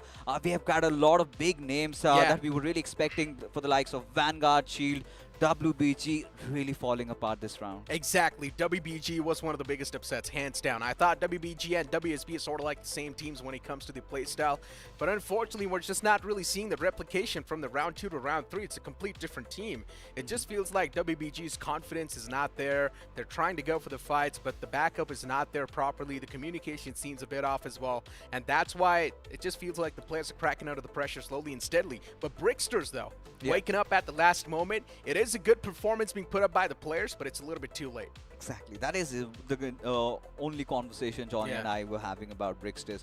We have seen those moments that, they can take those gunfights. They're really good at it. But, ladies and gentlemen, for one last time, it is day number 2 of round number 3, and let's charter into the greener pastures of Erangel to find out who those top 3 teams shall be who make it into the next round, the round number 4, where you have a little bit of a cushion, but right now you are almost on the helms of being thrown over the cliff. And for now, the flight path trajectory all the way from Sosnovka military base towards Slipovka.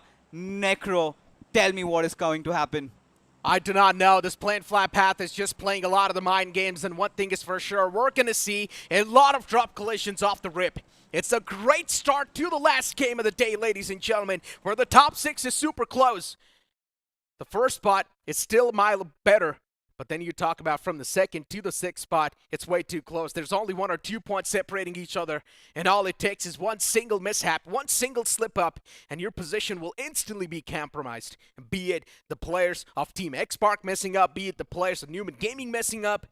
Even Musty Zone Gaming can stand a chance if they do get a solid game in their hands right here, right now. Team Limra, even they is a chance that even they can mess up. So many teams. They have a chance to move in forward to the next stage, towards the round 4, where a direct slot can be there towards the semifinals. Week 1 fixes. There's so much on the line. Dreams and hopes on the line. But they can be shattered just in the span of this one single game, in the span of a couple of more moments. Sigh, reminds you of your favorite Pokemon. Psyduck though, stress really increasing.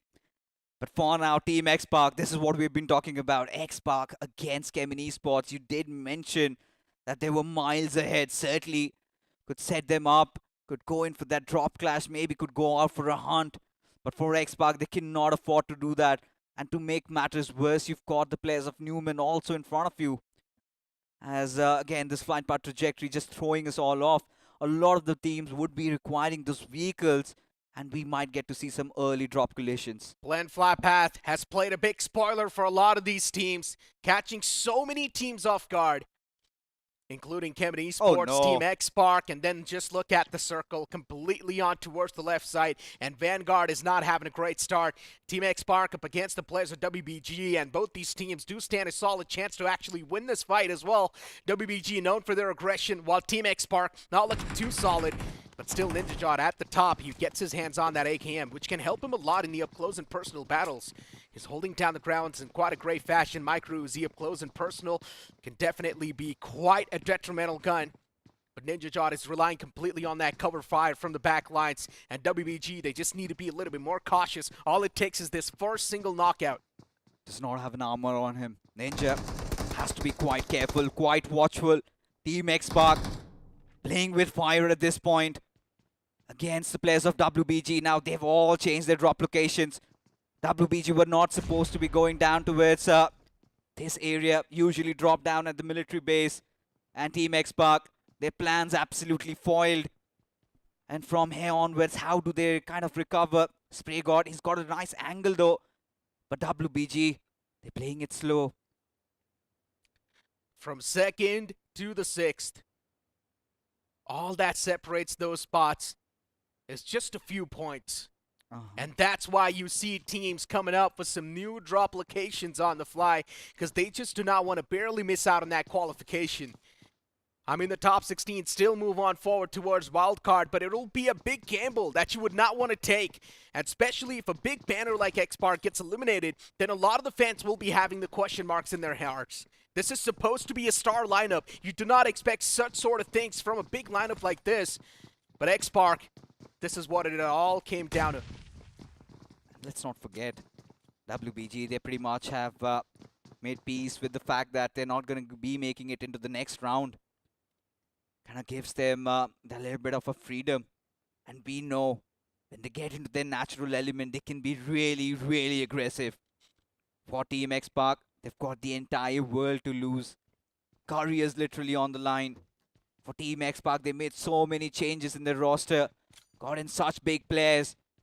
And getting eliminated from round number 3, that's a result I don't think they can live with. As Potter, trying to thread the needle, needs to find that opener against NinjaJot. Has been a constant threat looming over their heads. You know, I'm not a big fan of the stalemates, and right now that's what exactly is going on. Sporta needs to find the opener. Tosses the nade. Unfortunately, it just rebounds back towards him. Sporta is good for now, though. Luckily enough, he did not overcook that nade. If he would have, then NinjaJot would have instantly pushed up on that knock. Things would have been super worse for the side of WBG, and it would have been one of the most biggest blunders in 2024 we would have witnessed so far. But Team Xpark spread out themselves in quite a great fashion. And you speak of the loot as well, it's going to be quite limited on the players of WBG, considering Xpark, they've got the majority of the compound's control.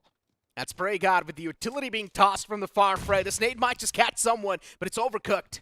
Indeed, Team Xpark finally Spray God tossing his hat into the ring and gets that first opener.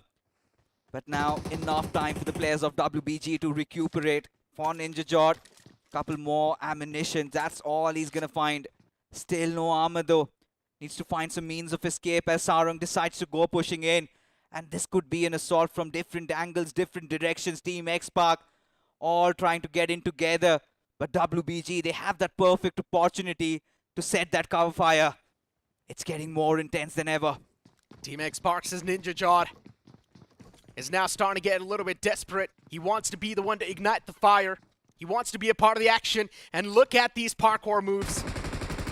I like this off-angle Ninja Jod is trying to create slowly and steadily, but I think so his position's also compromised at the same time. WBG, they know Ninja is over here on the ledge. And you can see the players just making sure that the windows are not going to be exposing them too much. But Ninja Jod, he still finds that knock. A beautiful one indeed. Just like a thief of the night, squeezes that away. And now it's time to press up on the charge. Team X-Park, they've got the better weaponry in the fight. DBS is shocking some close and personal. That's, of course, going to keep you on the advantageous side of things. Even Spray God's taking a fight from far fray. And Ninja Jod, now he pushes up close and personal. Another knockout found. Team X-Park, they're going to be the heavy hitters inside of this entire fight. And eventually, they wipe out the entirety of WBG. Oh my god, that was almost a heart attack. For all the X-Park fans, it really came down to the wire. But really piecing it together, they crossed the first hurdle. But really not out of the woods yet. You still have another team right beside them. It could be the players of JD Esports. They might go in for a hunt, but for now, we've got the players of Vanguards right beside Team TSR. Vanguards and TSR, both these teams really not having a good day in the office. And can go a little bit of a freestyle in this one though. But for Team X-Park, I mean, thriving under the pressure, that is the biggest example that they could have set, right? So beautifully put, so well communicated, and Ninja Jod, again, those acrobatics, those heroics from him, kind of having the ball rolling, and for the other players to really push in together. This is what was needed of X-Park throughout the entire day. Those 4 points can be a big difference maker in the overall standings, Indeed. only if their rivals do not manage to get any sort of points. But X-Park, they need to secure some more just to be on the safer side of things. There's so many teams on the trail. X-Park, they can't feel their heart pumping through. Even Team Limra, they need to rise up and start making waves as quick as possible. But look at Spray God. I mean, in that previous fight, he was putting in so much work. Ninja Jod as well, being able to get that knockout right there. It was a game changer. It certainly was. And one of the reasons why WBG fell like that was because they did not have a spread, right? Team X-Park did take their sweet time, had those loots in there, and it was all about Spray God being one of those heroes. I think he was the knight in the shining armor because he did so much in that fight, giving all that information, and Ninja really acting upon it. As for X-Naught, far from comfort, around the areas of Kameshki, just on the western sides of it. And for Bricksters, this time they did not want to take a fight against 4Blaze. I mean, everybody's just gone astray. For Kemin Esports, they've left Yasnaya, trying to get inside the circle as for now, August 5, they open it up against JD Esports. Orglis 5 trying to be aggressive in the lobby and just trying to play the spoiler right now. Just get as many elimination points as possible. Just try to have that nuclear performance in the last game. Go out with a bang. That's what they're trying to do. For BZ, up against the players of Kemin Esports. And for Kemin Esports, yeah, this is going to be a feast being served on silver platter. Not even breaking a sweat. Easy peasy. Yeah. And they just made it look like it was a walk in the park. And Kemin Esports starting to bully teams over here as Vanguards. They find themselves a little bit of a situation. In fact, it's a two-way fight. Trades being exchanged from both different sides. As TSR really need to pull in through, but that one grenade from King goes in and it's a two-pointer, getting those two finishes. And now TSR 4 in the back for them. And again, this is one of those teams that could not do much. Pretty much have been around the middle or maybe languishing at the very bottom. But for Ogles 5, they're starting to get a little mischievous, a little hanky-panky over there. They should have started doing this from the start. Uh-huh. But it's a little bit too late to do this. Orgles 5, that was still, as I mentioned, they're just trying to go out with a bang, right?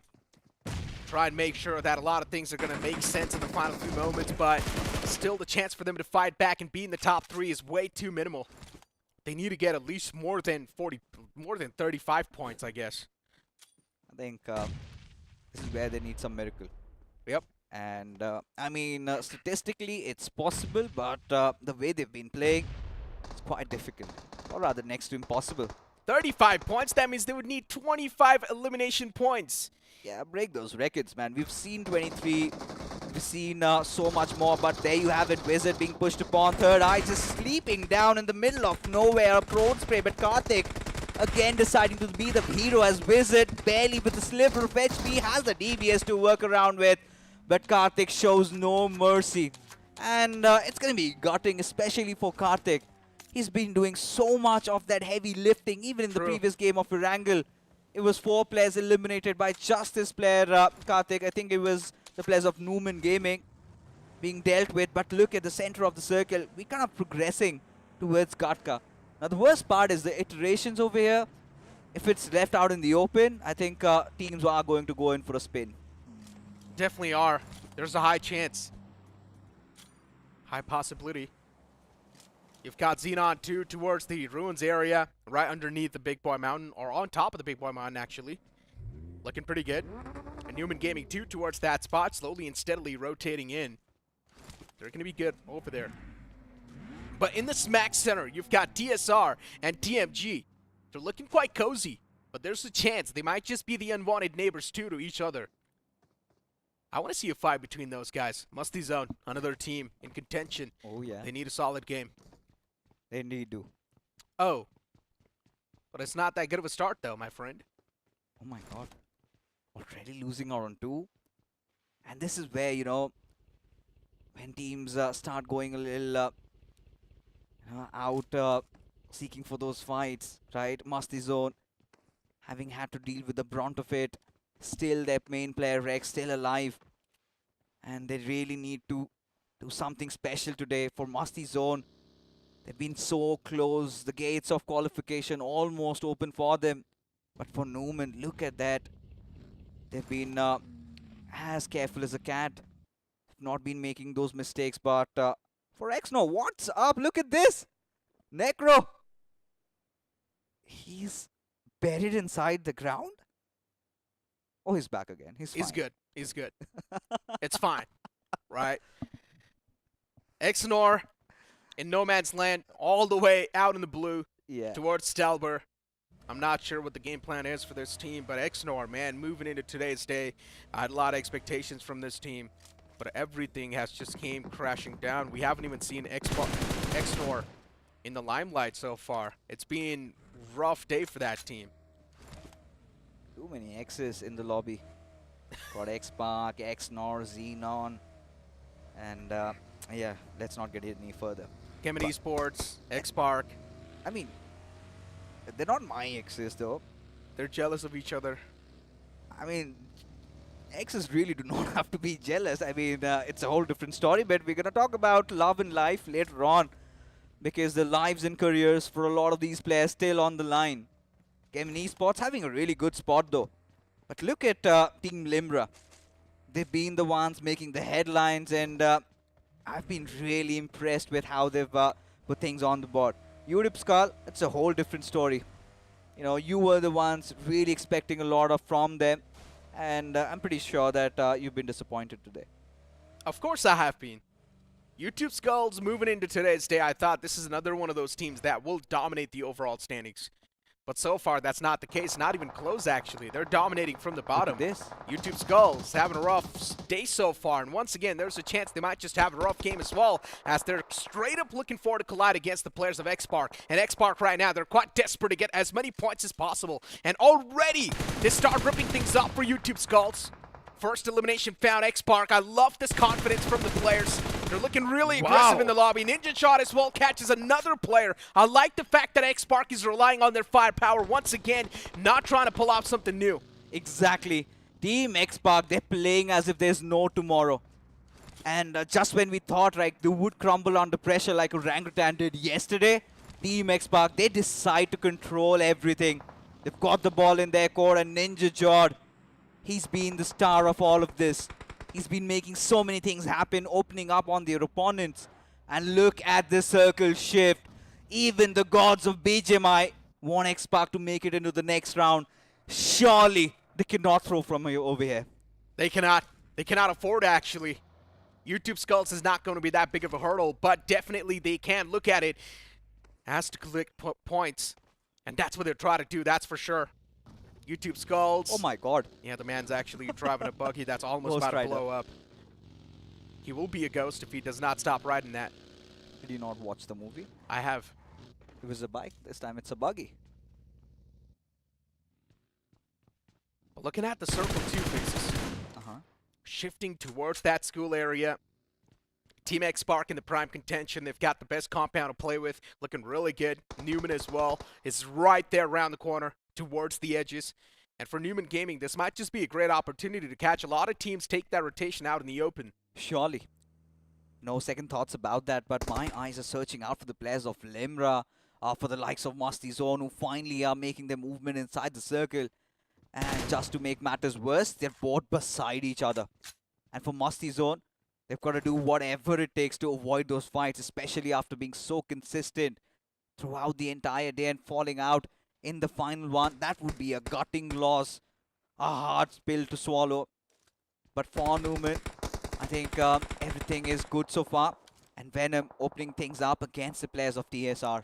I mean, for Musty Zone already, the rotation looks next to impossible to be pulled off. Yeah. The two players outside of the zone, they're trying to move in from the northern side of it. There's going to be Xenon over there. And yeah, there's also a chance they might just collide against another team. The team that actually got the chicken dinner, Bricksters. And Bricksters as well. They're definitely going to be quite motivated to take the fights too, considering they know even they're done for inside of the game, but they got the chicken dinner. If they do manage to get one more chicken dinner with decent elimination points, maybe, who knows, even they can be in contention. You never know. I mean, we have seen impossible things happen, and we would love to get surprised. Of course. But as things stands, Kemin Esports, a really good position, a really good holding around that Water City compounds. Got a little bit of a spread also walking through, especially considering so many teams will be migrating from the western side, trying to breach in. That is where they can collect a lot of finishes to their names.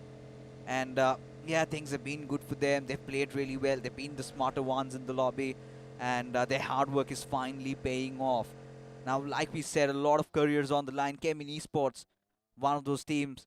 They've been going through a rough patch, and now finally answering back. Surely was much needed as Phantom goes after the players of Limra. This could go wrong on massive proportion as Venom, he opens it up. What a big blunder that was. Limra, they cannot afford these type of eliminations. These type of blows can really hold them back in the overall standings. And they're ever so close, Fixis.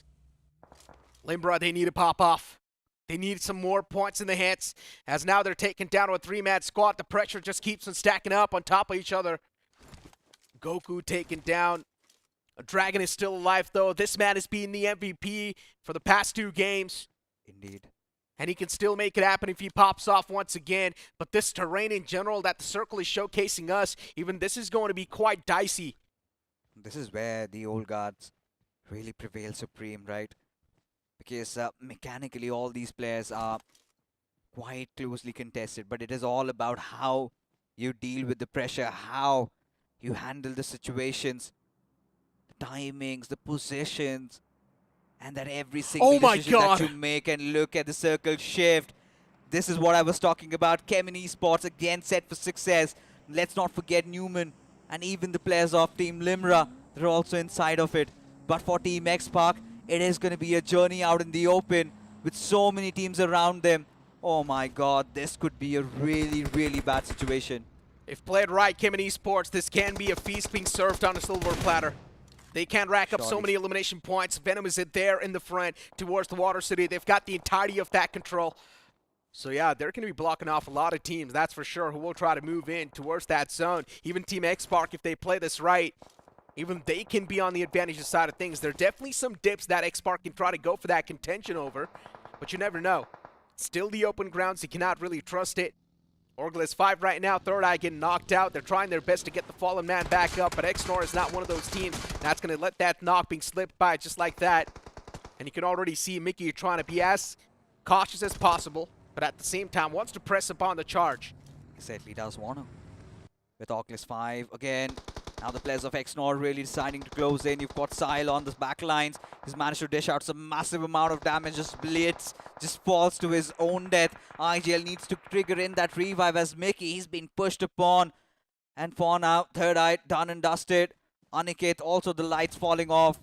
As Karthik, he's that man surviving. And along with Sahil, 4 finishes. But this fight does not change anything in the grand scheme of things. Because the teams we are really looking out for, Musty Zone, they've made a movement and a half. Now this time around the southern areas of Rozhok, how do they enter inside? As Kemni Esports, they're out for a hunt. Musty Zone, they're trying to move in from cover to cover. And as you mentioned, even Kemni Esports is out for a hunt over there. But XNOR up against Orglis 5. This fight is now elongated for too long. XNOR, one of those teams that is pretty much done for. Even Orglis 5, you can say the same thing, but the nade sails in and catches that player so perfectly. That's a 3-pointer right there. Another nade looking for to be tossed towards that same direction. Wants to get the confirmation followed up. Instantly 2 nades sail in towards that same area.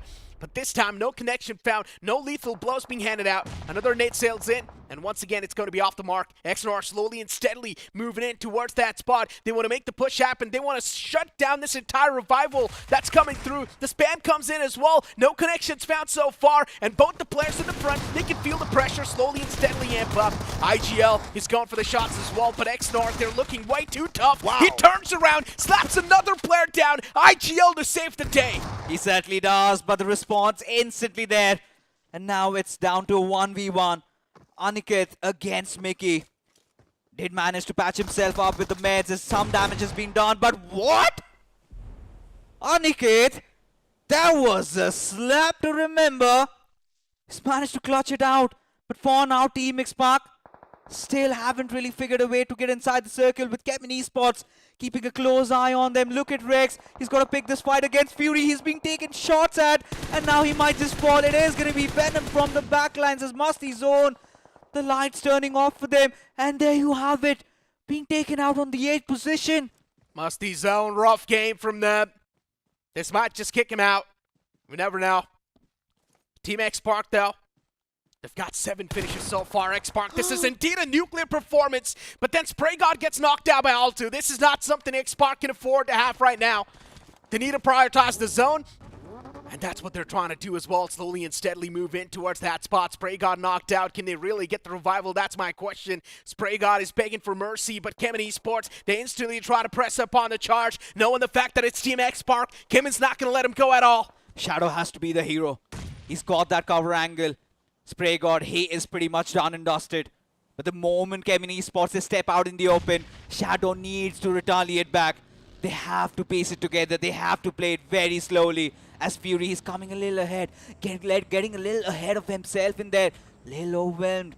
As now he steps out of this open. And there you have it, Sarang. Still could provide that quintessential cover fire, but Ninja Jawed. Does he spot out Altu in the backlines? Yes, he does. Fury is so clever. He's so clever. Went inside of that smoke, sat behind the buggy to get that top view, knew exactly where Spray God is knocked out. As long as there's no revival coming through, they're all okay with that. Just want to isolate that man to death. And Kemen Esports, I love the way they are playing, just trying to hold the players of Xpark in the offlines. And there we go. Ninja Shot knocked out. What a beautiful place, Nate, that was. And a couple of more sail in towards that same direction. Team Xpark, for them, the journey might just be ended over here. Because Kemen Esports is applying that constant pressure. And Team Xpark, they can feel their lifeline slipping through this tournament. They need to make it in the safe zone. We still do not know what the course of action is going to look like in the overall standings, but so far, it's looking rough for Team Xpark. It certainly is. The bittersweet rivalry between Kemen Esports and Team Xpark might be coming down to a daunting end for the players of Xpark, as now Team Newman still keeping things afloat, still inside the game. As Musty Zone, yes, they're out, but Team Xpark still surviving somehow. Kemen Esports have made it their life's purpose to eliminate them, to annihilate them, to exterminate them out of the lobby. As Altu showing no remorse, 15 finishes already collected for Kemen Esports, and they seem to be stopping at nothing at all. They're not even struggling in these lobbies. Kemen Esports, they're making a major statement in the round 3, where all the other teams were struggling to qualify. Kemen Esports, they're like a hot knife through butter. and easily moving through stages after stages. Unstoppable force of nature, that's for sure. Altu still going for the spams through the smoke, but eventually the cover fire is incredible from Team X-Park 2. They catch another man from the side of Kevin Esports, and for X-Park to stay alive, they need to shut down a couple of more players that are pushing up. But no, instead, Shadow 7's going to be the casualty, and now it's all down to Sarang, the last glimmer of hope, who's supposed to be the force. And he's out in the open. He's got another team right beside him. They are the players of TMG. Sarang against all odds. He needs to pull through. Kemin Esports are being bombarded by Sarang. But is it going to be enough? Venom just escapes. This was a close call. But right now does have that MG3 to work around with. But for Sarang to make it inside the circle, needs to find a way to infiltrate. Needs to find some opening. But no, there you go. The lights turned off. And it is going to be the players of TMG. Oh, X-Park. Oh no, even now Newman Gaming is slowly and steadily crashing down, assuming Newman does not have a lot of finishes racked up. They need to get some more. Oh, even they're in contention for the top 3, and Newman Gaming is now crashing down. That's not looking too good. 18 elimination points secured so far on Kevin Esports. They keep on battering the players in the front. They keep on beating them down to the ground. And just like that, Newman Gaming have been eliminated from the game 2 on the 3rd spot. Now it's down to the top 2 teams. Kevin Esports marching towards the success, and they get the chicken dinner in the last game 2. That's a mega nuclear performance. Showing no mercy, showing no remorse. Kevin Esports come in and end it with a bang. They start off with the chicken dinner and they flourish in Erangel as well. And this time again they do it in style. The first time they might have been a little hesitant. The finishes might not have been there. But once they knew this is their game, they go out clobbering, hammering, beating everyone down to a pulp. Oh my god, what did we just witness, Necro? But for now, X-Park, are those 7 finishes going to be enough for Newman Gaming? Is that top 3 position going to be enough for Musty Zone? I mean, they pushed in too far, but got eliminated pretty early. But have they made the cut? The question's definitely there. 1 slot secured already for Kevin Esports. No questioning them, no touching them. But the next 2, who might get in? Limra 2 missing out on that game. Oh, yes. Even they were in the contention for the top 3. So many teams messed up when it mattered the most, and this is what I was saying. Someone's going to mess up from that top 6, and this is what exactly happened. Not just one, a lot of teams ended up messing up, right? Newman Gaming, they were there alive till the final few moments, but the main issue is they did not have a lot of finishes. Only 2 finishes and the 3rd spot. That's going to grant them 5 points. That's like 6 points, 7 points in total.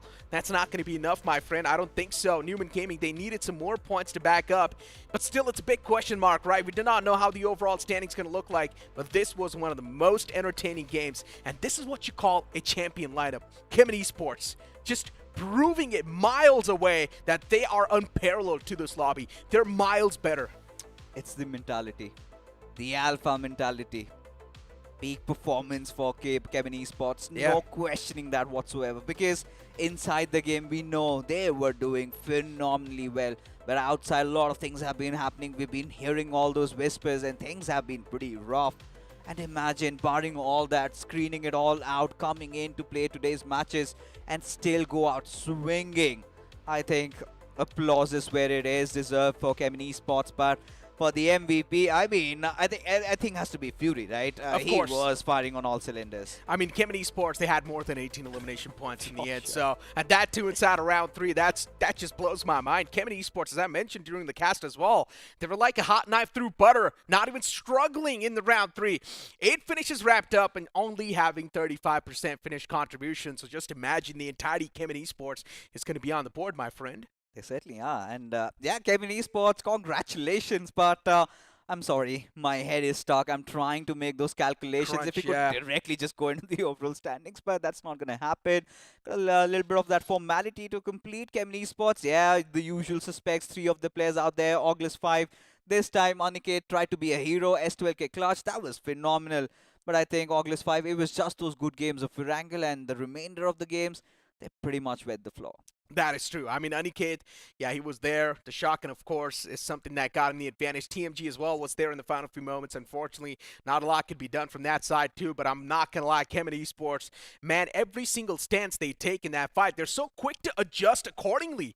And the fact that they use this information about the surroundings so quickly as well, and they pave the pathway accordingly, it's so fun to witness. Yeah, indeed it is. I'm really sorry, Necro. I'm losing track of things at this point.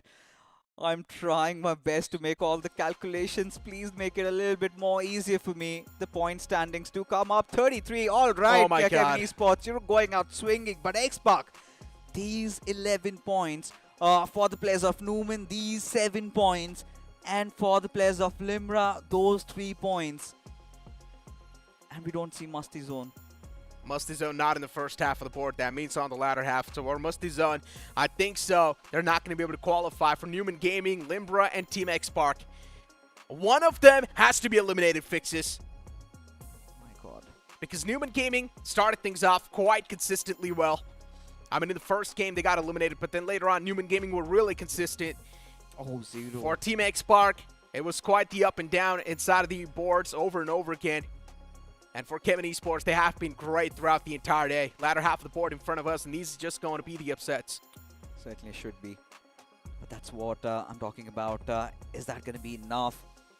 The points accumulated surely would be so gutting to see Limra out of the equation, right?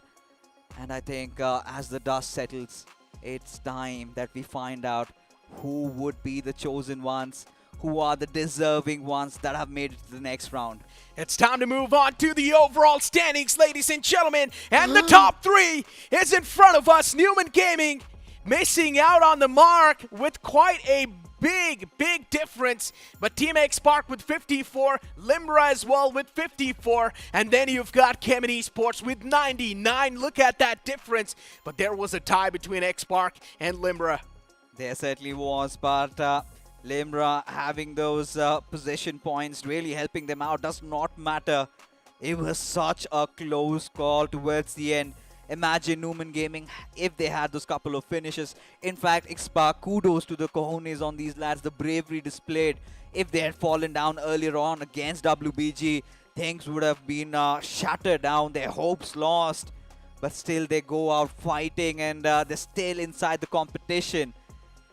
And Newman Gaming, gonna feel bad for them coming in from grind, but 43 points, especially considering you've got the likes of RTG IND already having 49 yesterday. I don't think that we're gonna see Newman Gaming maybe in the next round. In the next round, not sure, but maybe in the wild card we can. I mean, I'm talking about wildcard, apologies. I mean, Because there's 49. still a chance. There's still a chance. You never know, right? I do not want to count them out from the wildcard potential, because top 16 from the overall standings of the round 3 move on forward towards that. You never know. If Newman Gaming is super lucky, they definitely can move on towards that wildcard. I mean, it is wildcard for a reason, right? Yeah. And only the top 16, barring the top 3 from every group, after we have got everything, they make it. And I mean, I'm of the opinion that I don't think 43 is going to make the cut with the competition rising tenfolds every passing day. Just when we thought that yesterday we had seen everything, the entertainment was there, today it just got increased a lot much. It was amped up a notch, and I'm starting to fathom, I'm getting excited really. What are we going to see tomorrow? Are we going to see excitement like this, or is it going to be one team? Because this time, Kemet Esports, they absolutely mopped the floor. I mean, Kemet Esports still at the start, though. There was that mystery, right? Because Kemet Esports, they did start things off with a chicken dinner, but then later on, even we saw some dip in the performance from them as well. Yeah, it's a whole other thing that they picked up the pace quite rapidly, but you never know, man. Even sometimes the known teams, all it takes is one single bad day to mess things up, and they instantly are outside of the tournament. But ladies and gentlemen, with that being said, today's day comes to an end. That's going to be it from me, Necro, and Fixes. We'll see you guys tomorrow.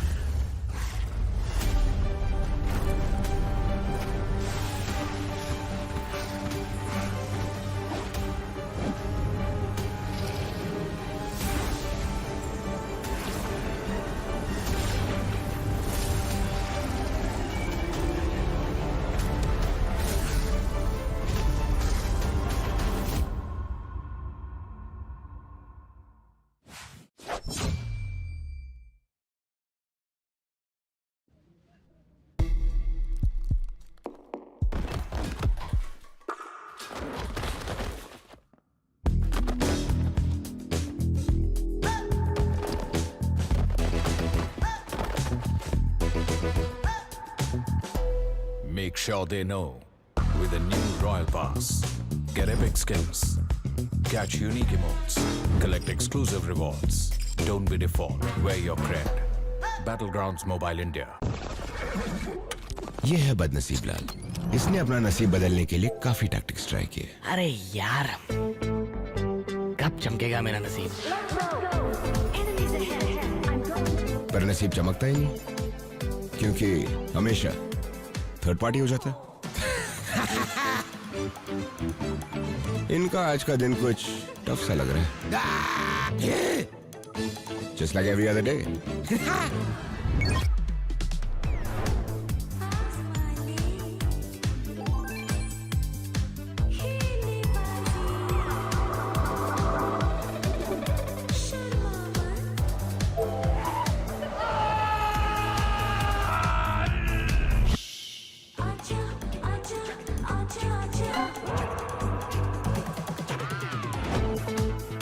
Gold spin में items जीतने के tactics तो बहुत होंगे। तू मेरी मान, बस स्पिन करता जा। अरे मिल गया। तुझे भी नसीब चमकाना है, बस स्पिन करता जा और फ्लेक्स कर गोल्ड स्पिन का all new luminous muse suit, upgradeable weapons and epic sets. पहली स्पिन कर 10 यूसी में और बस स्पिन करता जा। Let's get spinning.